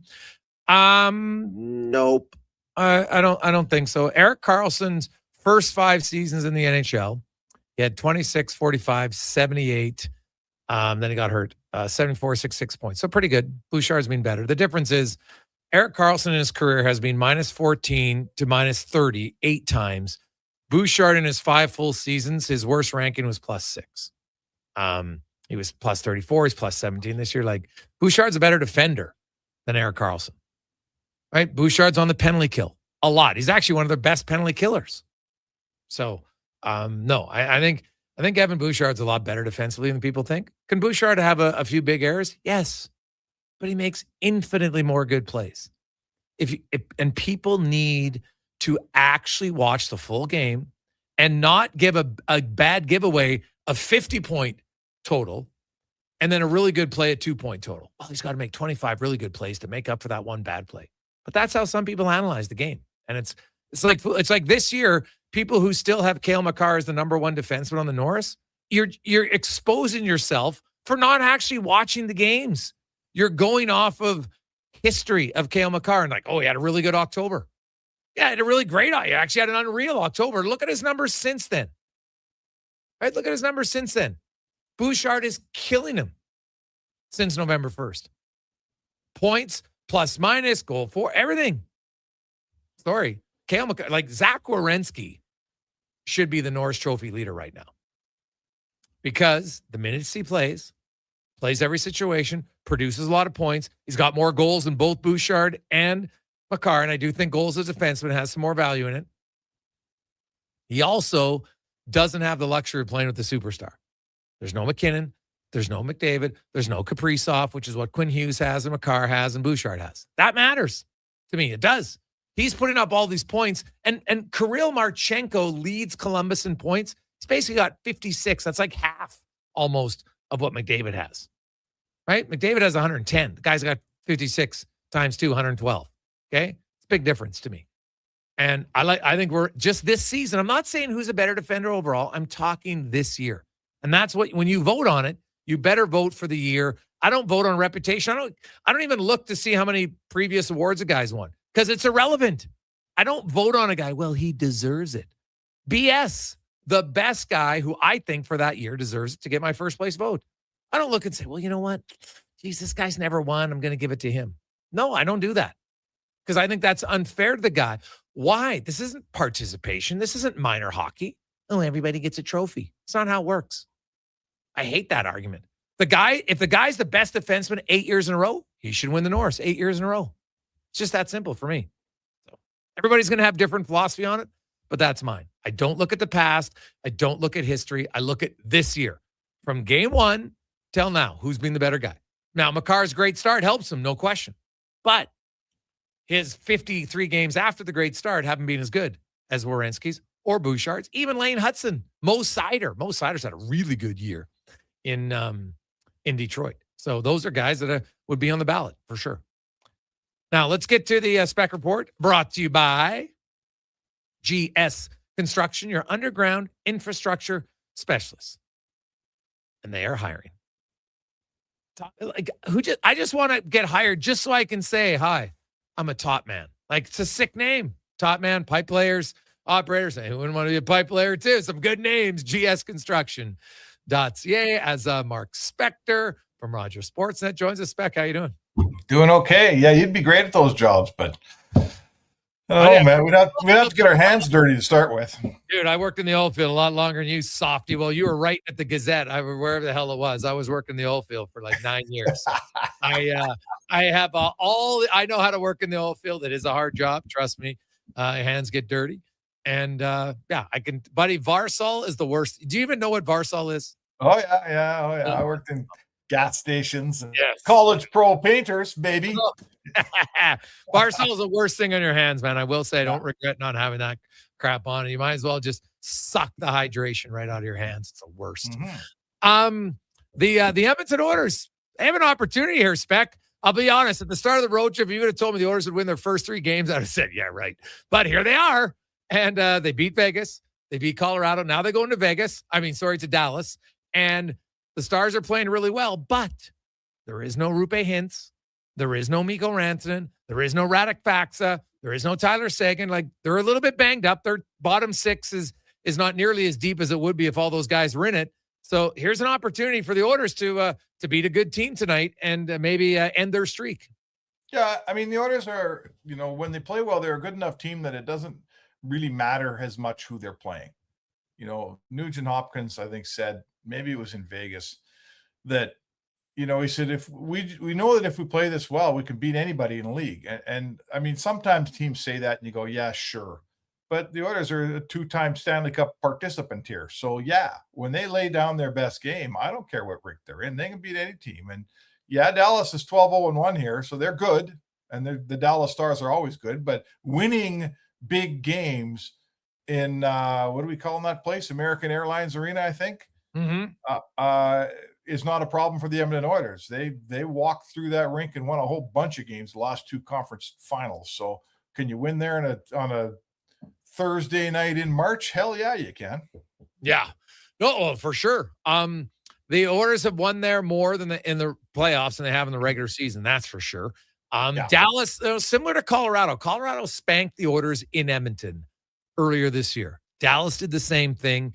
And I know that Edmonton didn't have the start they wanted in Colorado, but they bounced back. Their power play is on an absolute heater right now. And they're going to have some new faces in. Adam Henrique comes back in tonight. Stastny comes in. Tristan Jarry gets the start. Emberson and Doc are back in Edmonton being reevaluated. So they're down to 12-6 on the road trip, barring injury. That's what they'll finish with. But you look at Edmonton, and I think the one area Henrique's going to help out is definitely on faceoffs in the defensive zone. Yeah, for sure. And he's having a veteran guy come in your lineup like that, that's great. There's lots of stuff he helps with. He's pretty good penalty killer. He's really good with the D zone face-off for sure. Having Szymanski just be around him and on his line is good. I think Szymanski can just soak it in my opinion. He's going to start his career here in Edmonton, depending on what happens with Dickinson, I suppose. But he's going to start his career probably doing pretty much what Henrique does. So whatever he can pick up from Henrique between now and the end of this season is all the better. I would say that to you. And, and you can't complain really about injuries because the other guys don't have I think their 2 best forwards are probably Hintz and Rantanen. So you're missing a 4th-line winger and a 6th defenseman. I don't think you can complain much. I want to say this. The good news is, really, the one that I was kind of a little leery about was Ingram, and he practiced this morning. He's going to back up tonight, and it sounds as if he's ready to play start tomorrow night in St. Louis. Yeah, or Jarry goes back to back. You never know, but we'll see on that. I look at the the matchup tonight, Spec. The matchup to me isn't as much the forwards; it's the defense, right? Miro Heiskanen up against McDavid, so that means like Thomas Harley's a really good defender, but I don't have a bunch of faith in his defense partner. I think that's the pairing. You want to go after Nils Lundqvist tonight for sure if you're the Edmonton Oilers. Well, listen, they'll have the final say because home team obviously gets the last change. So if you're, if you're Glenn Gulletson, I guess I'm asking you, who are you putting out against the Edmonton Oilers top line? And remember, you got Draisaitl coming over the boards next, right? Yeah. Are you gonna go with Lindell and Heiskanen? Are you gonna go with Harley and Lundqvist? Who gets the McDavid line? Probably Heiskanen, I would say. Well, and honestly, I think the Myers Bichelle, they might get the Draisaitl line. Like we've seen Liam Bichelle up against the Oilers guys a bit just because of his size. Like those 2 guys, Spec, look at them on the ice, man. You got two human cranes out there. It's 6'6", 6'7". Well, for sure for Myers, and I think Bichelle. I can't remember if Bichelle's 6'6" or 6'7", but those are 2 really big guys going out there. So You'll probably see a little bit of a switch there because I'm not sold that they're that confident yet in Lundqvist. We had Mike Hike on the show, and he says, "Yeah, it's been all right," but was kind of tepid in his praise of his play. It's funny because if I have Harley in my defense, I want to give him a lot of minutes. He's a well, really you can't just play 5, right? Probably switch up. Yes, you're going to maybe play 5. So I'm sure you can do all that, but you're right. I'm just looking at their lines now. Their bottom 6 is, Adam Ernie is on the 3rd line here. So and I get it. They've got injuries. Like, I'm not calling them a bad team, but the lineup they're putting out there tonight, their bottom 6 there ain't much there, man. So, this is maybe a game where the Oilers' bottom 6 could, if they, maybe if you win your matchups, you win a hockey game. Who knows? It definitely wouldn't hurt at all. Hearing anything on Doc or Emerson? No, absolutely not. They both flew home from Denver. I was kind of looking for them when I was flying yesterday. They must have taken a late flight home from Denver because I was on the early one. I am not hearing it. I thought that Emerson hurt his wrist. That was the clip I saw. I never even saw a clip of Doc getting hurt. I don't know what he's got. To me, Doc looked like core shoulder. Not great. Yeah, so that's not great. So they flew home to Edmonton. Neither guy's even on the trip anymore. So, I suppose if the Oilers had an injury tonight, they wouldn't have anybody tonight, right? Do they not have 20? Well, yeah, they have 20 skaters. If they get an injury, they don't have any cap space. So unless they move somebody to LTIR, they couldn't. You have to play a skater short for a game. Then you can have. Now, when I say emergency, because they're like, well, hey, they just called up Szymanski. No, Szymanski was called up on an emergency basis, but not for the salary cap. Emergency basis for the AHL recall. That's what his was, right? So he fits under the cap, but they use it as an emergency, so it's not one of their 4 recalls. But now, if the Oilers had another injury, they'd have to play either they move someone to LTIR or they'd have to play one game with 19 players, and then they could recall someone for their home game. Okay, well, whatever. The point would be you got 20 healthy guys going into tonight's game. If you end up playing 19 tomorrow in St. Louis, you can live with it. And then square up when you get back to Edmonton. But listen, they're going pretty good. I really like the balance to their forward lines that Dickinson has brought. And I like the line he's playing on. I like their bottom 6 is more influential in a hockey game the way they've got it right now. And that's the goal, man. They got to get away from being a 2-line team. And I think that's the direction they're going, Jay. Oh, hey, Spec, I don't want to say, but ever since I asked the question, there hasn't been any 97-29. So, if it goes the rest of the year, Spec, I'm just going to take credit for it. Yeah, you can just take credit for that. Yeah. Yeah, exactly. No one else saw it. Spec. Clearly, no one else saw it. I was the only one who saw it. We hadn't talked about it for months at all. Like, no one remembered that. It's clearly a question. No, but they got a bunch of guys that are showing up here, like that are starting to play. Sorry? Yeah, they're playing better. Guess what? You play better, then you make the most of your ice time. They're not getting more ice time overall. They're just playing better. They're getting more noticeable. Yeah, like look at Savoy. Like ever since the Olympic break, Savoy's been a different player, man, and he's holding on to it. It's not just a couple good games. It feels like he's taking a step, and he's not going to give it back. Kapanen somehow keeps coming off injury and walking in the lineup and helping you win. Like it's amazing to me that he does it, but he has been. We've seen Fredericks taking a step here after the Olympic break. Like he's a bit of a different player, and that's making you better. Roslovic's helping you, and everybody else. Podkolzin just continues to have a great season. So, there's some things coming together here a little bit, I'd say. Yeah. Zach Hyman tonight will play his 700th NHL game. Yes, he played his first 345 games with the Toronto Maple Leafs, had 185 points. In 354 games with the Oilers, he's had 302 points, 171 goals to 86 goals. He has, you go down, there's Zdeno Chara, Marian Hossa, and Zach Hyman might be the 3rd best free agent signing in the salary cap era. Yeah, you could certainly have that conversation, right? Like what a well-rounded player, excellent person, off the ice. We deal with him all the time. He's one of the best, quote, smartest guys. He manages to let you in as a reporter and by extension, the fans out there.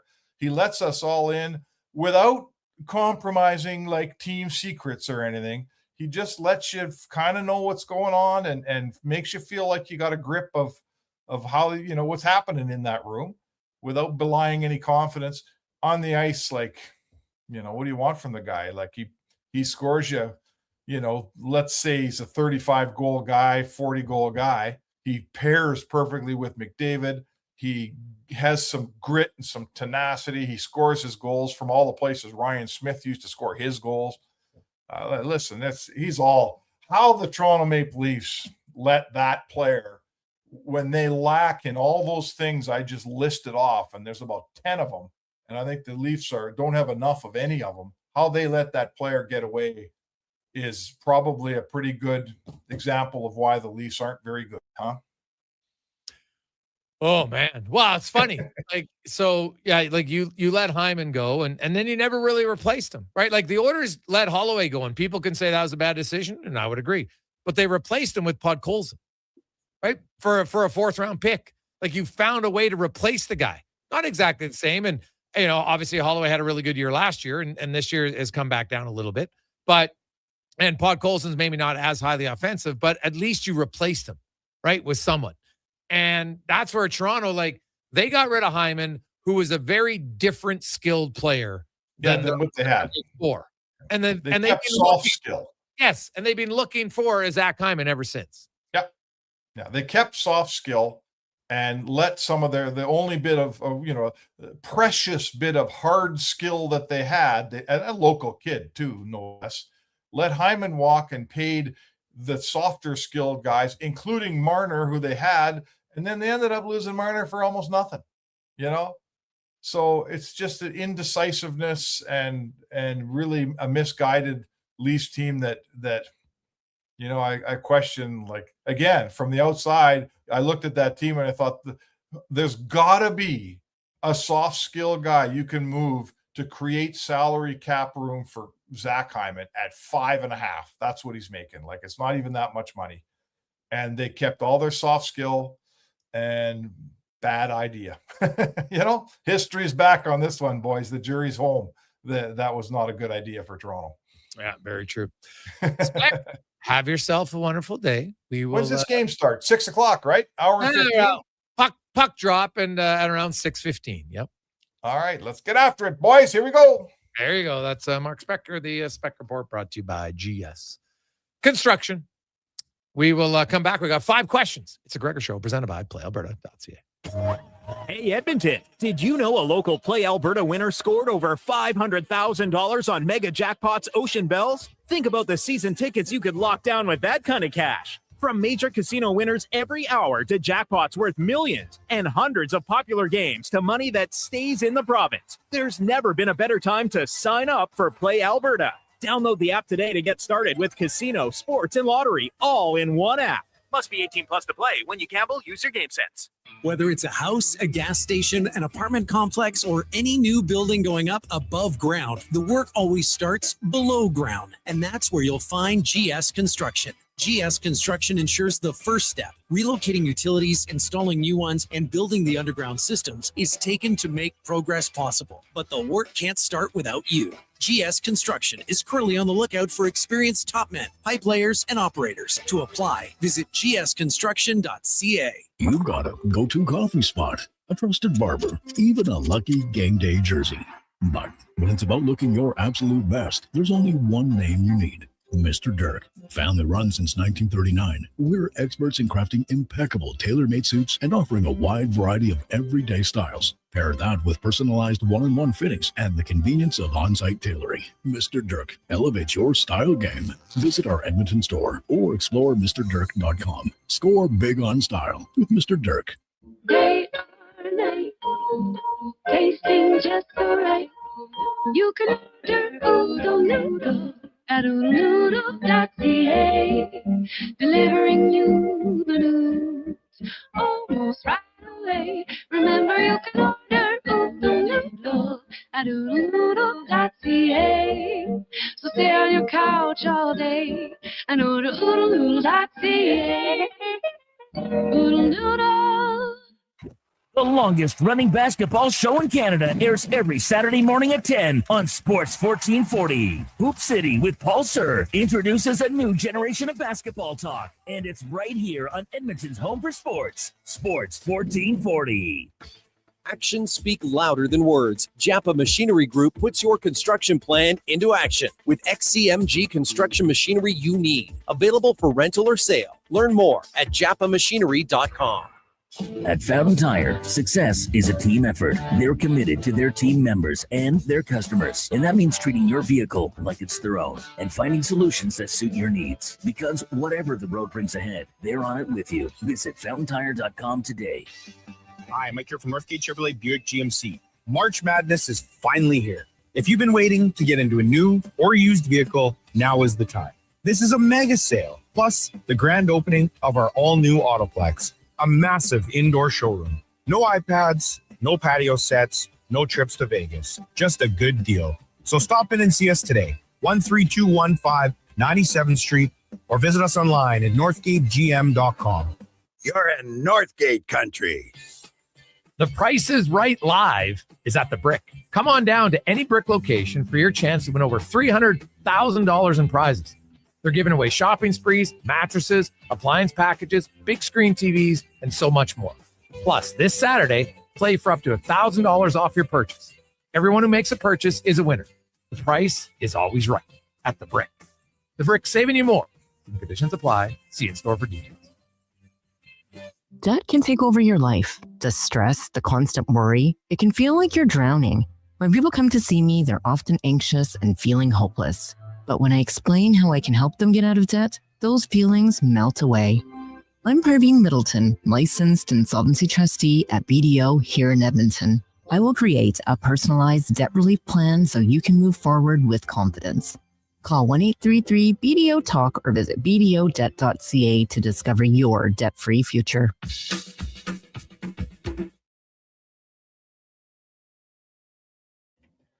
Portions of this hour brought to you by CanTorque. We offer sale, rental, repair, and calibration of hydraulic, pneumatic, and battery-powered torque wrenches, stud tensioners, and flange maintenance equipment. Order today at CanTorque.com.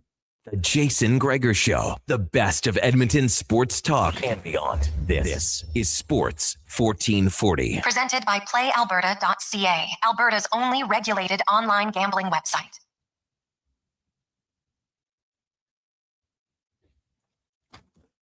Rolling through Thursday afternoon, Oilers, Dallas Stars. Tonight, busy slate, 14 games in the National Hockey League tonight. So lots of options. If you want to get over-unders, want some prop bets, check it out, playalberta.ca. Check out the Jason Gregor Show. We got a few odds boosts for you there. We're picking a few win by 2 goals tonight. So also the Sharks got the E-bug going because Scaroff is banged up. So he won't be starting, won't even be playing, won't even be dressing.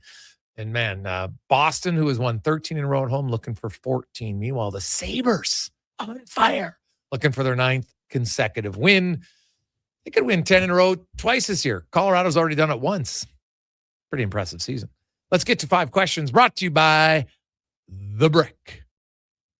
And right now, oh man, can you get some deals? Because The Price is Right Live is coming to The Brick. Over $300,000 in prizes to be won. Mattresses, sofas, big screen TVs, appliances, packages, and more right now at The Brick and thebrick.com.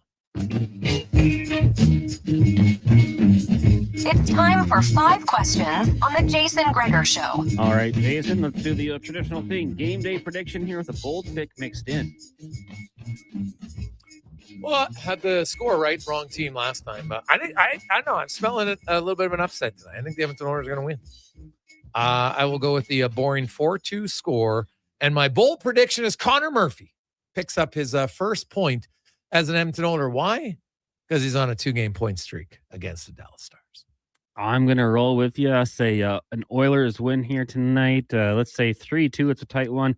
And after the game, the storyline is Tristan Jarry got the Oilers the win. That's my bold prediction here because I don't think we've seen it too much. Question number 2 for you. What have you thought of the job that Glenn Gulutzan has done with the Stars in year 1? And how big of a loss do you think he was for this Oilers team?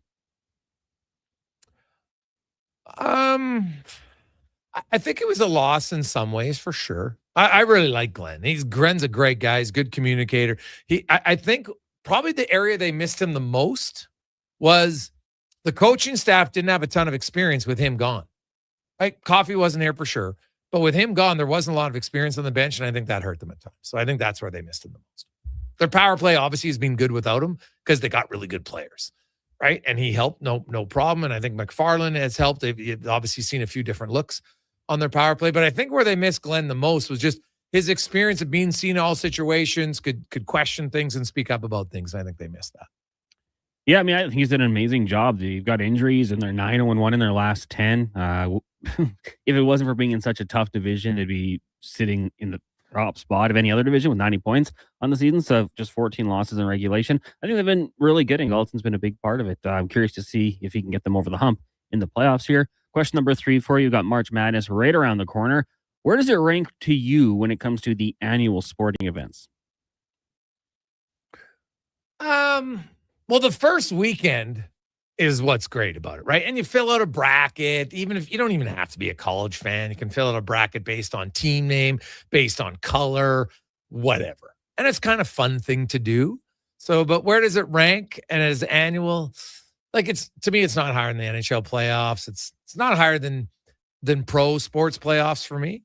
But I'd have it in like definitely top 10 annual sporting events, maybe top 5. Be close, right? Like the Masters is definitely up there. So, yeah, I don't think I have it top 5, top 10 for sure. Especially like you said, the opening round when the games just keep on rolling and upset after upset. It's just a lot of fun. So I'd probably have it like 7 or 8. I'd have it above the NBA playoffs for me personally. Sorry, Declan, but I just think that the opening weekend is just absolutely awesome. Question number 4 for you, or into the first round of the Players' Championship. At the end of the weekend, who do you think will be sitting atop the leaderboard? Go ahead. I mean, I'd love to go with a Canadian here. Corey Connors, 2 under par. He's only 3 strokes back. So let's go with it. I'll take a Canadian, Corey Connors, to get it done. He's through 15. So, a couple more birdies here and he could get right into it. Well, I always love picking the Canadian, but you know who I'm going to go with? I'm going to go with Sepp Straka. Tie for top spot right now after Is he the really? first round. Yeah, 5 under. All right. I met Sepp in Arizona, really good young guy. When he bombed one over our heads when we were walking the course. So I always kind of root for him now. He's a really nice guy. I had a few laughs. Yeah, there's probably like 15 players right now within 2 strokes of the leaderboard. So a lot of congestion now. Is McNeely still winning? I heard that on the update too. I hadn't looked since. He's Straka, Hodges, Smotherman. There's a few others there. So yeah. Oh, okay.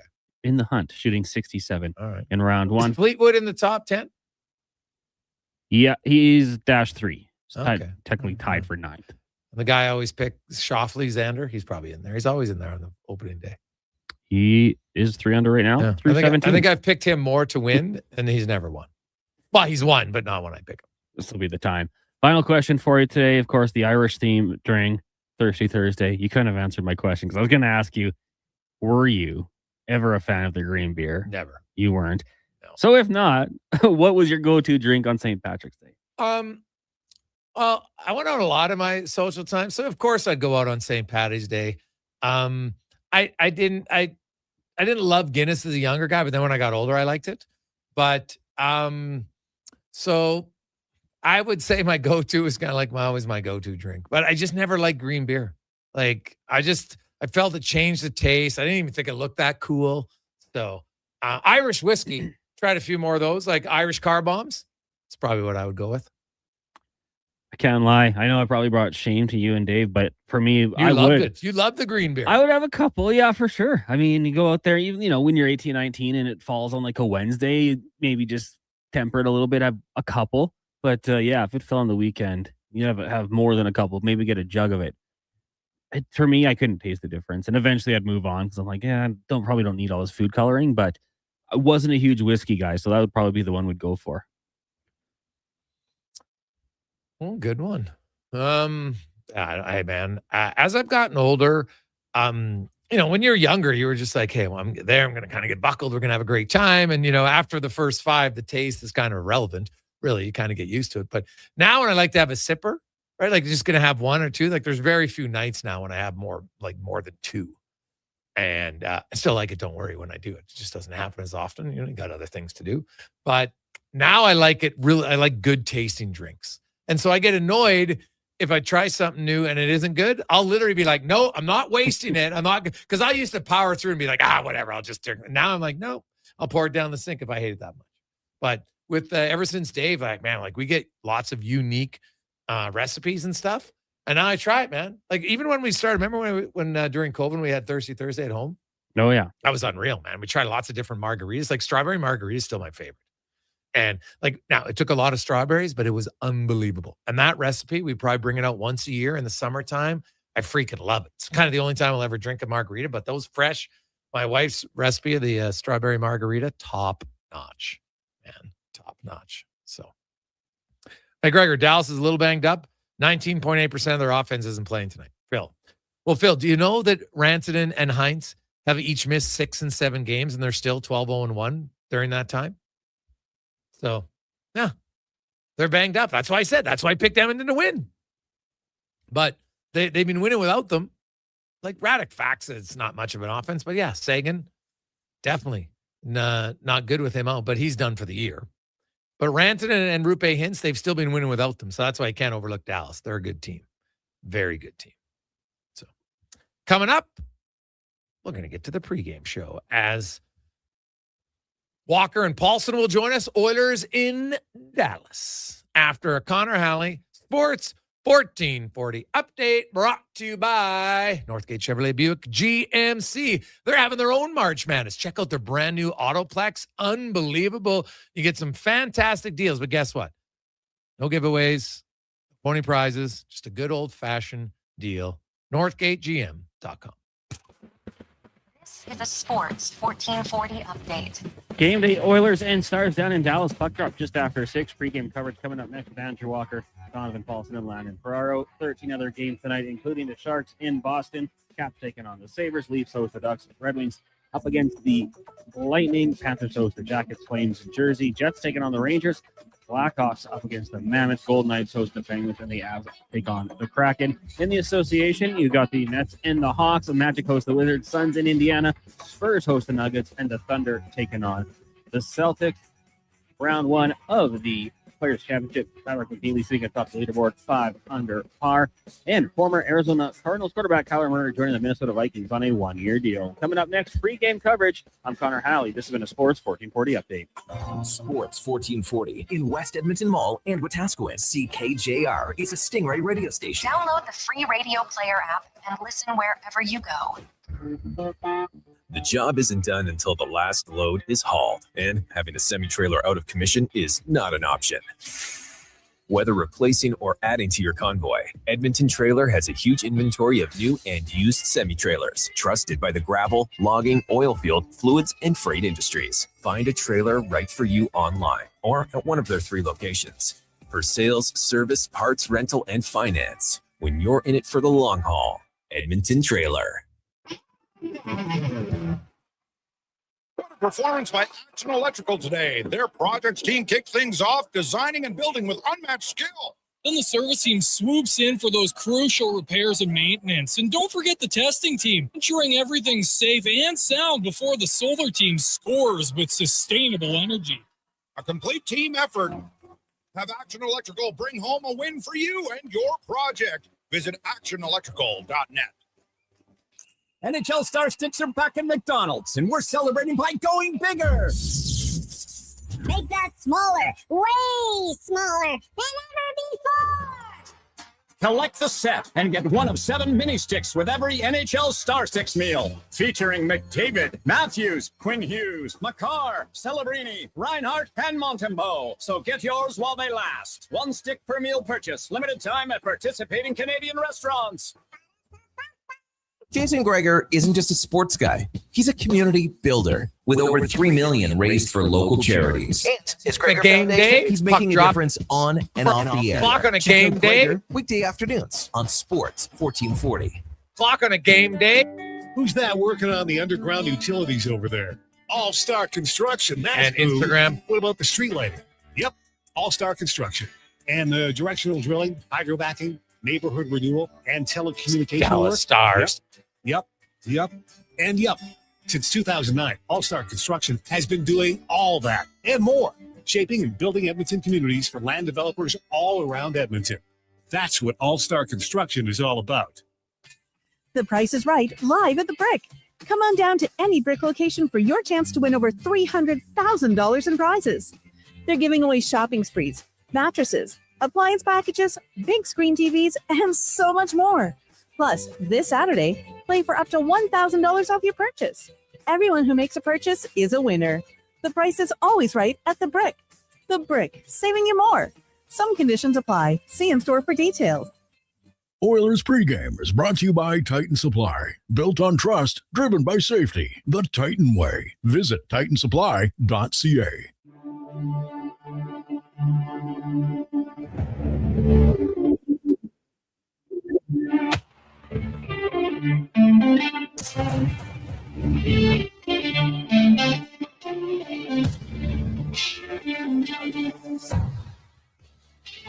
Portions of this hour brought to you by On the Rocks. The Oilers' push to the playoffs is on at OTR, and they're ready for your hockey headquarters. $5.75 most Canadians and 69-cent wings, and play, score, and win every game. See more at OnTheRocksYeg.com. Before every game this season, check out the pregame show with Andrew Walker, exclusively on Edmonton's home for sports, Sports 1440.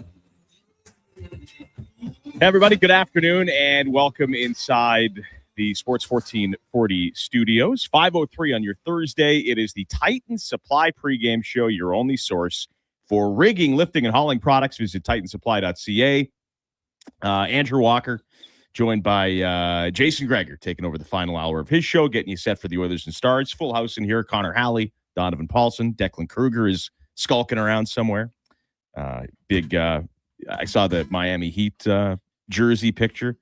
Everyone, all the young guys around here, they're all fans of very random teams. I think they're all trying to be hipster. They're like sports hipsters, right? You got Douglas, who's a Ducks fan for some stupid reason. Yeah. You got Miami Heat.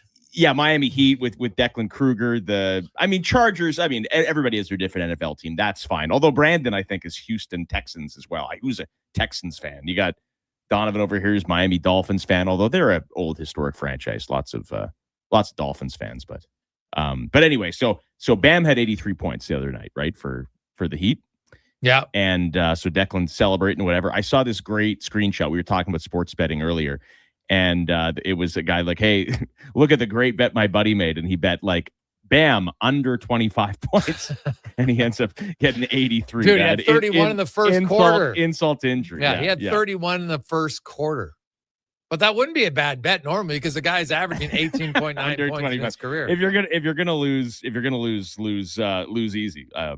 Oilers Stars just after 6 p.m. Tonight. So lots to get to here on the pregame show.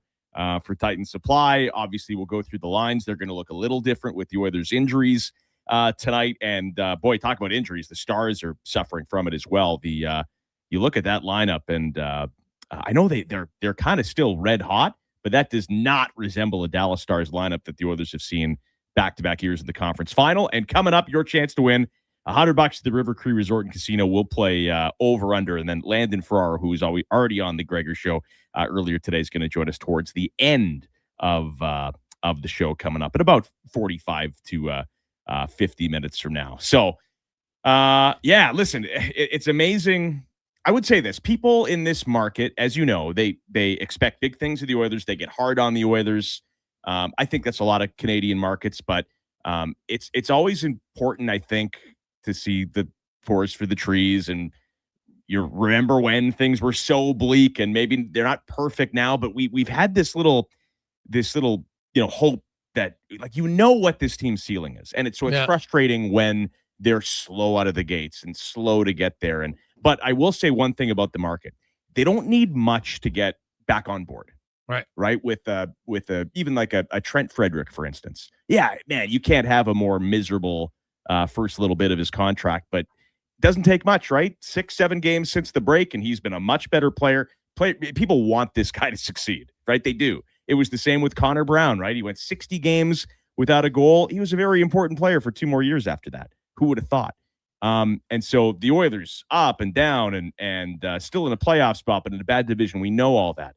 Those are two excellent quality, easily best of the season wins against Vegas and Colorado. And now it's just really easy, I find, to get back on board. People are excited about tonight.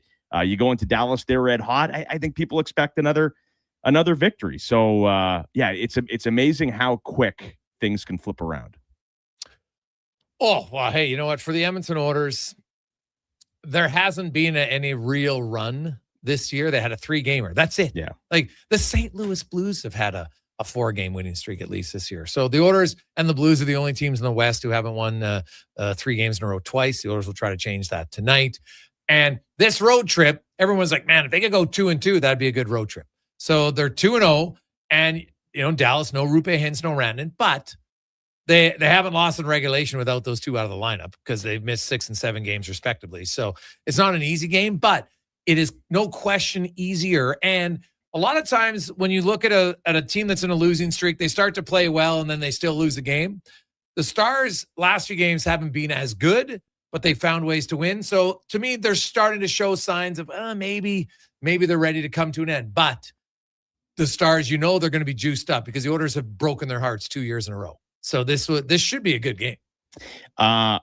Also, though, the nice thing about the Oilers is that the other team doesn't matter ever.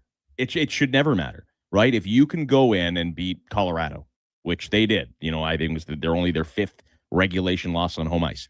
You can beat anyone. You have beaten anyone. This Dallas Stars team, very, very good. And the Oilers have beaten them for fun 2 playoff years in a row with Stuart Skinner in between the pipes. So it's one good thing about Edmonton. It's not like, boy, I hope we get a really good run of beatable teams here. Every team is beatable when they're playing their game. And listen, you need a little bit of luck to win games sometimes. And there was moments in Colorado, certainly moments in Vegas, but they were the better team, I thought, both nights. Yeah, the Colorado game was close. After the first 30 seconds, which is bad, I thought Edmonton's defense, and Knobloch talked about it, they have reduced the amount of dangerous shots in the slot. And it means maybe they're giving, like Colorado shoots from distance a lot. And Jake Wallman had 7 blocks. Now, some of them were his own accord because he'd given the puck away, but still, he had 7 blocks. The Oilers had 23. The Avs only blocked 8 shots. So Edmonton, I thought, did a better job if they did turn the puck over of not leading to a great scoring chance, right? They're like, okay, you want it to shoot from the point here. We'll get in the lane. We'll block it. Or, it's an easy save. I didn't think Ingram had to be great. I think it was good. Tristan Jarry, I thought, was really solid, but their goalies weren't, put on a position where, oh my God, they got to make backdoor ridiculous saves. That's all you need. Yes. Right. It's all you need is the goaltending you got the last couple of nights. And I will say that the big save for Jarry was when he first came in. Yeah. Right. Because we know, hey, listen, Jarry is a guy, we'll talk about him coming up too, but he's a guy that obviously has to gain the trust of his peers here for sure. Mm-hmm. So when he comes in, and it's unfortunate, McKinnon runs into Ingram, there's 30 seconds left in the period. You're already looking forward to the 4 minutes of power play time in the third. And then there's a good chance, right? Like if Jarry lets that in, it's not necessarily his fault, but I hate that conversation. You need a save there. He needed a save there. The team needs the save here. You let that in, who knows? He might lose 7-4. I don't know. Well, I actually thought Jarry, because he only had 40 seconds left. It's 4-on-4. You're thinking, okay, probably shouldn't have to face anything great here. And he had to make 2 really big saves right away. Yeah. I thought in the third period, just his whole body language, positioning, he looked like the most confident goalie I've seen since his time in Edmonton, since he returned from his injury. I know, which was shocking on one hand, and but you know what? There was no safety net. No. Like there's no parachute, right? If they're not playing him, they're playing the E-bug, right? So I don't know. I don't know if that, like, maybe sometimes it comes down to psychology, I guess. But I don't know. It's like kind of like, I don't know how you were in high school. I was a good student, but I never stressed out about, say, like studying. If I wasn't prepared for a big test, it's like, well, have I ever not been prepared? When the time comes, even if I have to cram the night before, I'll do it and get in under the gun. So I almost like couldn't properly study until it was 24 hours before a test. So I don't know. Maybe Jarry's the same way, where like he had no choice but to be good against Colorado. There was nobody else right? They who knows? I don't know, but he didn't have a choice. He had to be good, because what are we talking about if he's not? Yeah. Oh, without question. And it's funny, confidence can change like that, good or bad. For somebody has a bad game and how it spirals into many bad games. Somebody has a really good game or a good moment in a game, and all of a sudden, I'm back, baby. Well, you can see it. Like if Jari builds on that, that'll be monumental, because the Oilers need it. He has to play better. There's no question about it. He has to play better. And it would be such a weird freak thing that, what turned Tristan Jari's season around? Well, Connor Ingram got ran over by Nathan McKinnon, and the next day they rescinded his major, but Tristan Jari came in with no time to think and then played very good, and since then he's been good. Because I was feeling the same thing, right? I trust Jari right now about as far as I can throw him, and my trust went up a modicum after that game. I'm not excited. That's the wrong word. I'm intrigued to see what Jari does tonight, but you're right. Confidence goes a long way. I would hope that Jari has a little more confidence tonight. You know who you can just see is playing confidently right now? Podkolzin has so much confidence. Those end-to-end rushes where he would have never even tried doing some of these rushes a year and a half ago, 2 years ago. That guy is teeming with confidence. Same with Matt Savoy. You're right. Confidence can be turned on like that. Oh, yeah. Trent Frederick is gaining confidence every game. They got lots goes a long way. And guess what? Trent Frederick, people, is playing the same amount of minutes before. Like everyone is, he's got to play more. No, they got to do more in the minutes that they're getting. 100%. And now he's winning way more battles. And I said it before, during the Olympic break, I'm like, Trent Frederick, his only option was to go home and just be like, hey, you know what? I'm not thinking about what happened in the first whatever games he played, 55. I don't think he played every game. But then he comes back, and these games have been easily his best stretch of games as an Oiler. He's fought, he's scored goals, he's hit, he's won battle. He's exactly the player that they signed. This is the guy, this Trent Frederick, that's why they signed him. Now he's got to do it more often, right? And if this continues on, but look at him smiling, right? Like he went right after Nick Roy because Nick Roy cross-checked him in the face, but it wasn't the first time they met this year. He just didn't fight him the first time they met. But now he's got a little mojo. He's like, oh yeah, let's go. And that's infectious for a guy like that. Like he's so confident now. He's like, yeah, I'm fighting this guy because I'm pissed off because he cross-checked me in the chicklets back in whenever that was last May. The break was fantastic for guys like that. And I know the Oilers didn't come out scorching out of the break, right? Now they're 4-3, I think, since the break. But guys like Podkolzin, Savoy, Frederick, as mentioned, and I said this to Donnie in a couple of shows, right after the Olympic break. Again, not that everything has to do with the fans and media, but it was enough of a break, and it feels like, okay, here's the stretch run. It's almost a bit of a new season. We will definitely, when talking about this year, we'll talk about players pre and post Olympic break, I think anyway. And if you have a good final 24 games, man, you got to be a pretty negative person to dwell on what happened in the first 58, right? Mm-hmm. Like, I always go back to Connor Brown.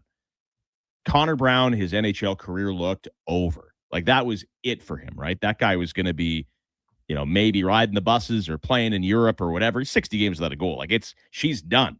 And then he scored that goal, and the fans kind of got behind his back a little bit. And again, he was a really good player for the next 2 years, scored big playoff goals, and got paid again to go to New Jersey, right? So if that can happen for Connor Brown, it can literally happen for anybody, because that guy was down bad. Well, and now he was coming off an injury, but yes, and he got his pop back. He talked about it, but he obviously had no confidence either, right? It was a combination of everything. And then, you know what? And I'll say this, when you're a team and a fan base, everybody knows what the Oilers' goal is. Like the Oilers, now, I think it's important to win the regular season. Their play suggests they don't think it is. But when playoff time comes, they've turned it up here for multiple years and played very well. And not just their top guys, like heck, Matthias Janmark in the regular season was like his ability to score was about as didn't beat a goalie. It was almost as likely as yours, and you didn't even play in the NHL, right? Because he'd score one goal a year. Then you get to the playoffs, and all of a sudden he's scoring on a breakaway. He's taking a pass from Cody Ceci, and everyone's like, "Who the hell is that?" Yeah. And so they had a lot of guys who elevated the game. And so a guy like Trent Frederick, you score a big goal in the playoffs, everybody's perception of you changes. Oh yeah, right. It just does. Yeah. I mean, Janmark Brown, the first year the Oilers made it to the final, they did it really on the back of their penalty kill was the biggest thing, right? What was it, 30 for 33, and they had just as many shorthanded goals as power play goals allowed. It was insane. We'll never see another run like that. And it was led by Janmark and Brown, right? Those guys are heroes.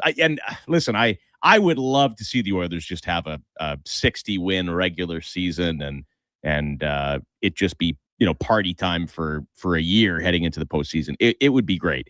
And at the same time, last year they were tepid all year, and they still had home ice advantage in the Cup final. Like I'm not one of those. I hate the stress of it. But even this year, like I don't necessarily want them to win the division. Ideally, I think you want to finish second, don't you? Oh, why? Are you worried about Utah?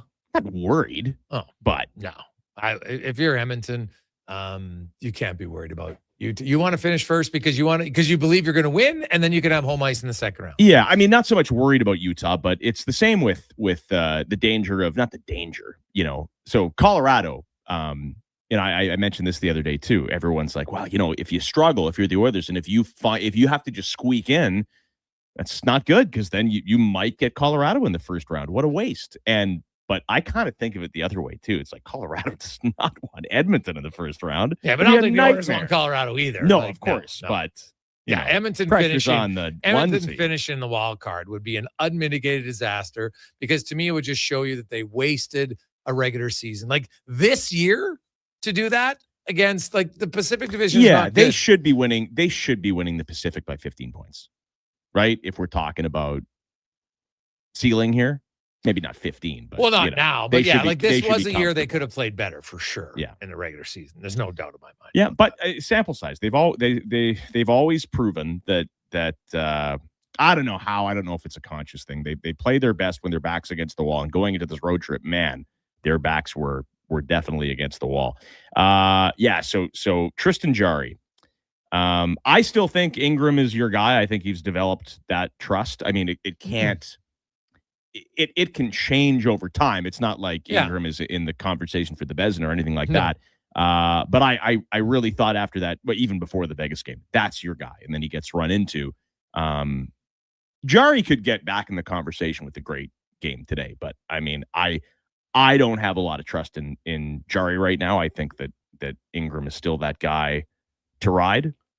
For now, I think, yes, he owns it now, but they're still 6 weeks away from the playoffs. And so Jarry has time. That's the way I would look at it. It's hard to put exactly your finger on it. Put it this way. I think Jarry is down bad enough that he could go out and have a shutout in any given game. And to me, Ingram is still getting the next start, if that makes sense. Yeah, I think they want, if Jarry plays well tonight, I could see him starting the first home game. Because they play tomorrow against St. Louis, and it's probably going to be Ingram. You're going to play the odds, right? And now, assuming that Ingram's, Mellon's fine and everything's good. But if Jarry plays well tonight, I think there's a very good chance that he would start at home on Sunday. And you get Preds Sunday, Sharks Tuesday. Mm-hmm. Not a back-to-back for a while, right? No, so if they want Jarry to get in, they're going to have to find a way somewhere there. It is the Titan Supply pregame show here on Sports 1440, your only source for rigging, lifting, and hauling products. Visit titansupply.ca. The Weiss Johnson text line is open, 1-833-401-1440. Edmonton's go-to for all your heating, air conditioning, and hot water tank needs. Visit weiss-johnson.com. Bud Baker on the text line says, lol, rather finish second Pacific than first. What a terrible take. For me, and who knows, maybe Vegas ends up finishing third, right? But for a while there, it looked like Vegas was going to run away and hide for first in the division. And then guess what? They're in trouble. They are in trouble. Yeah. So that's changed the narrative.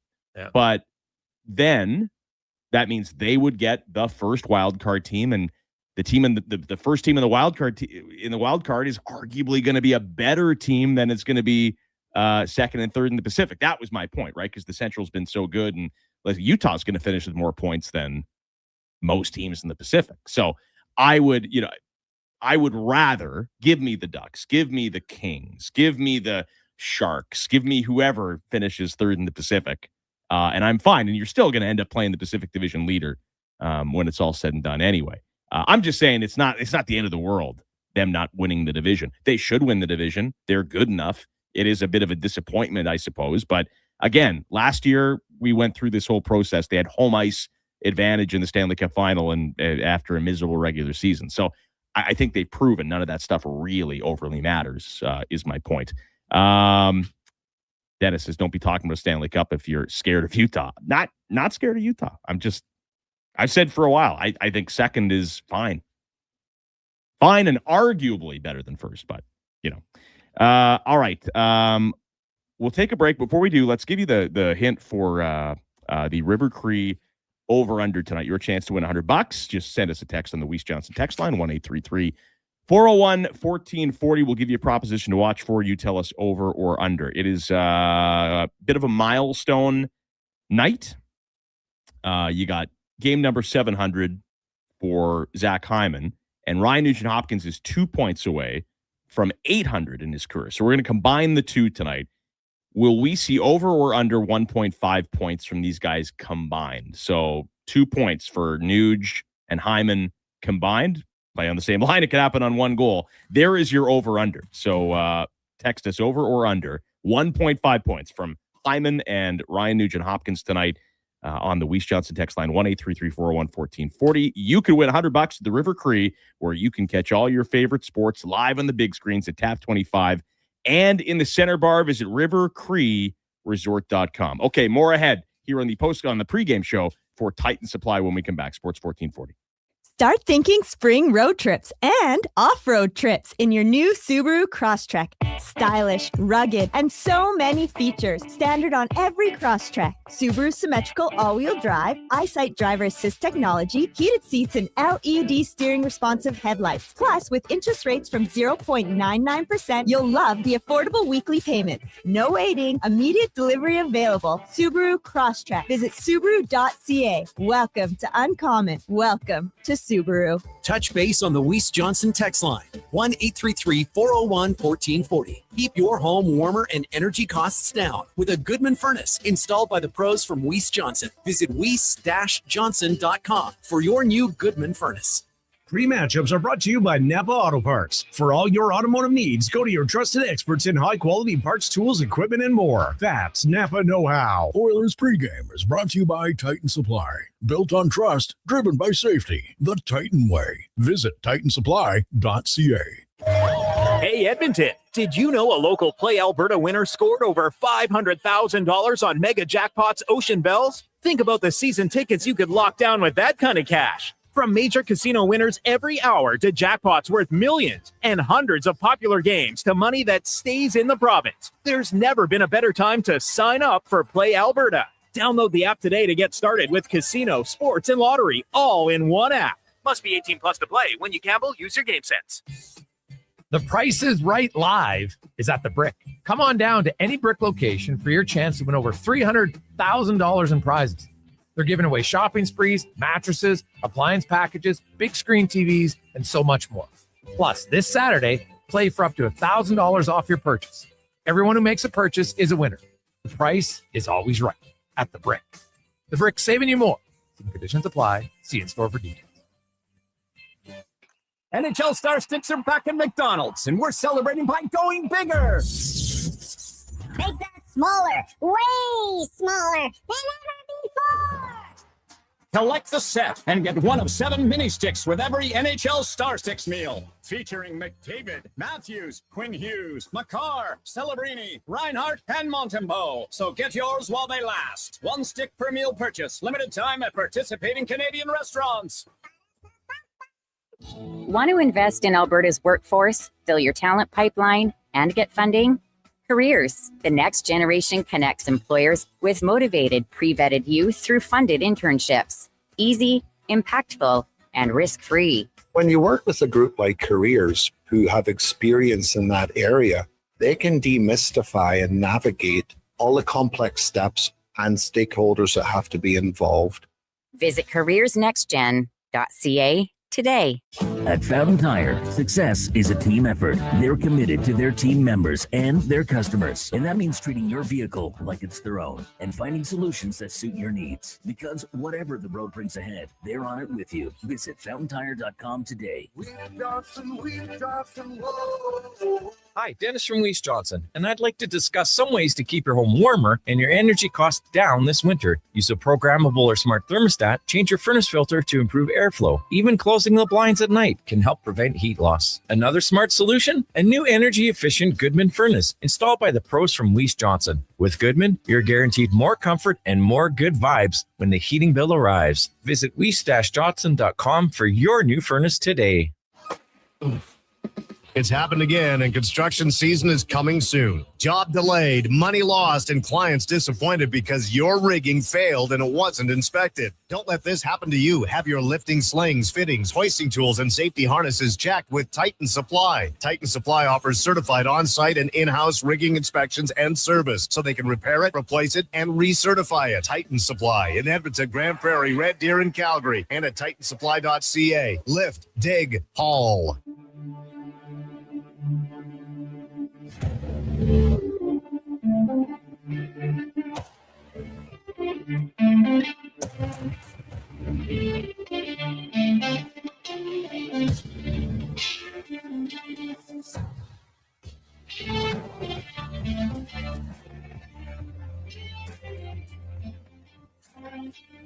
It's the pregame show with Andrew Walker on Edmonton's only 24/7 sports station, Sports 1440.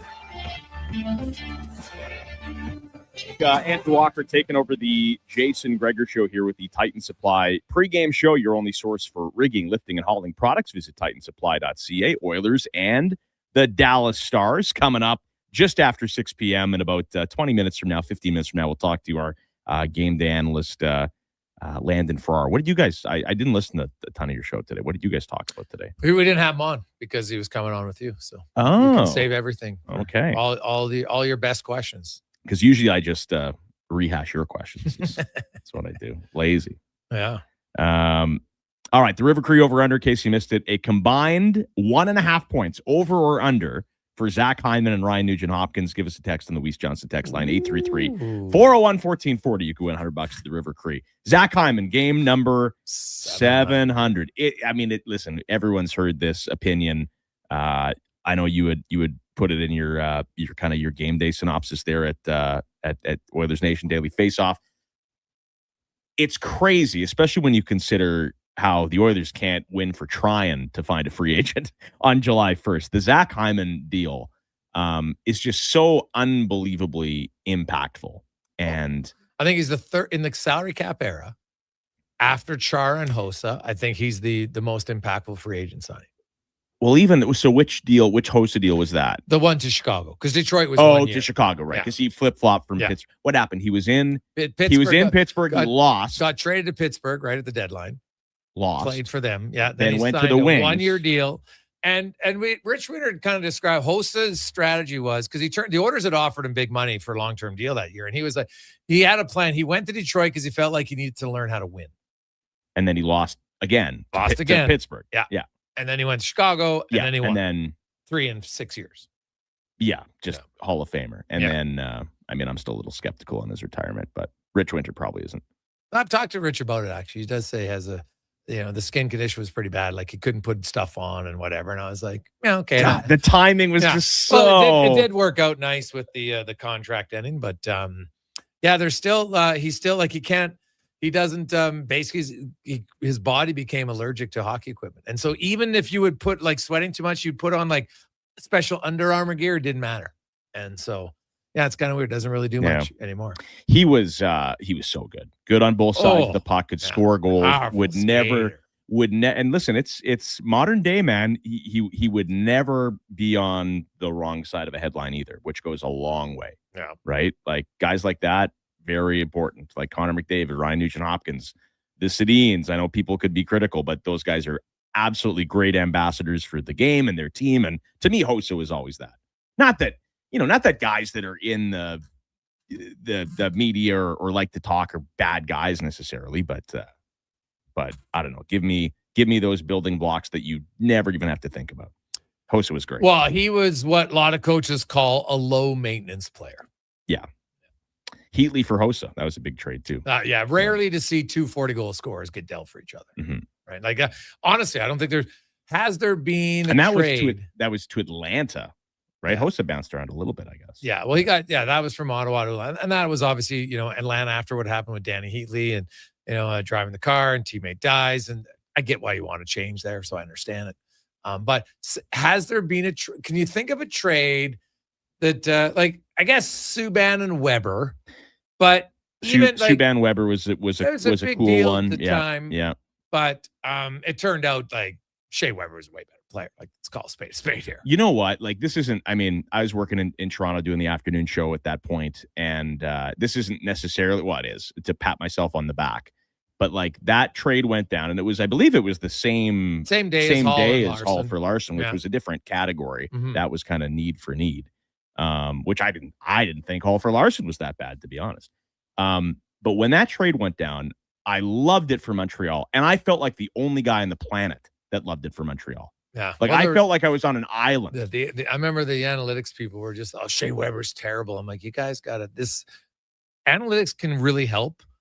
But there's certain instances where it just jumped the shark. And that was one of them. Like, Shea Weber was an absolute beast. I always said this when someone is making the argument of something like that. If your analytics say that Shea Weber's a bad player, something's wrong with your analytics. Yes. Like, that's obvious, right?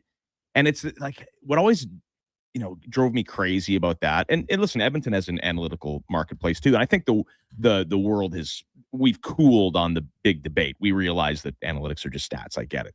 But the guys that community, when they really started to get going, and you remember this is probably more 10, 15 years ago. It was like, you guys make great points. like tell me why, Justin Williams is not an overly fast skater. He's not a beautiful hockey player, but he's so effective. You want to show me some numbers that tell me why or explains that? Go for it. But like the guys that this community would get behind and trump up and it's like, no, he's actually good. That would just drive me crazy. Like Martin Marincin was that guy. Frankie Corrado was one of those guys. And now I know he's a media guy. But that was like the analytics community was like, no, he's actually good. It's like, if he was good, he'd be playing. Like, sorry. No, 100%. They've cooled it off. I think there's been a bit of a marriage now, but I think because, they figured out the Corsi 4 is not a stat you can ever use to analyze an individual player. It doesn't work very well. And it's like anything that was in the early days, and it's improved and it's better. And like, there's still some of the public models that have flaws just because it's, you're scraping the website. And so it doesn't really tell you everything you want to know. Like, Natural Stat Trick has some really good stats. I don't ever use their expected goals or anything like that, or even their scoring chances, because I don't really deem those ones. But their shots are all legit. Shots for is good. Goals for is good. So you can get some things you can work on. Who they play with is a great thing to use. Like Puck IQ is awesome for telling you who they play against, right? Like, that's an important. You always have to combine things, because they look at this third guy pair's numbers. I'm like, yeah, doesn't mean he can be a second pair guy, because now it suddenly has to play way more better talent. And I don't care who you are, but usually when you play better talent, you're going to have higher goals against, because the other guys can score more. Like, if I got to play against the other team's top 6 guys all the time, I'm going to have a higher goals against, just because the top 6 guys on their team are better than the bottom 6. Well, I always laughed. Like, he had an up and down career. I get it. And I was a defender of him. But in Vancouver, people would crush Brandon Sutter. And I always had a lot of time for Brandon Sutter as a player. And Vancouver, the fans would just crush Sutter because his analytical matchup numbers, it's like he would lose most matchups. And it's like, well, yeah, guys, like every night he's playing against Thornton and Malkin and Kopitar. Like, if he's winning those matchups, he's in the Hall of Fame, right? Like, he's supposed to lose. He's just not supposed to get his head caved in. Mm-hmm. So it's a little disingenuous there. But listen, when someone's like, hey, I got a new model, I understand, because every team has their own, model. Like, but whether you want to look at a war model or something like that for hockey players, I think the one for Edmonton would be different. Because where is one of your strengths in Edmonton? Well, you have the best power play unit the NHL's ever seen for 5 years running. So if you can find a player that can draw penalties, like, how valuable is that to your team? 100%. Huge. And the other thing about you draw a penalty where Trent Frederick draws a penalty, then he goes and parks himself on the bench. They score in the power play. Like there's no plus, there's no point, but that is impactful. Oh, and the other thing is like a lot of the analytics are only 5-on-5. I'm like, but you're missing out on a massive part of the game, which is special teams. So like I've always thought, oh yeah, he's a power play merchant. That's what people whose teams can't score in the power play have to say to make themselves feel better. A power play goal is the same value as a 5-on-5 goal. They're only one on the scoreboard. But guess what? When your power play can go 30%, it increases your odds of winning. Just like if your penalty kill can be 90%, guess what? That's going to allow your team to stay in games more often. So you're bang on, though, about getting guys who could draw penalties because the Oilers still don't draw as many penalties as they should. You don't need analytics to tell you that Connor McDavid's great. But, some people, I think, do get stuck on, like, how is he only plus 13? But also... Well, because he gives up a lot of goals, 5. Yes, but also he leads the league in penalties drawn, I believe. He did a couple games ago anyway. Yeah, probably. If he doesn't lead it, he's right up there. So if you lead the league in penalties drawn and then you put up 70 power play points, I mean, how do you draw penalties? 5-on-5. Yeah, usually, right? yeah. Because he has 31 penalties drawn at 5-on-5, and then he has 41 overall. So he's drawing some at 4-on-4, 3-on-3, maybe shorthanded, or maybe even on a power play. But yeah, like he leads the NHL in penalties drawn 5-on-5 with 31, and he leads overall with 41. And he's actually have a bigger gap when you look at overall. He's at 41. Celebrini's at 32. Matthew Schaefer's at 31 for penalties drawn this season. He's in third place. Where does Schaefer get any? I heard you talking about the Norris conversation, and I think it's fascinating. I love awards conversations because I also think I like looking at Hockey Reference does this very well when you're looking at a guy's career stats, and it'll be like, here's his year, 23, 24, and it'll say like Norris 6th. Yeah. Right. And to me, yeah, it's great to win a Norris, but I love looking at a guy and it's like, okay, he was 3rd in the Norris, 2nd in the Norris, 5th in the Norris, 6th in the Norris, and then he won one. Like, I think that's great. So, this debate of, should Bouchard win the Norris? I think it's just a cool step for him to be top 3 or 4. Yeah, I think Bouchard's going to have a decent chance to be a finalist. I still think Werenski right now is probably the guy who's going to be leading. If you look at a lot of his numbers, other guys have had good years. Lane Hudson, Rasmus Dahlin has had a really good year. Darren Radish in Tampa Bay. Dahlin's had a great year. Makar's obviously had a good year, not as great. Matthew Schaefer, he might get a few 5th place votes. I don't know if he's top 5. He'll also win the Calder, which goes be a long way. Unanimous choice. Yeah, in the Calder. Although Kenneth's has been a great too. But Schaefer, you look at the goals he scored 5-on-5, the goals he's scoring, the amount of minutes he's playing as a rookie defenseman, just how he impacts the game. I think he'll be a unanimous winner. Does Columbus not making the postseason? So do you vote on anything? I do. What do you vote on? We vote on the 5 awards. So we vote on Hart, Norris, Vezina. Those 6. Oh, you get that many. Calder. Okay. Sorry, not the Vezina. The Calder, the Lady Byng, and the professional writers. All if you get to be a voter, then that's what you vote on. Okay. And the Lady Byng, which is the hard. I'll be honest. I asked a lot of the players. Like you could look at stuff like that one's a hard one. I always felt like I was kind of perplexed why it was always a Ford Award. I'm like, what, the Lady Byng? Yeah, like there was barely like Nick Lidstrom never won the Lady Byng. Didn't Slavin win a Lady Byng? Yeah, recently. Okay, but how did Nick Lidstrom never win the Lady Byng? He played the most minutes.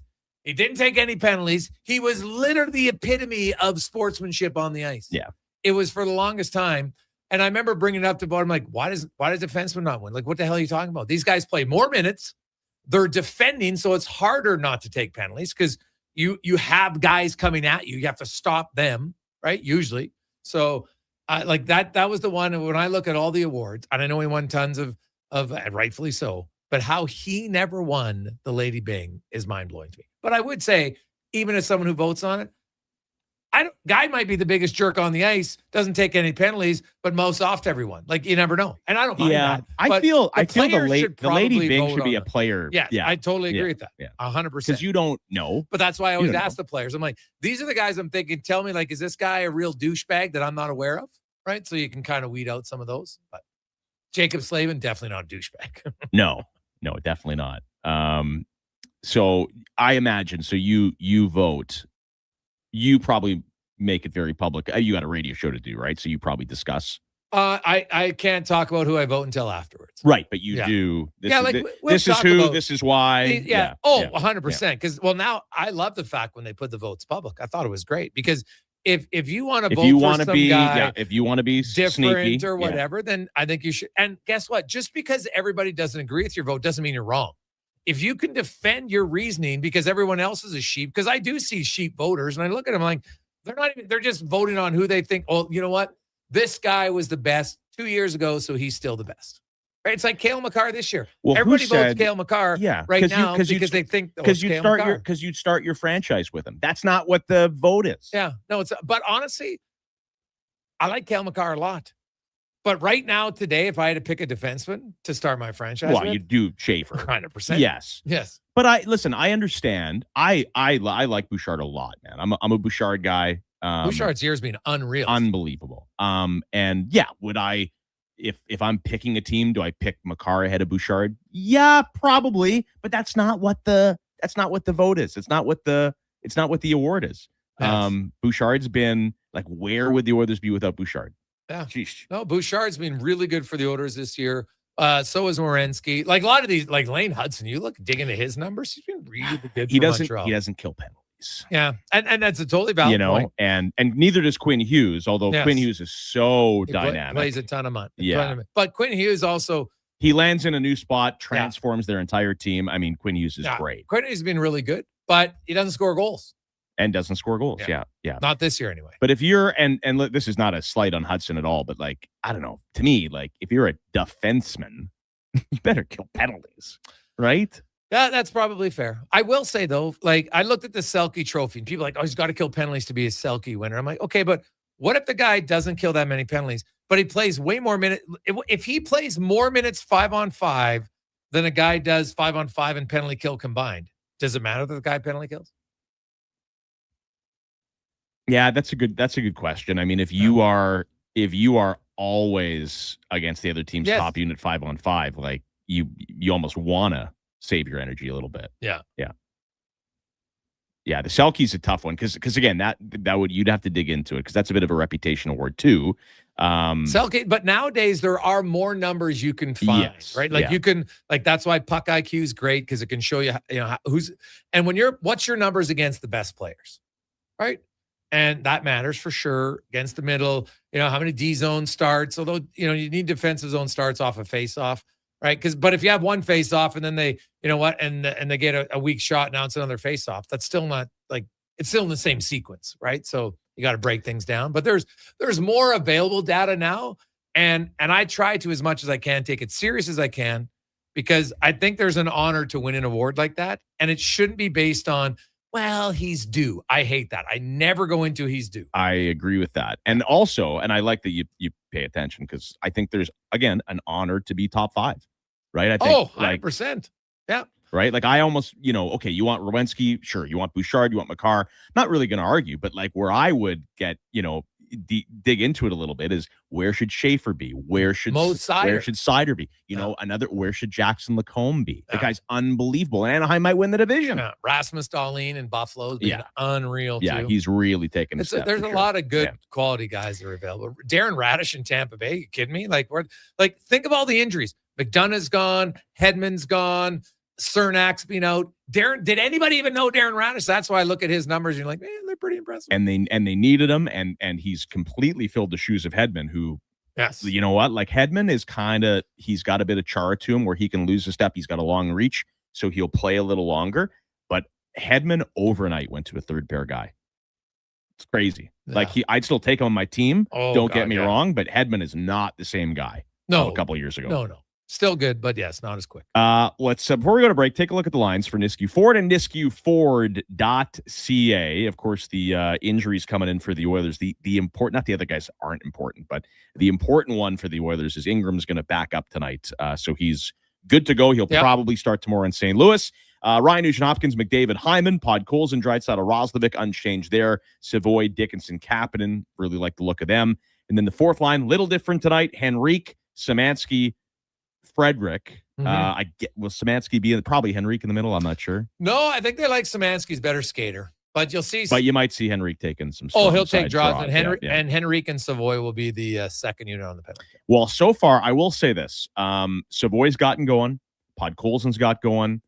It's been a really nice little stretch here for Frederick. Henrique's the guy, like the only guy that He needs to get going. Yeah, for sure. And then Echo and Bouchard, Nurse Murphy, and of course, no Emberson. So nice that they have Spencer Stastny you can draw in with Jake Wallman, and Tristan Jarry gets the start over on the Dallas side of things. Man, it looks like a depleted lineup. Robertson, Wyatt Johnson, obviously good on the top line with Maverick Bourque, Sam Steele, Matt Duchene, Jamie Benn, Bunting, Ritzkovian, and Ernie is your third line. And then Oscar back, Colin Blackwell, and something called an R2 Hiri is Huru. I know a lot of I looked it up. That's what I give my cats. Yeah, it's Hurus. Huru. Yeah, like they You know what you do? You take it's like the squeeze up tube. You put the Hurus in the in a little ramekin, and then you put it in the freezer. Oh, you there you go, freeze buddy. it, and then they get 10 minutes. You look at Jack's got a few tongue twisters tonight for the third and fourth line centers. Listen, I know a lot of players. I've never heard of R2 Huru. No, I honestly had to look it up at the enunciation. Not to be confused with Atu Ratu. Yes. Another Finn, buddy. Vancouver. Another Finn. That's right. And then, of course, getting the start tonight is Jake Ottinger, who I've never seen play a good game before. Okay, that is the lines for Nisku Ford and NiskuFord.ca. Enjoy your evening, Greg's. We'll talk to you tomorrow, same time, same place. You betcha. All right, we'll be back with more. This is the Titan Supply pregame show on Sports 1440. Oilers pregame is brought to you by Titan